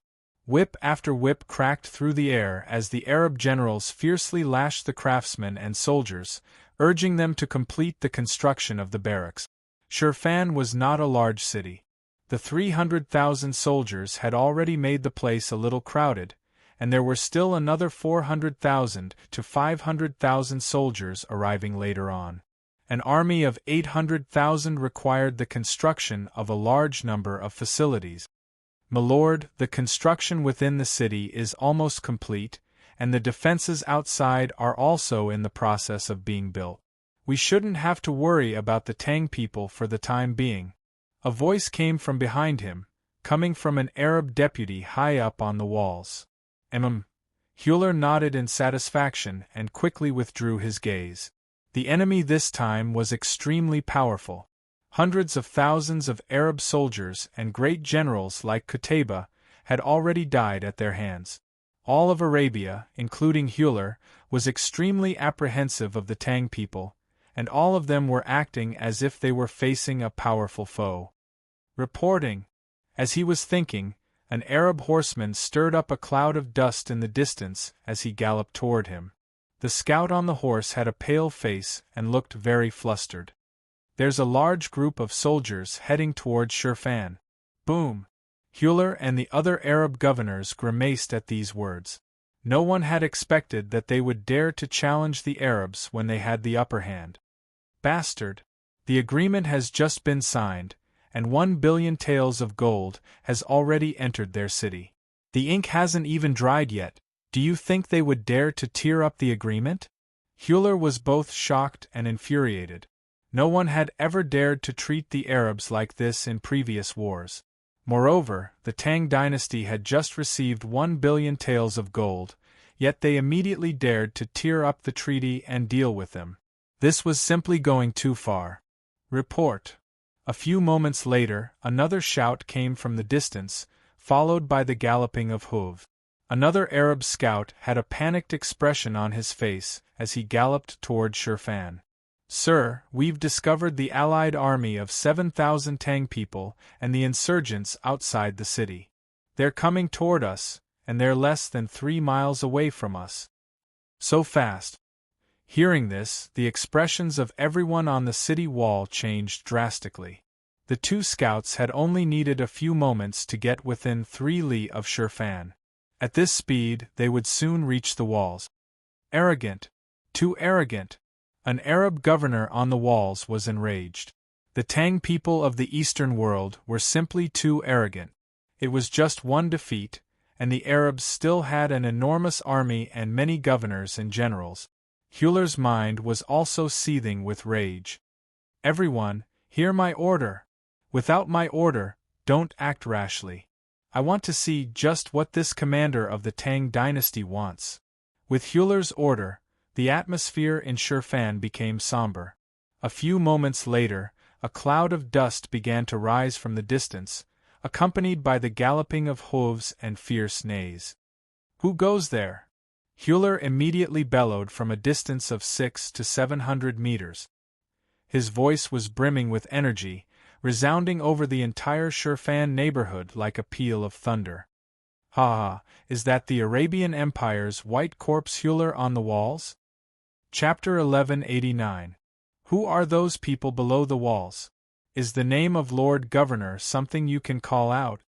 Before Hewler could speak, an Arab general next to him rebuked him. Ha ha ha, Hewler, to think that you Arabs would have such a day. I have come this time to pass on a message from the Tang dynasty's Chishi Protector General. Immediately lead all the soldiers and withdraw from Shurfan. Otherwise, the Tang will mobilize their soldiers from Khorasan because of your treachery and attack, just like they did with Qutayba, exterminating all of you. Jalali heartily laughed as he gazed up at the walls. Jalali was a Khorasani, and a member of the Sassanid dynasty. For so many years, only the Khorasani who had been oppressed by the Arabs knew what sort of lives they had lived. In front of the Arabs, all the Khorasani had to be careful and grovel, not even daring to speak loudly. They were true second-class citizens, and the Khorasani had to pay enormous taxes. Not too long ago, they had been able to stand before an Arab army of 300,000 and oppose a powerful governor like Hewler. Impudent! Arrogant! On the high walls, Hewler and the other Arab governors and generals were all enraged by these words. A trifling army of 7,000 dared to act so impudently in front of them? They were seeking death. Someone, send me 20,000 men and horses and kill them all. Hewler's face was as cold as ice as he gave the order. With Hewler's order, the city gates opened, and a group of more than 20,000 Arab soldiers surged out, their expressions cold and aloof as they charged at the Arab army outside the city. Ha ha, let's go. Outside the walls, Jalali saw that his goal had been achieved, and with a wave of his hand, he led his 7,000 soldiers into the distance. The message has been delivered. All of you do your best. Jalali heartily laughed, his voice still coming from up ahead. Where do you think you're going? The Arab general bellowed when he saw that the Arab army was about to leave after taking advantage of the situation, and he immediately led his army forward. The two armies, one in front and one behind, quickly disappeared into the distance. Damn it! Hurry up and charge forward. Don't let them escape. The Tigris River is right in front. They can't escape. Several li away, the Arab general Abra roared and thrust his scimitar into the rear of his horse, causing the entire army to madly charge forward. But before they could get far, Ney suddenly heard a fierce sound of horses. In the next moment, countless soldiers charged, like a sharp arrow, and stabbed into the army behind Abra. Not good. Retreat quickly. Abra's expression changed. He wanted to lead his army to retreat, but it was too late. It's too late to think of escaping now. All of you, accept your fate. A loud roar came from the front. Jalali, who had been running away with all his might, suddenly drew his sword and led the 7,000-strong army behind him in a counterattack. Rumble! They charged into the Arab formation. In a flash, the Arabs were in chaos. What? Abra's army was wiped out? On the high walls, Hewler was dumbfounded by the news. In just a few moments, Abra's 20,000 soldiers had been completely wiped out. This had happened far too quickly. How many soldiers did the enemy have? Hewler asked, his entire body in shock and confusion. Besides the 7,000 soldiers from before, the enemy also had more than 8,000 people in the rear, for a total of 15,000 soldiers. What? How could this be? Before Hüller could speak, the two Arab governors standing next to him spoke up, both of them in shock. If the enemy had a much greater number of soldiers, they could accept it, but there were only 15,000 soldiers, not even the soldiers they had dispatched. Just how had they managed to kill so many people in such a short time? Was the legend true? Was this the strongest Eastern army in all of history, even stronger than Qutaybah's army? But how could this be? From the information they had gathered, although the Tang dynasty army had won, it only had 20 to 30,000 soldiers left. And from the composition of that army, the enemy was mainly made up of rebel soldiers that were hiding like rats. When had this motley crew become so formidable? Pass on my order. Send out all the hunting falcons. Only now did Hüller sense that something was wrong. He had originally believed that this was just a small group of soldiers harassing and displaying their might, but it now appeared that this was not the case at all. Flap flap. Countless hunting falcons soared into the sky from Shirfan and began to fly off in every direction. A few moments later, the scouting falcons and scouts reported back with accurate numbers of the enemy's forces. 20,000 soldiers was the exact number, and all the Tang people and Khorasani were heading toward Shirfan at full speed. Pass on my order. 100,000 soldiers will follow me out of the city. I want to personally investigate the strength of these people. Hüller was finally infuriated. One mistake was enough. This time, he wanted to personally deal with the Tang people and the remnants of the dynasty. Boom! The gates opened, and a moment later, 100,000 Arab soldiers surged out of the city. 200,000 soldiers stood behind them, ready to give chase at the slightest sign of trouble. Although only 100,000 soldiers had been dispatched, the two armies cooperated with each other and would not give the enemy any opportunities. Rumble! Not long after Hüller led his army out of the city, a massive golden dragon banner rose over the horizon. War drums began to beat as countless soldiers formed from the Tang people, Khorasani, and other rebel soldiers surged toward Shirfan. In the center of this army was an armored black-haired youth who instantly attracted Hüller's attention. It's him! Hüller's pupils constricted at the sight of that young figure, and his entire face paled. He had never imagined that the young commander of the Tang dynasty would personally take action. From Talas until now, Hüller and all the Arab soldiers had heard far too much about this young commander. His appearance, temperament, weapon, and armor were all very detailed. Even if they had never seen him in person, they could immediately recognize him after hearing this description.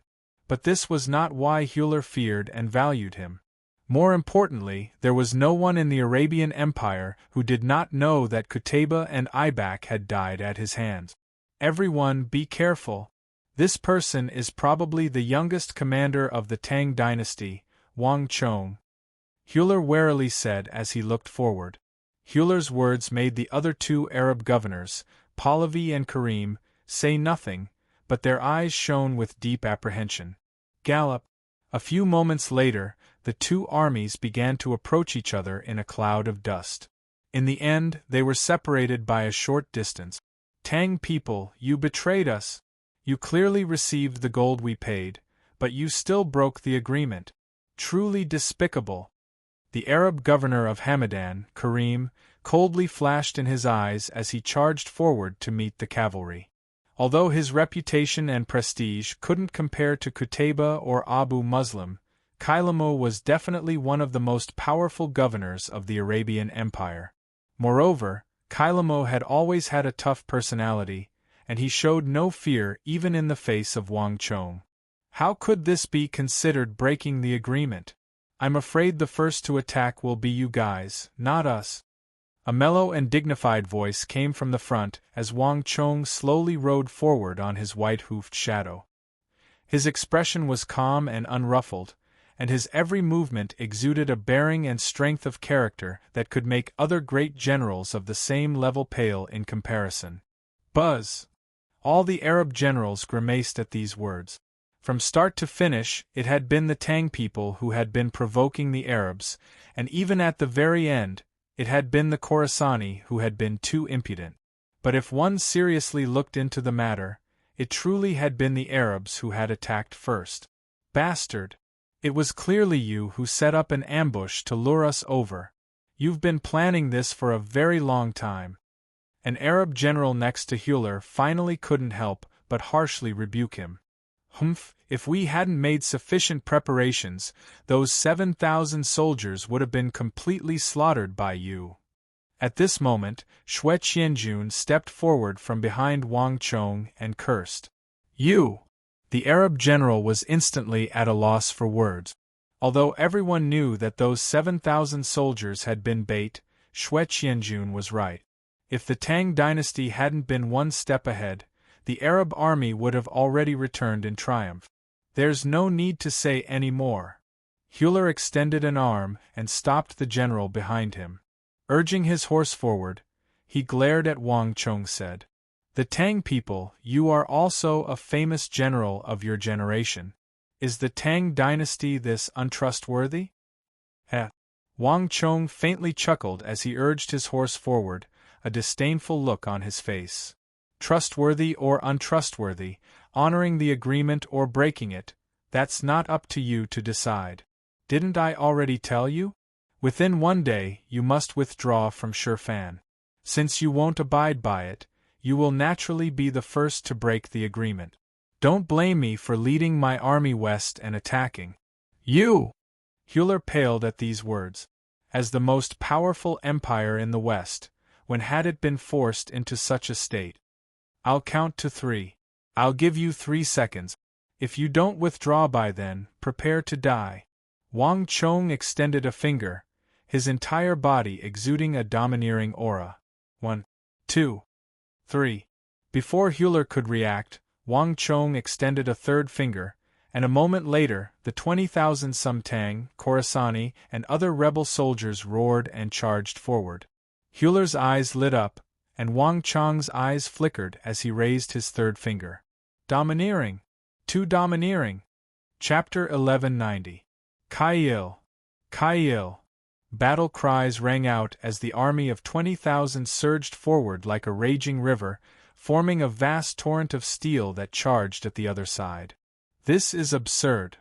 Even though Hewler was known as the Empire's white corpse, his pale face devoid of emotion, he was so angry that his blood began to boil. No matter how formidable the enemy was, they were only 20,000 soldiers, all of them made of flesh and blood. Could they really fight 100 against 100,000? Moreover, even if they left, Shirfan was not far behind them, and there were still 200,000 soldiers inside. Kill them! Hewler's face was as cold as ice as he unsheathed his sword and gave the order to attack. Bang!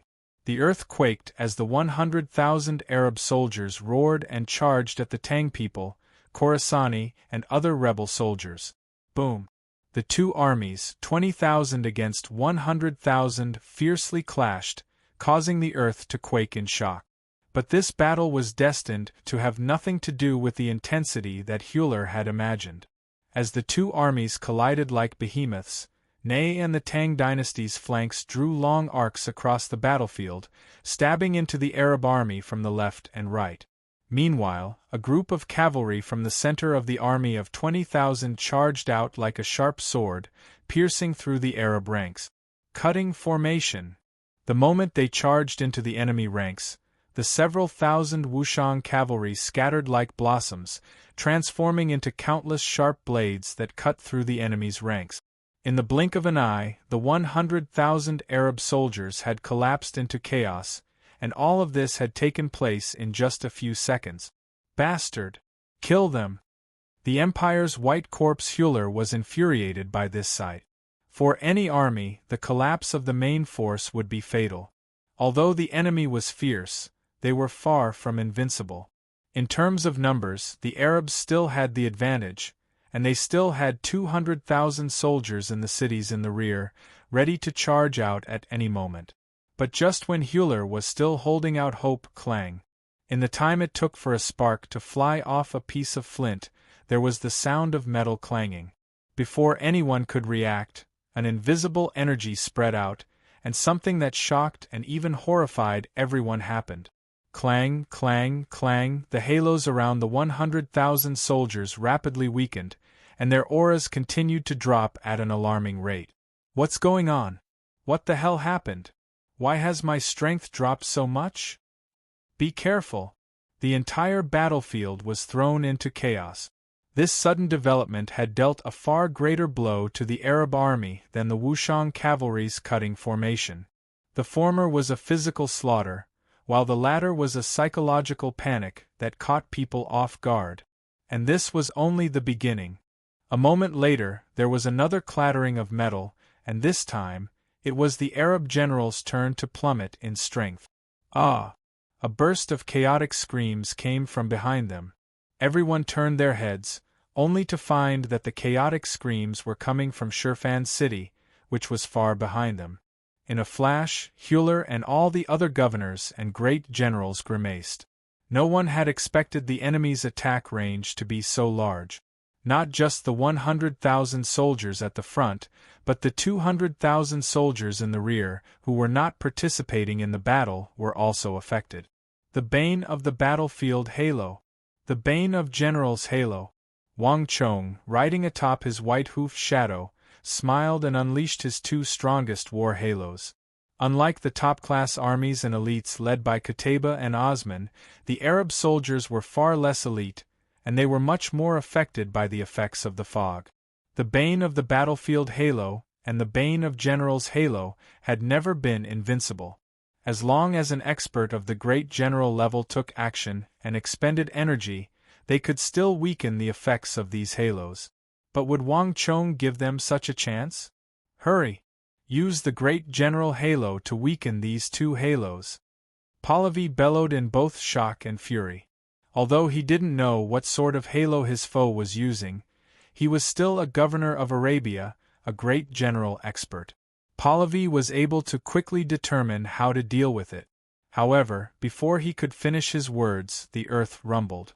In an instant, everyone felt an enormous aura suddenly rise up from the ground like a tsunami, heading toward the three of them at an astonishing speed.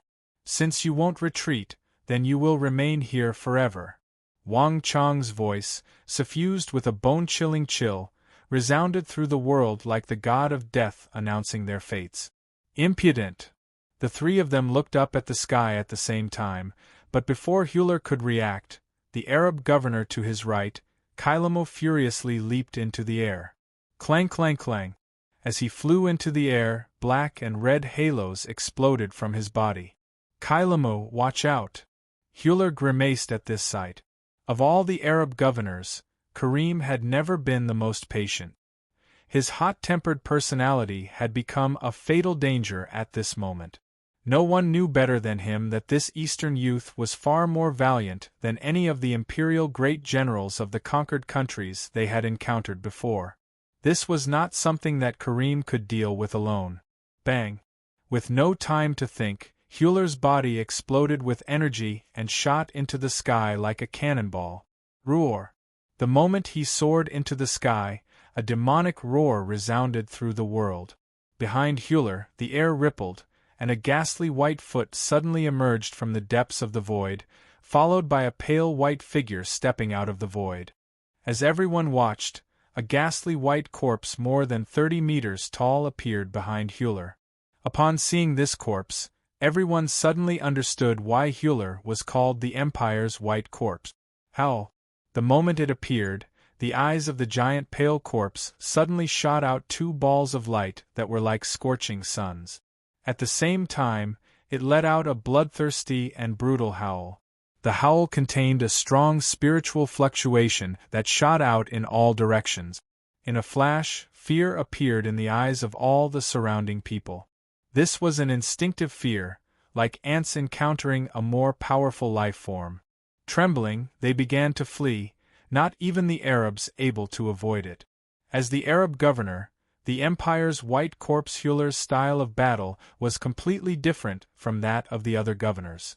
The giant corpse that Hewler had summoned possessed powerful psychic energy, and the howl of fear it let out was enough to make even Saint Martial experts tremble and feel a deep dread in their souls.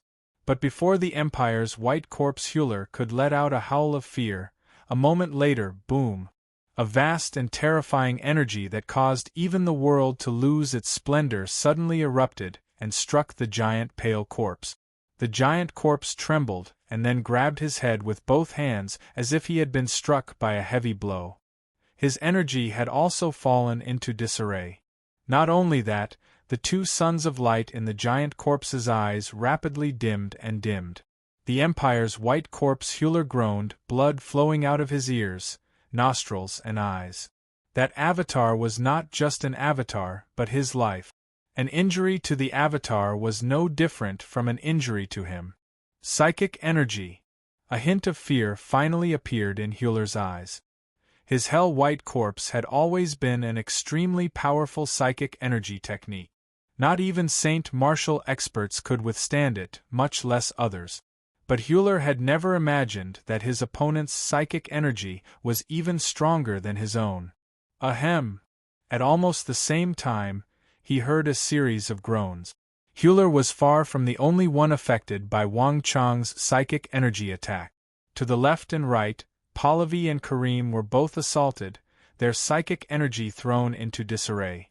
Even their techniques were affected by this psychic attack, causing them to clearly stagnate. Psychic storm. This was an evolved technique that Wang Chong had comprehended from Mazel's Thorn of Darkness. The Thorn of Darkness was a technique that could be used against a single opponent, but Wang Chong had evolved it into a psychic energy technique that could be used against multiple opponents. Even against multiple Saint Martial experts, it could still deal a massive blow to their minds and souls, throwing them into disarray. Great destruction art.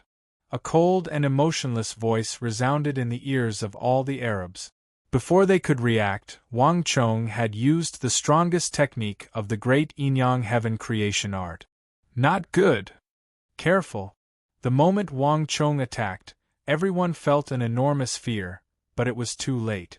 Boom, boom, boom. In the blink of an eye, a huge airflow whizzed down from the sky and violently hit the ground. In the sky there was a loud noise, and several figures were sent flying like kites with their strings cut. Run! Hewler's face was covered in fear as he fled. If one looked carefully, one of his arms was limp at his side, blood gushing out of it. Hewler had actually been injured in a single blow.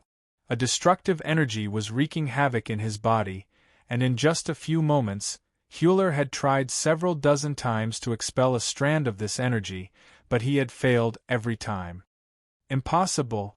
Just what kind of energy could be so terrifying? Hewler's heart thumped in fear. He had originally believed that no matter how powerful his opponent was, he would only be on the same level as Abu Muslim, but not even Abu Muslim could defeat him like this. But before Hewler could get very far, he heard a shrill wail. Before Hewler could react, an enormous aura vanished from his senses. Pahlavi. Hewler's heart sank as a thought flitted through his mind. I said long ago that you were seeking death. Chapter 1191.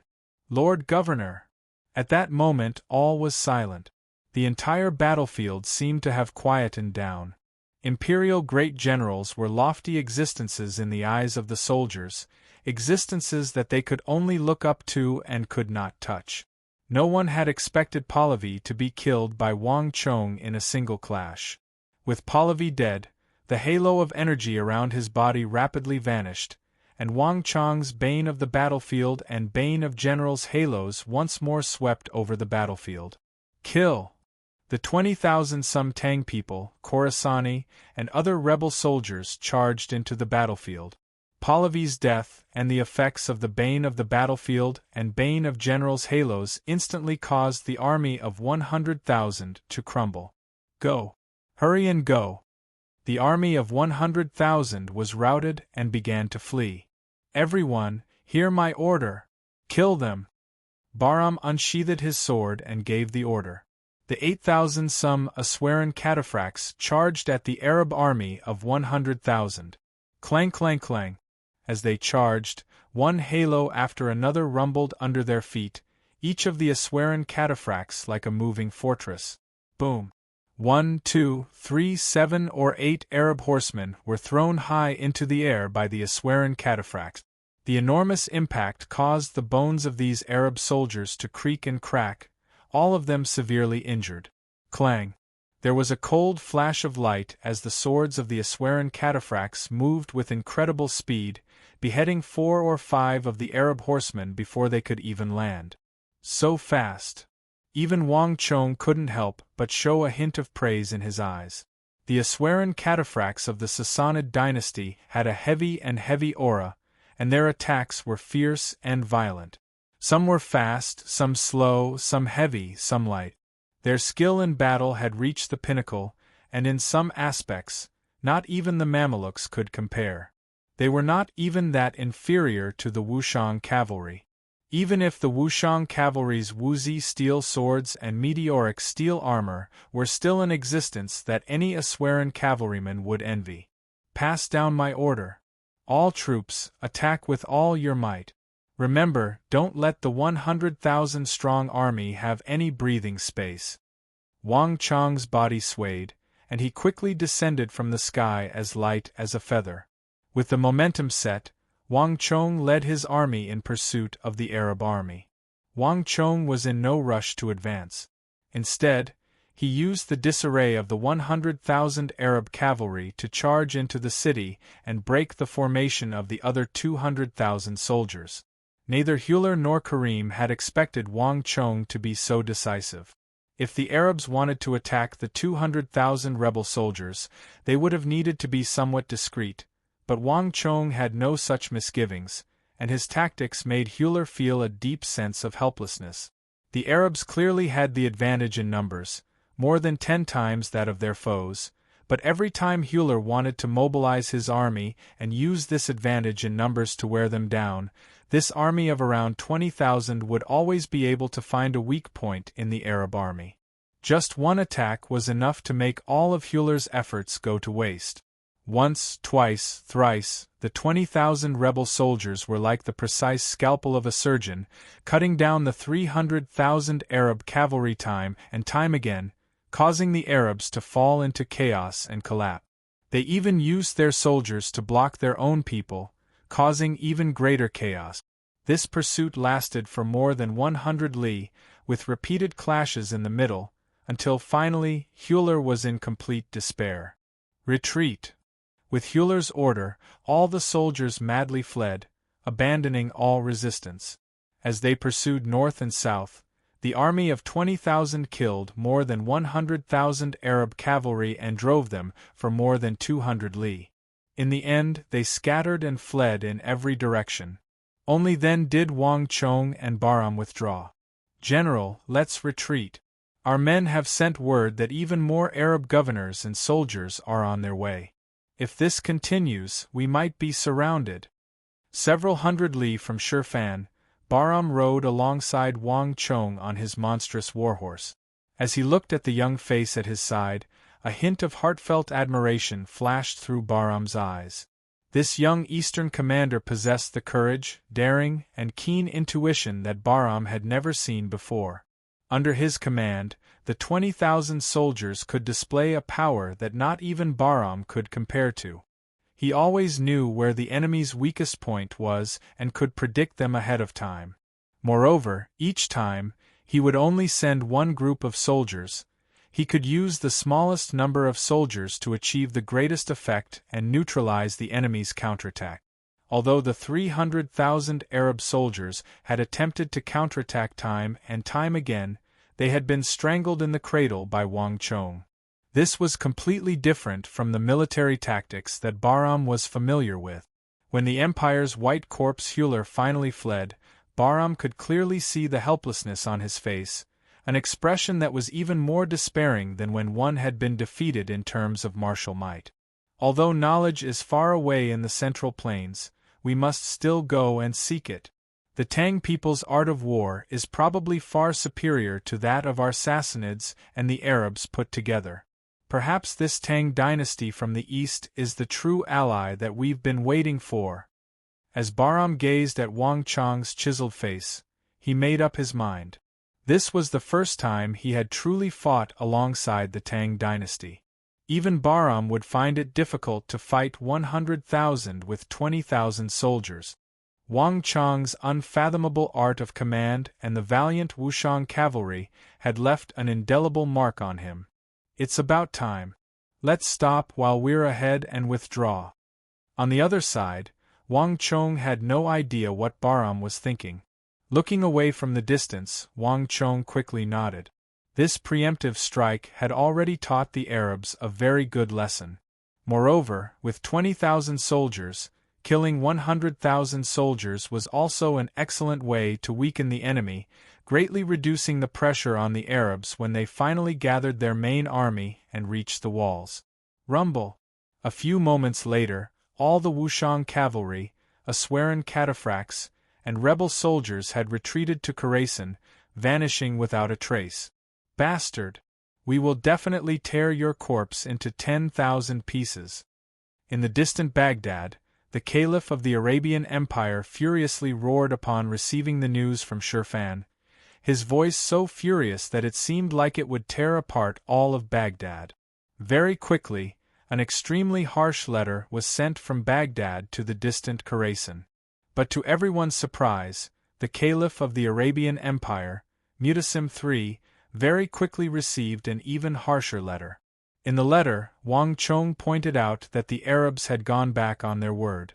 On the surface, they had agreed to negotiate with the Tang dynasty, but they were secretly preparing for war.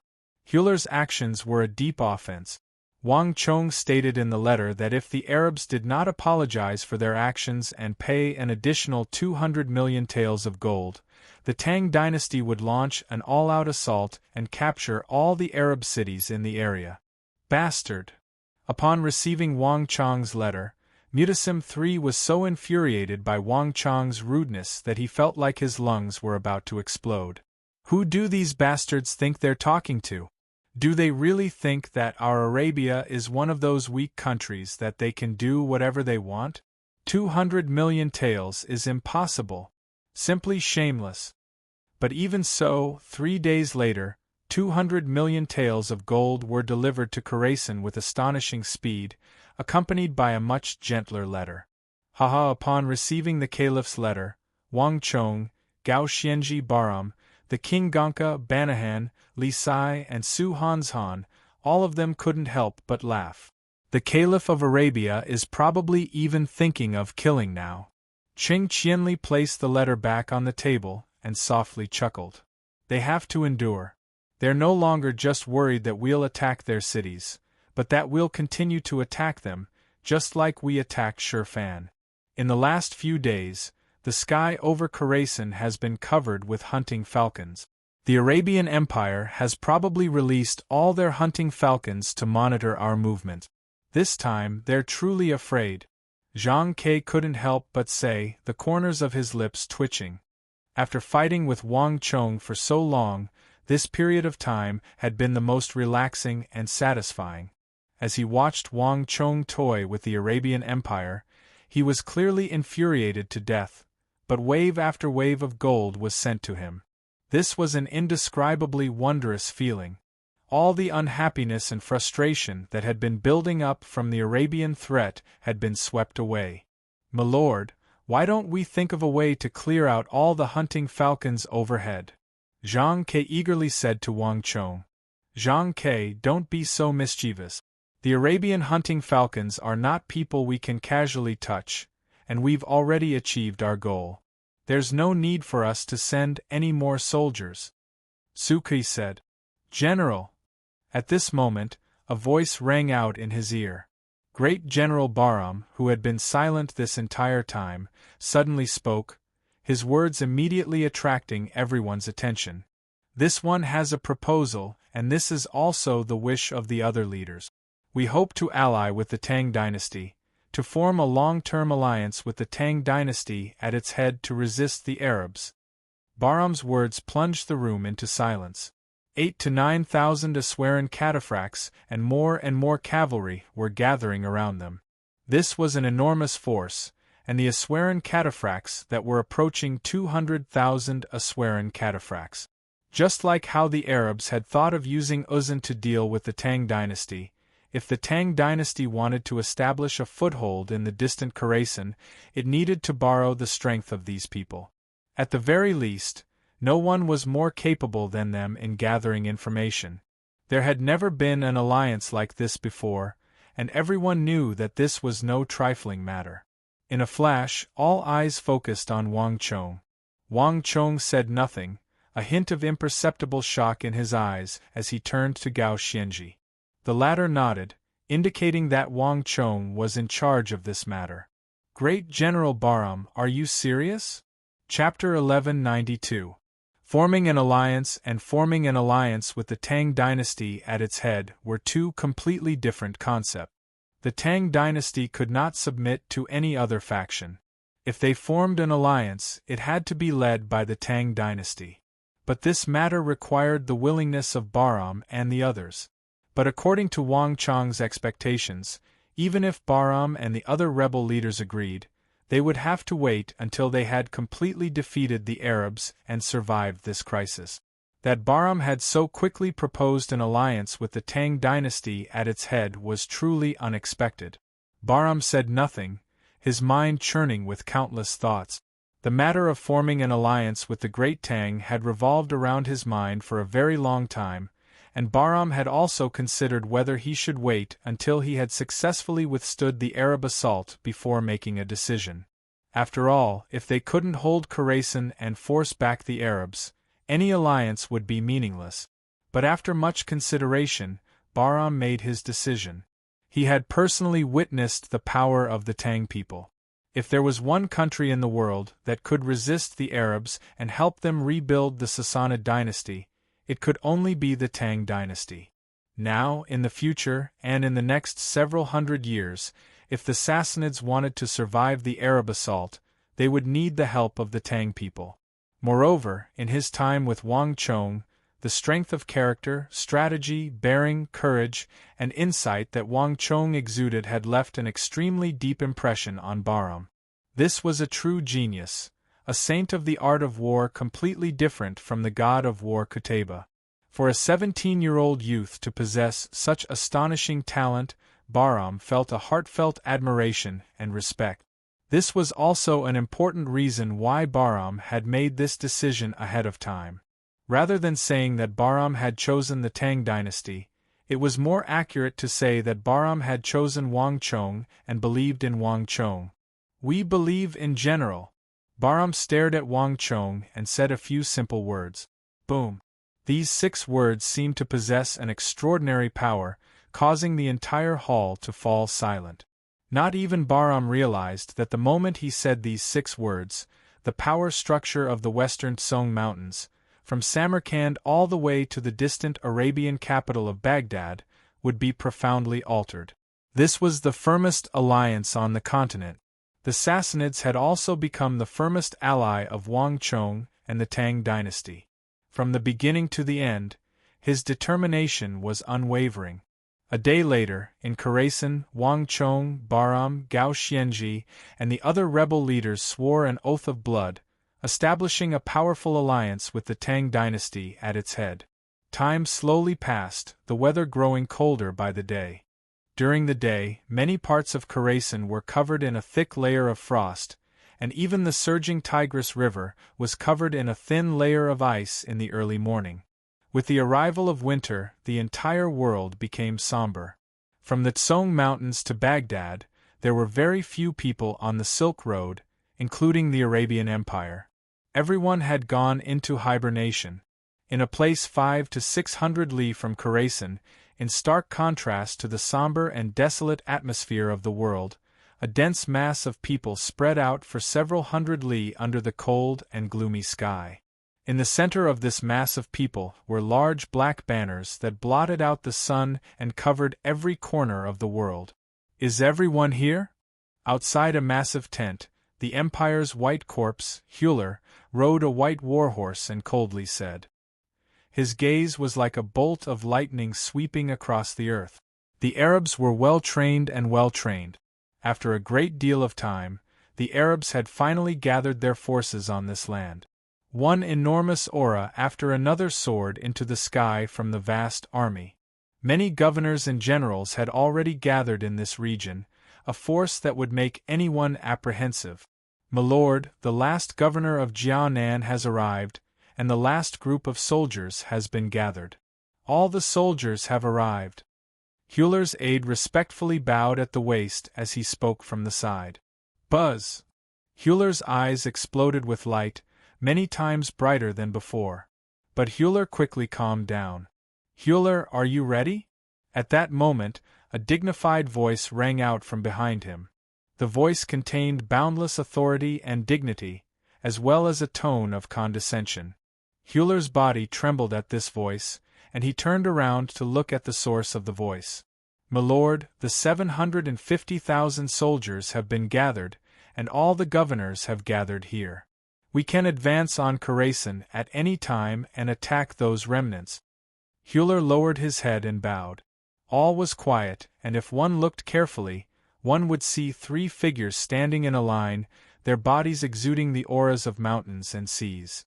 Although Hewler was known as a powerful governor of Arabia, he was clearly dwarfed by these 3, like a child standing before an adult. The 3 titans of black radiance. There had been many formidable governors in Arab history, but before Abu Muslim, the 3 titans of black radiance had been the most famous. They had been the strongest governors of the empire in the east, but they had later retired from the army. Only after they retired did Abu Muslim and Ziyad have the chance to become the most famous governors of iron and blood in the east. Although they had retired from the army, the 3 titans of black radiance still possessed an extremely high prestige in the army. Not even Hewler could compare to them. Qutayba had died in battle, Ibak and Osman had been killed, and even Hewler had been defeated. There was basically no one in the Arabian Empire that could contend against the Tang dynasty's Wang Chong. Thus, they had been forced to invite these 3 renowned figures of the army. "Then let's move out," the head of Black Radiance, Fadi, said. "Leave those top-class Tang dynasty generals and Bahram to us," the blood of Black Radiance said. "The blood of Black Radiance," Faraz added. "Once the city is breached, kill all the Khorasani. Leave none alive." The blade of Black Radiance, Imran, said. "Anyone who dares to collude with the infidels of the East should be prepared to die. Khorasan needs a true cleansing." The 3 of them spoke in calm and emotionless voices, deciding the lives of hundreds of thousands of people in Khorasan with just a few words. Boom! With this order, the army began to move. More than 700,000 soldiers, countless governors, and generals surged toward Khorasan, causing the earth to tremble. At the same time, on the western walls of the distant Khorasan, countless figures were gathered, all of them looking in the direction of Baghdad, the atmosphere solemn and respectful. Even though the other side was empty and devoid of people, all of Khorasan was fraught with tension, as if a battle was about to begin. Whoosh! Without any warning, the wide Tigris River outside Khorasan suddenly began to sway. As if its rhythm had been disrupted by some energy, the water splashed and splashed into discordant waves. Rumble! A few moments later, a power emerged from the ground, and everyone on the walls of Khorasan could clearly sense the walls beneath their feet shudder. "What's going on?" The people on the walls looked around, all of them extremely uneasy. However, in just a short moment, not only did the tremors not weaken, but they also intensified, as if there was an invisible giant hand shaking the entire city underground. "Look over there!" Suddenly, a tall Khorasani cried out in alarm as he pointed into the distance.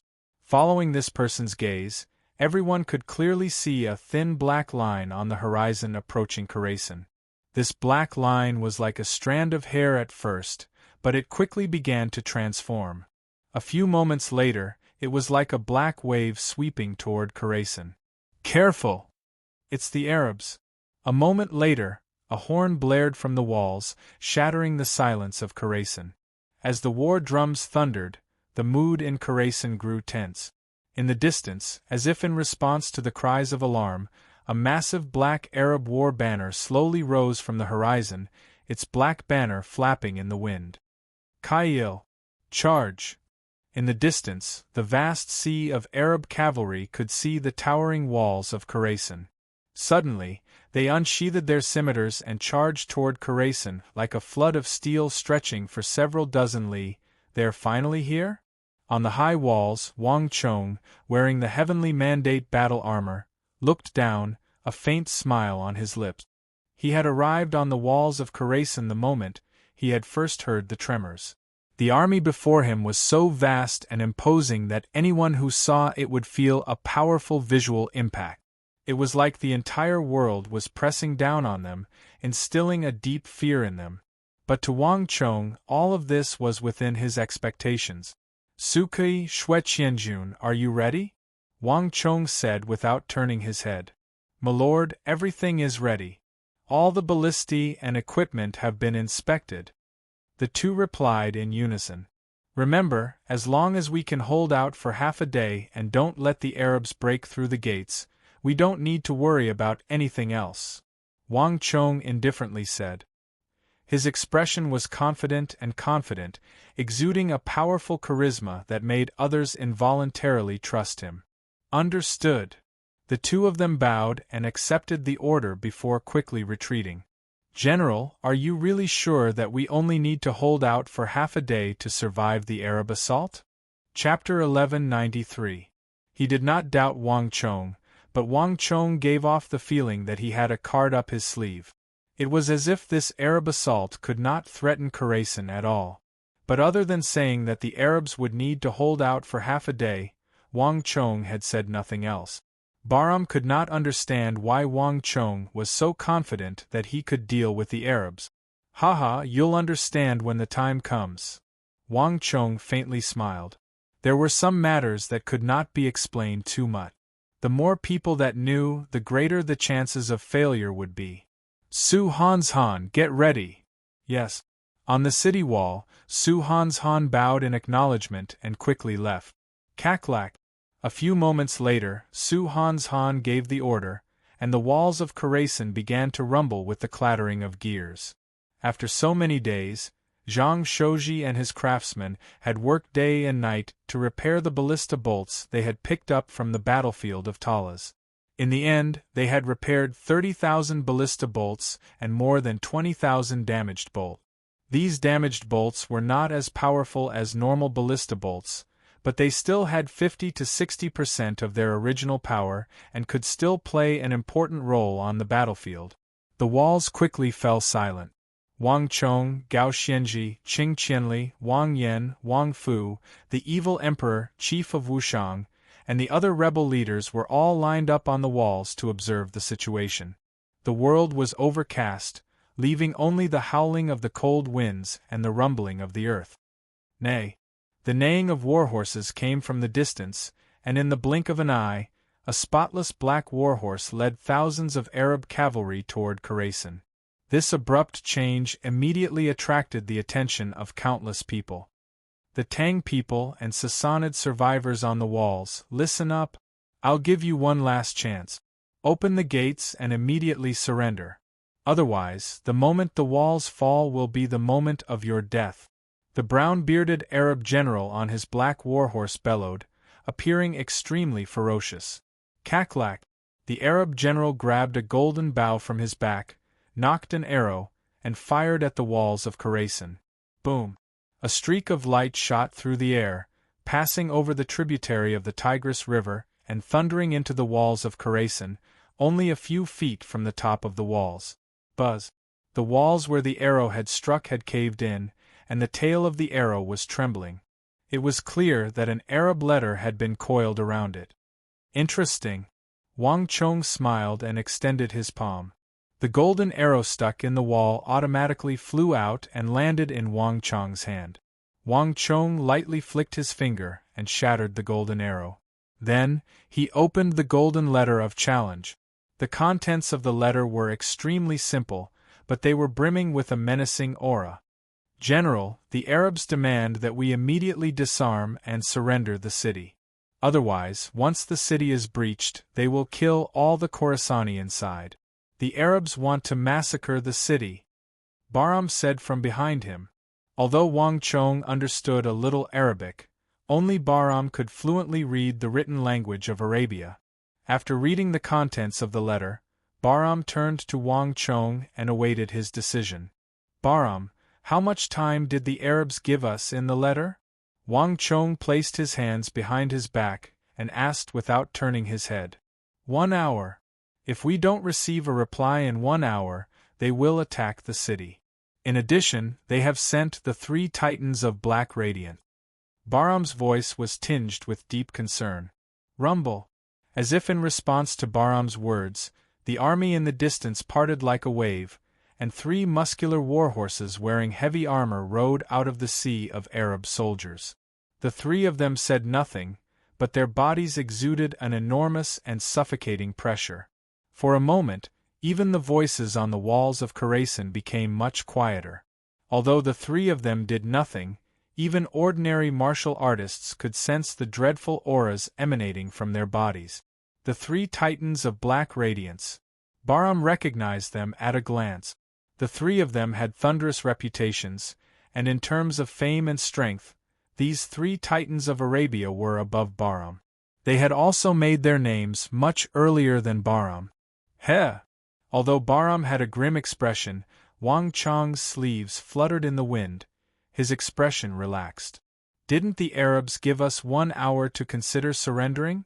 Tell them that we will seriously consider it. Everyone on the wall was dumbfounded by these words, and even Bahram was dumbfounded. Marquis. At that moment, even Chun Bin didn't know what to say. In addition, tell them that 1 hour is not enough. I need to carefully discuss this with the leaders of the rebel armies, so I need at least 6 hours. Wang Chong added. Buzz. The walls were eerily silent at first, but then they slowly began to understand, smiles appearing on their faces. Understood. Leave this matter to me. Bahram was the first to respond, a smile on his lips. Following that, the others also reacted and laughed. How can 6 hours be enough? Marquis, it should be at least 8 hours. That's not enough. I feel like we need at least 12 hours. That won't do. Think about it. We have so many rebel armies. The people on the walls began to talk, all of them smiling. At this moment, they completely understood Wang Chong's intentions. A few moments later, a letter personally written by Bahram was wrapped around an arrow and handed to a Khorasani master archer. We've already thought it over. Catch! Bahram harshly shouted from the wall. He then turned his head to glance at the master archer next to him. Boom!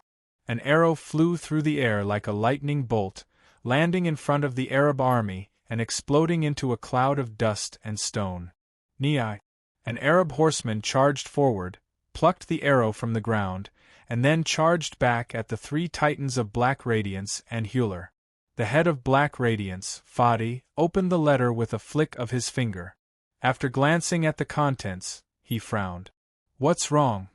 Huler leaned over and glanced at the letter, upon which he frowned just like the 3 Titans of Black Radiance. Opening the gates and surrendering had been just empty words. No one had expected the Tang people to actually agree, only that they needed 8 hours to consider. What do you mean? The head of Black Radiance, Fadi, tossed the letter to Huler. The 3 Titans of Black Radiance were powerful Arab governors with extremely high prestige in the army. If it were just a war, the 3 of them wouldn't even have furrowed their brows. But the contents of this letter left the 3 Titans dumbfounded, and they didn't know how to react. Huler, what do you think? The Blade of Black Radiance Imran suddenly asked. This. I also don't know, but this general believes that the Tang people are definitely playing a trick. Huler's brow furrowed in contemplation. So you mean that we should immediately attack Khorasan? The Blade of Black Radiance Imran asked. His face was completely shrouded in a black visor, making it impossible to see his expression. Hewler opened his mouth, but he hesitated. He instinctively wanted to say yes, but he swallowed his words. For a moment all was quiet. The three titans of black radiance and Hewler were silent, all of them stumped by Wang Chong's simple reply. Marquis, look. All four of them are stumped. They definitely didn't expect us to reply and ask them to seriously consider it. On the distant walls of Karasan, Shui Qianjun, Su Kui Chenbin, and even Su Hanshan were all paying close attention to the Arabs on the banks of the Tigris River. The three titans of black radiance and Hewler had stopped their horses as if they had been petrified. It was an extremely comical sight. As expected, Marquis's reply has put these fellows in a difficult position. Chen Bin smiled. Wang Chong, do you think they'll agree? Gao Xianji could not help but ask as he looked into the distance. It doesn't matter if they agree or not. Everything will depend on their own choice. Wang Chong held his hands behind his back and smiled. Wang Chong and the others didn't have to wait for long. A few moments later, the Arabs replied. A golden arrow was nailed to the walls, the quivering tail of the arrow carrying the Arabs' reply. The Arabs had agreed to the request of the Tang dynasty, but only for 6 hours. If the gates were not opened in 6 hours, the Arabs would immediately attack. On the walls, the Arabs maintained their composure upon receiving the Arabs' reply, but they were inwardly bursting into laughter. Write another letter to the Arabs. Tell them that a portion of the rebel army is intensely opposed and is already preparing for a mutiny. 6 hours is not enough. We need even more time. Wang Chong stood with his hands behind his back as he spoke once more. Bang! With Wang Chong's order, another arrow carrying the letter from the Tang dynasty shot into the Arab ranks. Upon receiving the letter from the Tang dynasty, the three titans of black radiance and Hewler had strange expressions on their faces. They had originally been anticipating a fierce battle, but the development of the situation had taken them by surprise. In normal circumstances, the Arabs wouldn't even need to think about it. They would just charge into Karasan and kill all the Tang people. But everyone knew that Karasan's walls were high and thick, and there were 200,000 rebel soldiers within. This was no small number, and even in normal circumstances, the Arabs would have to pay a heavy price for victory. Chapter 1194. What do we do? It was Hewler's turn to ask a question, his expression extremely unsightly. Let them do as they please. Isn't it just 8 hours? I'd like to see what tricks they have up their sleeves. The moment Faraz of Black Radiance spoke, the three titans of Black Radiance seemed to reach an agreement and left behind this order. The three quickly turned their horses around and rode into the depths of the army. As for the Tang dynasty, they exploded with cheers and laughter upon hearing the Arabs' news. 8 hours was equivalent to half a day. With just a few words, they had completely toyed with the Arabs. Let's go back and rest. Great General Bahram, I'll leave the matters on the walls to you. Although the Arabs have promised to attack the city in 8 hours, we can't completely trust them. Protector General Gao and I will come to your aid at any time. Wang Chong turned to Bahram. After fighting alongside Bahram, he had gradually gained an understanding of this Sassanid great general. His style of battle was upright and dignified, steady, and almost impenetrable. With him standing guard on the walls, even if something went wrong, Bahram would be able to buy them enough time. Relax. Leave this matter to me. Bahram's eyes were bright as he patted his chest. Wang Chong nodded and turned to Li Sai. Li Sai, you stay as well. Work with Bahram in the defense. Yes, my lord. After descending from the walls, Wang Chong quickly entered the Lord's Hall of Karasan, accompanied by Zhang Shoji, the King Gonka, and Banahan. Venerable Senior Zhang, have you prepared everything I ordered you to do? Wang Chong sat down in the hall and solemnly said.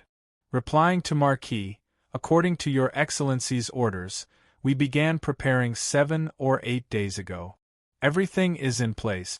There will be no slip-ups. Zhang Shouji bowed his head and said respectfully, "My lord, our side is also ready. But forgive me for speaking out of turn. Could it really be as my lord said?" Banahan asked doubtfully. When he first received Wang Chang's order, he had asked about it, but Banahan felt that it was too unimaginable. "It's fine if that's not the case, but if it really is as I imagine, then it won't just be the Arabs, but us as well." Wang Chang's gaze was like lightning as it slowly swept past them, and his expression was incomparably solemn. Although he had always looked relaxed in front of everyone, as if victory was in his grasp and he had a well-thought-out plan, only Wang Chong knew that this matter was not as simple as he had imagined, and it was possible that the entire army would be wiped out. "Understood." Seeing the solemn expression on Wang Chang's face, everyone replied in unison. "Let's check it again," Wang Chong said. "Yes, my lord." Time slowly passed, and the Arab army was getting closer and closer. It was only 10-some paces from the surging Tigris River, its 700,000 soldiers exuding a formidable pressure. But just as they had agreed, the Arabs did not rashly attack, instead waiting for the Tang dynasty to open the gates and surrender. In the blink of an eye, noon had passed, and everyone was waiting for Wang Chang's answer. Bang! An arrow quickly flew down from the walls of Khorasan and landed in front of them. "My lord, the Tang people have sent another letter saying that the rebel army in the city is getting more and more opposed. Although a large number of rebel soldiers have agreed, they will need another 2 hours to convince the rest." The messenger took the arrow and quickly ran into the tent at the back. "What?" Upon hearing the news, the Empire's white corpse Hewler stood up in anger. In the tent, the 3 titans of black radiance were motionless, but they were also frowning. "What's going on? It's already been 8 hours. Are they still trying to fool us?" The Empire's white corpse Hewler roared. "My lord, but we already gave them 8 hours. If Khorasan really is as they say, wouldn't all our efforts have been for naught?" At this moment, one of the generals said. Hewler froze, momentarily at a loss for words. "This time, there are a lot of rebels. Each of them has their own ideas. The Tang people have just arrived. Even if they want to surrender, it will be difficult to get their consent." At this moment, another general spoke. Hewler's eyes widened and he was rendered speechless. He could feel that he was completely toyed with by the young commander of the Tang dynasty. It was a very bad feeling. "Pass down my order. Give them another 2 hours." The 3 titans of black radiance finally made up their minds. However, this feeling was very uncomfortable. The 3 of them were now regretting their previous proposal. Flap flap! A messenger bird soared into the sky and quickly flew into Khorasan. But 2 hours later, the Tang dynasty sent another message. The rebels still had not reached an agreement and needed more time, but it wasn't long before they could reach an agreement. They hoped that the Arabs would patiently wait for news. Bastard!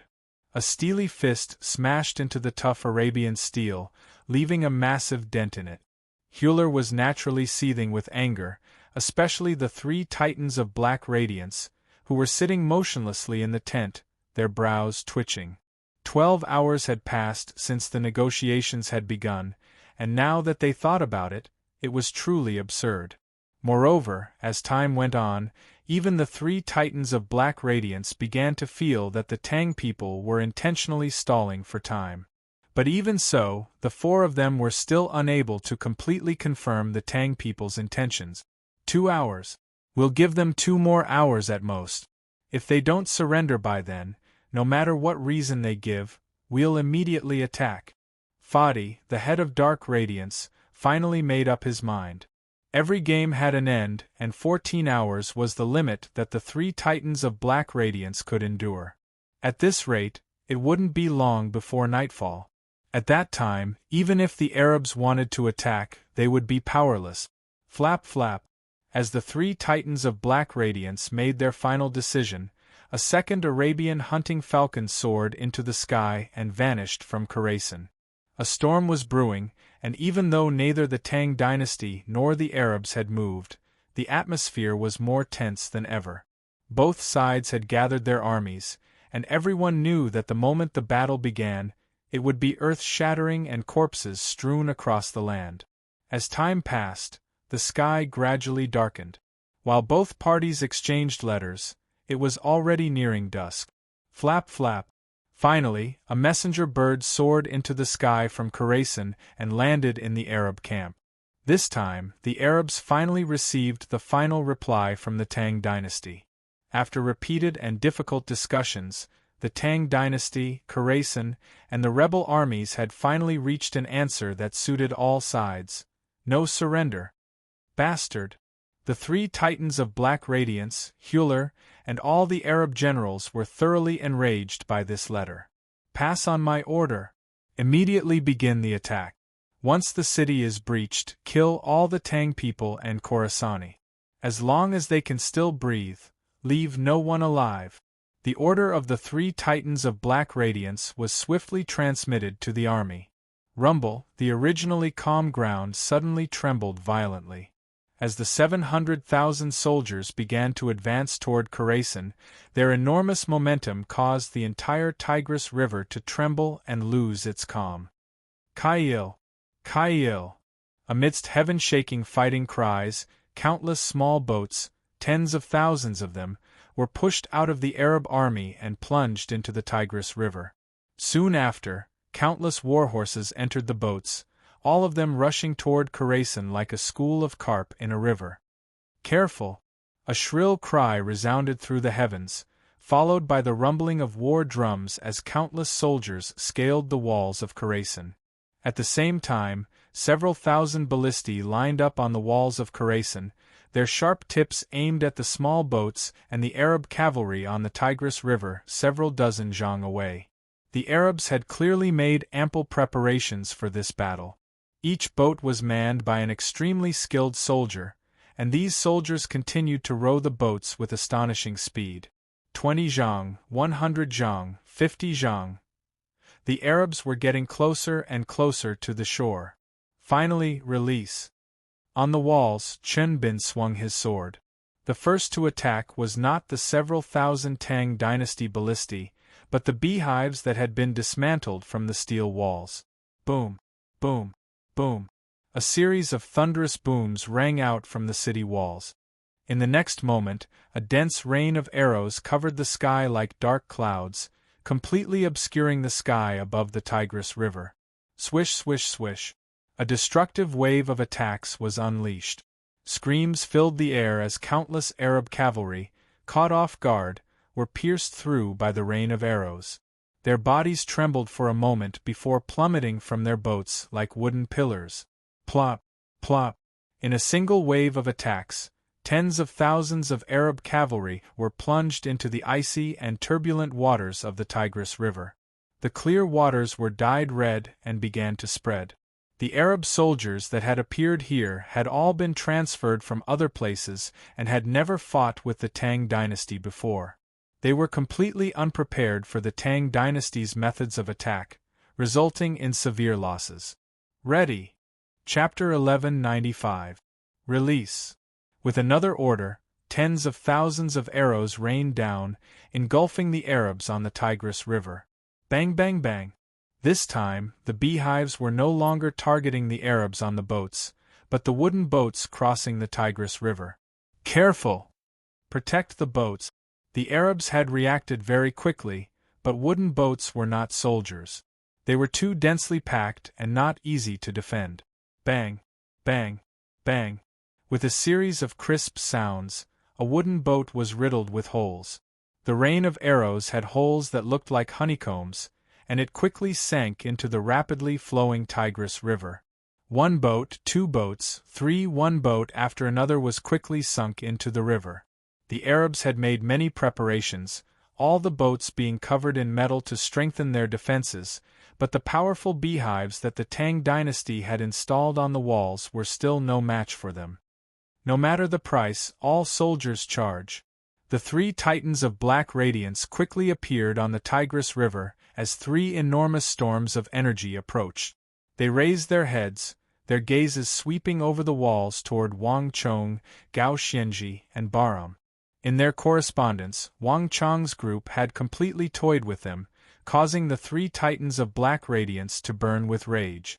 They wanted nothing more than to immediately kill Wang Chong's group. In the entire Arabian Empire, no one had ever dared to humiliate them like this. Rumble! In the blink of an eye, the Tang, Khorasani, and rebel soldiers on the other side of the river watched as more than 10,000 wooden boats emerged from the rear of the Arab army and were tossed into the Tigris River. In just a few moments, the Tigris River was once more covered in wooden boat. Charge! With this order, the 100 vying boats once more shot toward the majestic walls of Khorasan. Cui Piaochi, Li Sai, Banahan, King Ganka, get ready! Wang Chong said without turning his head as he stared at the Arabs charging at him. Yes, this general obeys. Behind him, everyone responded in unison. They quickly turned around and headed down the city wall. Qianli, Yuanqing, Shi, the three of you should go as well. Gao Xianji looked at the opposite side and ordered. Eben, you go. Bahram spoke at almost the same time. This general obeys. Behind Bahram, an early-level imperial great general bowed and began to descend the walls. The ships were getting closer and closer. People were constantly shot through by the rain of arrows, and there were also ships constantly falling into the water and sinking into the Tigris River. Along with their horses, they were overturned by the huge waves and washed downstream. Even though the Arabs had suffered grievous losses, with tens of thousands of soldiers dying in the Tigris River in just a few rounds of attacks, the Arabs had not been able to resist. But a mere several tens of thousands of soldiers was a negligible number to the more than 700,000 Arab cavalry gathered in the army. Crash! The river trembled and white waves surged. A wooden boat was the first to cross the Tigris River and reach the opposite bank.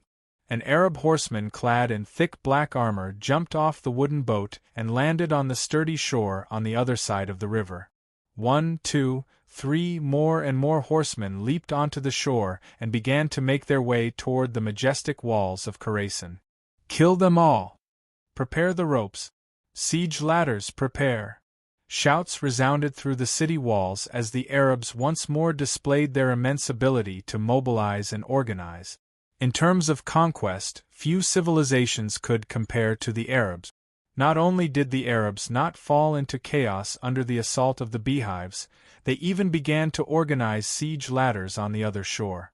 From the imposing walls, one could see heavily armored Arab soldiers assembling the steel parts into steel siege ladders. Translated by Hypersheep 325. Edited by Mikir. In the middle of the army, the Arab horsemen took out large bags made of black leather, from which they extracted long ropes. Siege troops, get ready! An Arab general bellowed from below the walls. Following his orders, long ropes were quickly handed over to the burly, muscular, and explosive warriors who were a head taller than the other warriors. Swish!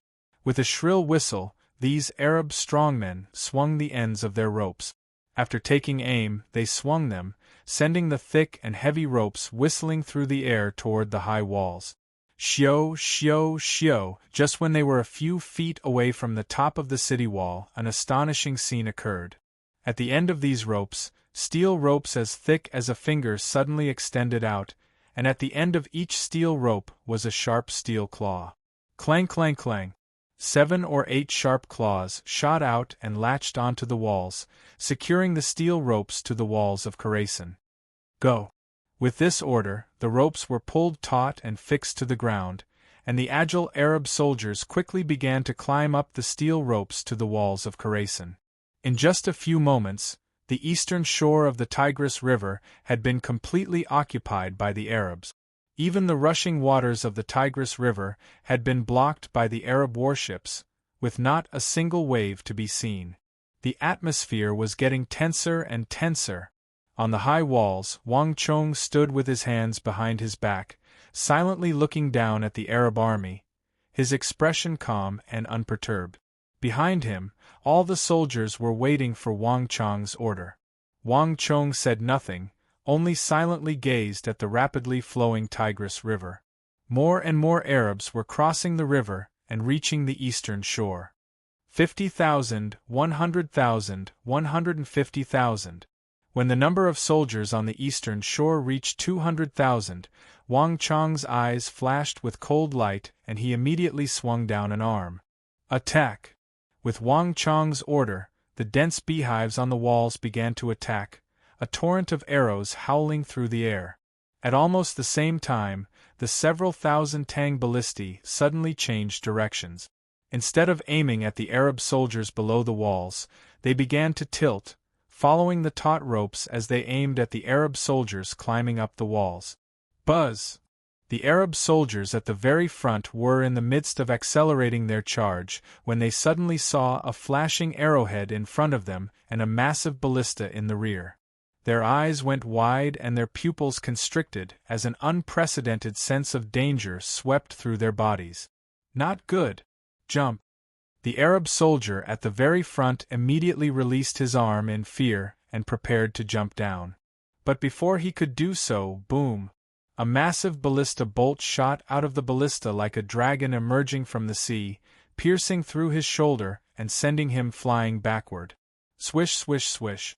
Ballista bolts flew through the air and blood splashed through the air. The Arab soldiers climbing up the ropes were like skewered grasshoppers, pierced by the sharp ballista bolts one after another. The sound of arrows piercing through flesh and bone was enough to make one's scalp go numb. Thud, thud, thud. A few moments later, 20-some Arab soldiers were pierced through by ballista bolts and dropped from the rope. At almost the same time, the enormous ropes began to shudder and groan as tens of thousands of Arab soldiers began to drop to the ground. Su Hanshan's ballista army had shocked the world with a single volley. In this volley, they had killed 15,000 Arab soldiers. Ever since the Battle of Talas had ended and all the ballista bolts had been used up, Su Han had begun to strictly control the use of ballista bolts. Until a new batch of ballista bolts arrived, the tens of thousands of ballista bolts that Zhang Shouji had repaired were their only remaining reserve. And for the Tang dynasty, the ballista bolts and beehives were only the beginning. A moment later, rumble! As the Arabs looked on in shock, the massive and sturdy gates of Khorasan opened with a boom. The Arabs had predicted that this would have been the most difficult part, but it had been accomplished so easily. And then, something even more shocking occurred. Kill! War cries shook the heavens as tens of thousands of Tang, Khorasani, and rebel soldiers charged out of the open gate, their eyes wide with rage and killing intent seething from their bodies. Careful! Get into formation! At this sight, the Arab soldiers on the eastern shore fell into panic. In terms of soldiers, the Arabs had the absolute advantage. 600 to 700,000 soldiers were more than enough to crush the mob in the city. No one had expected that the Tang dynasty would dare to attack even though they had the advantage in numbers. Damn it! On the other side of the river, the three titans of black radiance grimaced. Pass on my order! All soldiers, hurry up and cross the river. We can't give them a single chance. Yes. Tensome messengers scattered and began to issue orders in various directions. But it was too late. The surging tributary of the Tigris River had become a shackle around the neck of the Arab army. The Arabs had hundreds of thousands of soldiers, but the soldiers on the west bank and the warships on the tributaries of the Tigris River were completely useless. Only the 200,000 soldiers on the east bank were truly fighting the Great Tang. In terms of numbers, the Arabs on the eastern bank had no advantage. Attack halfway across the river.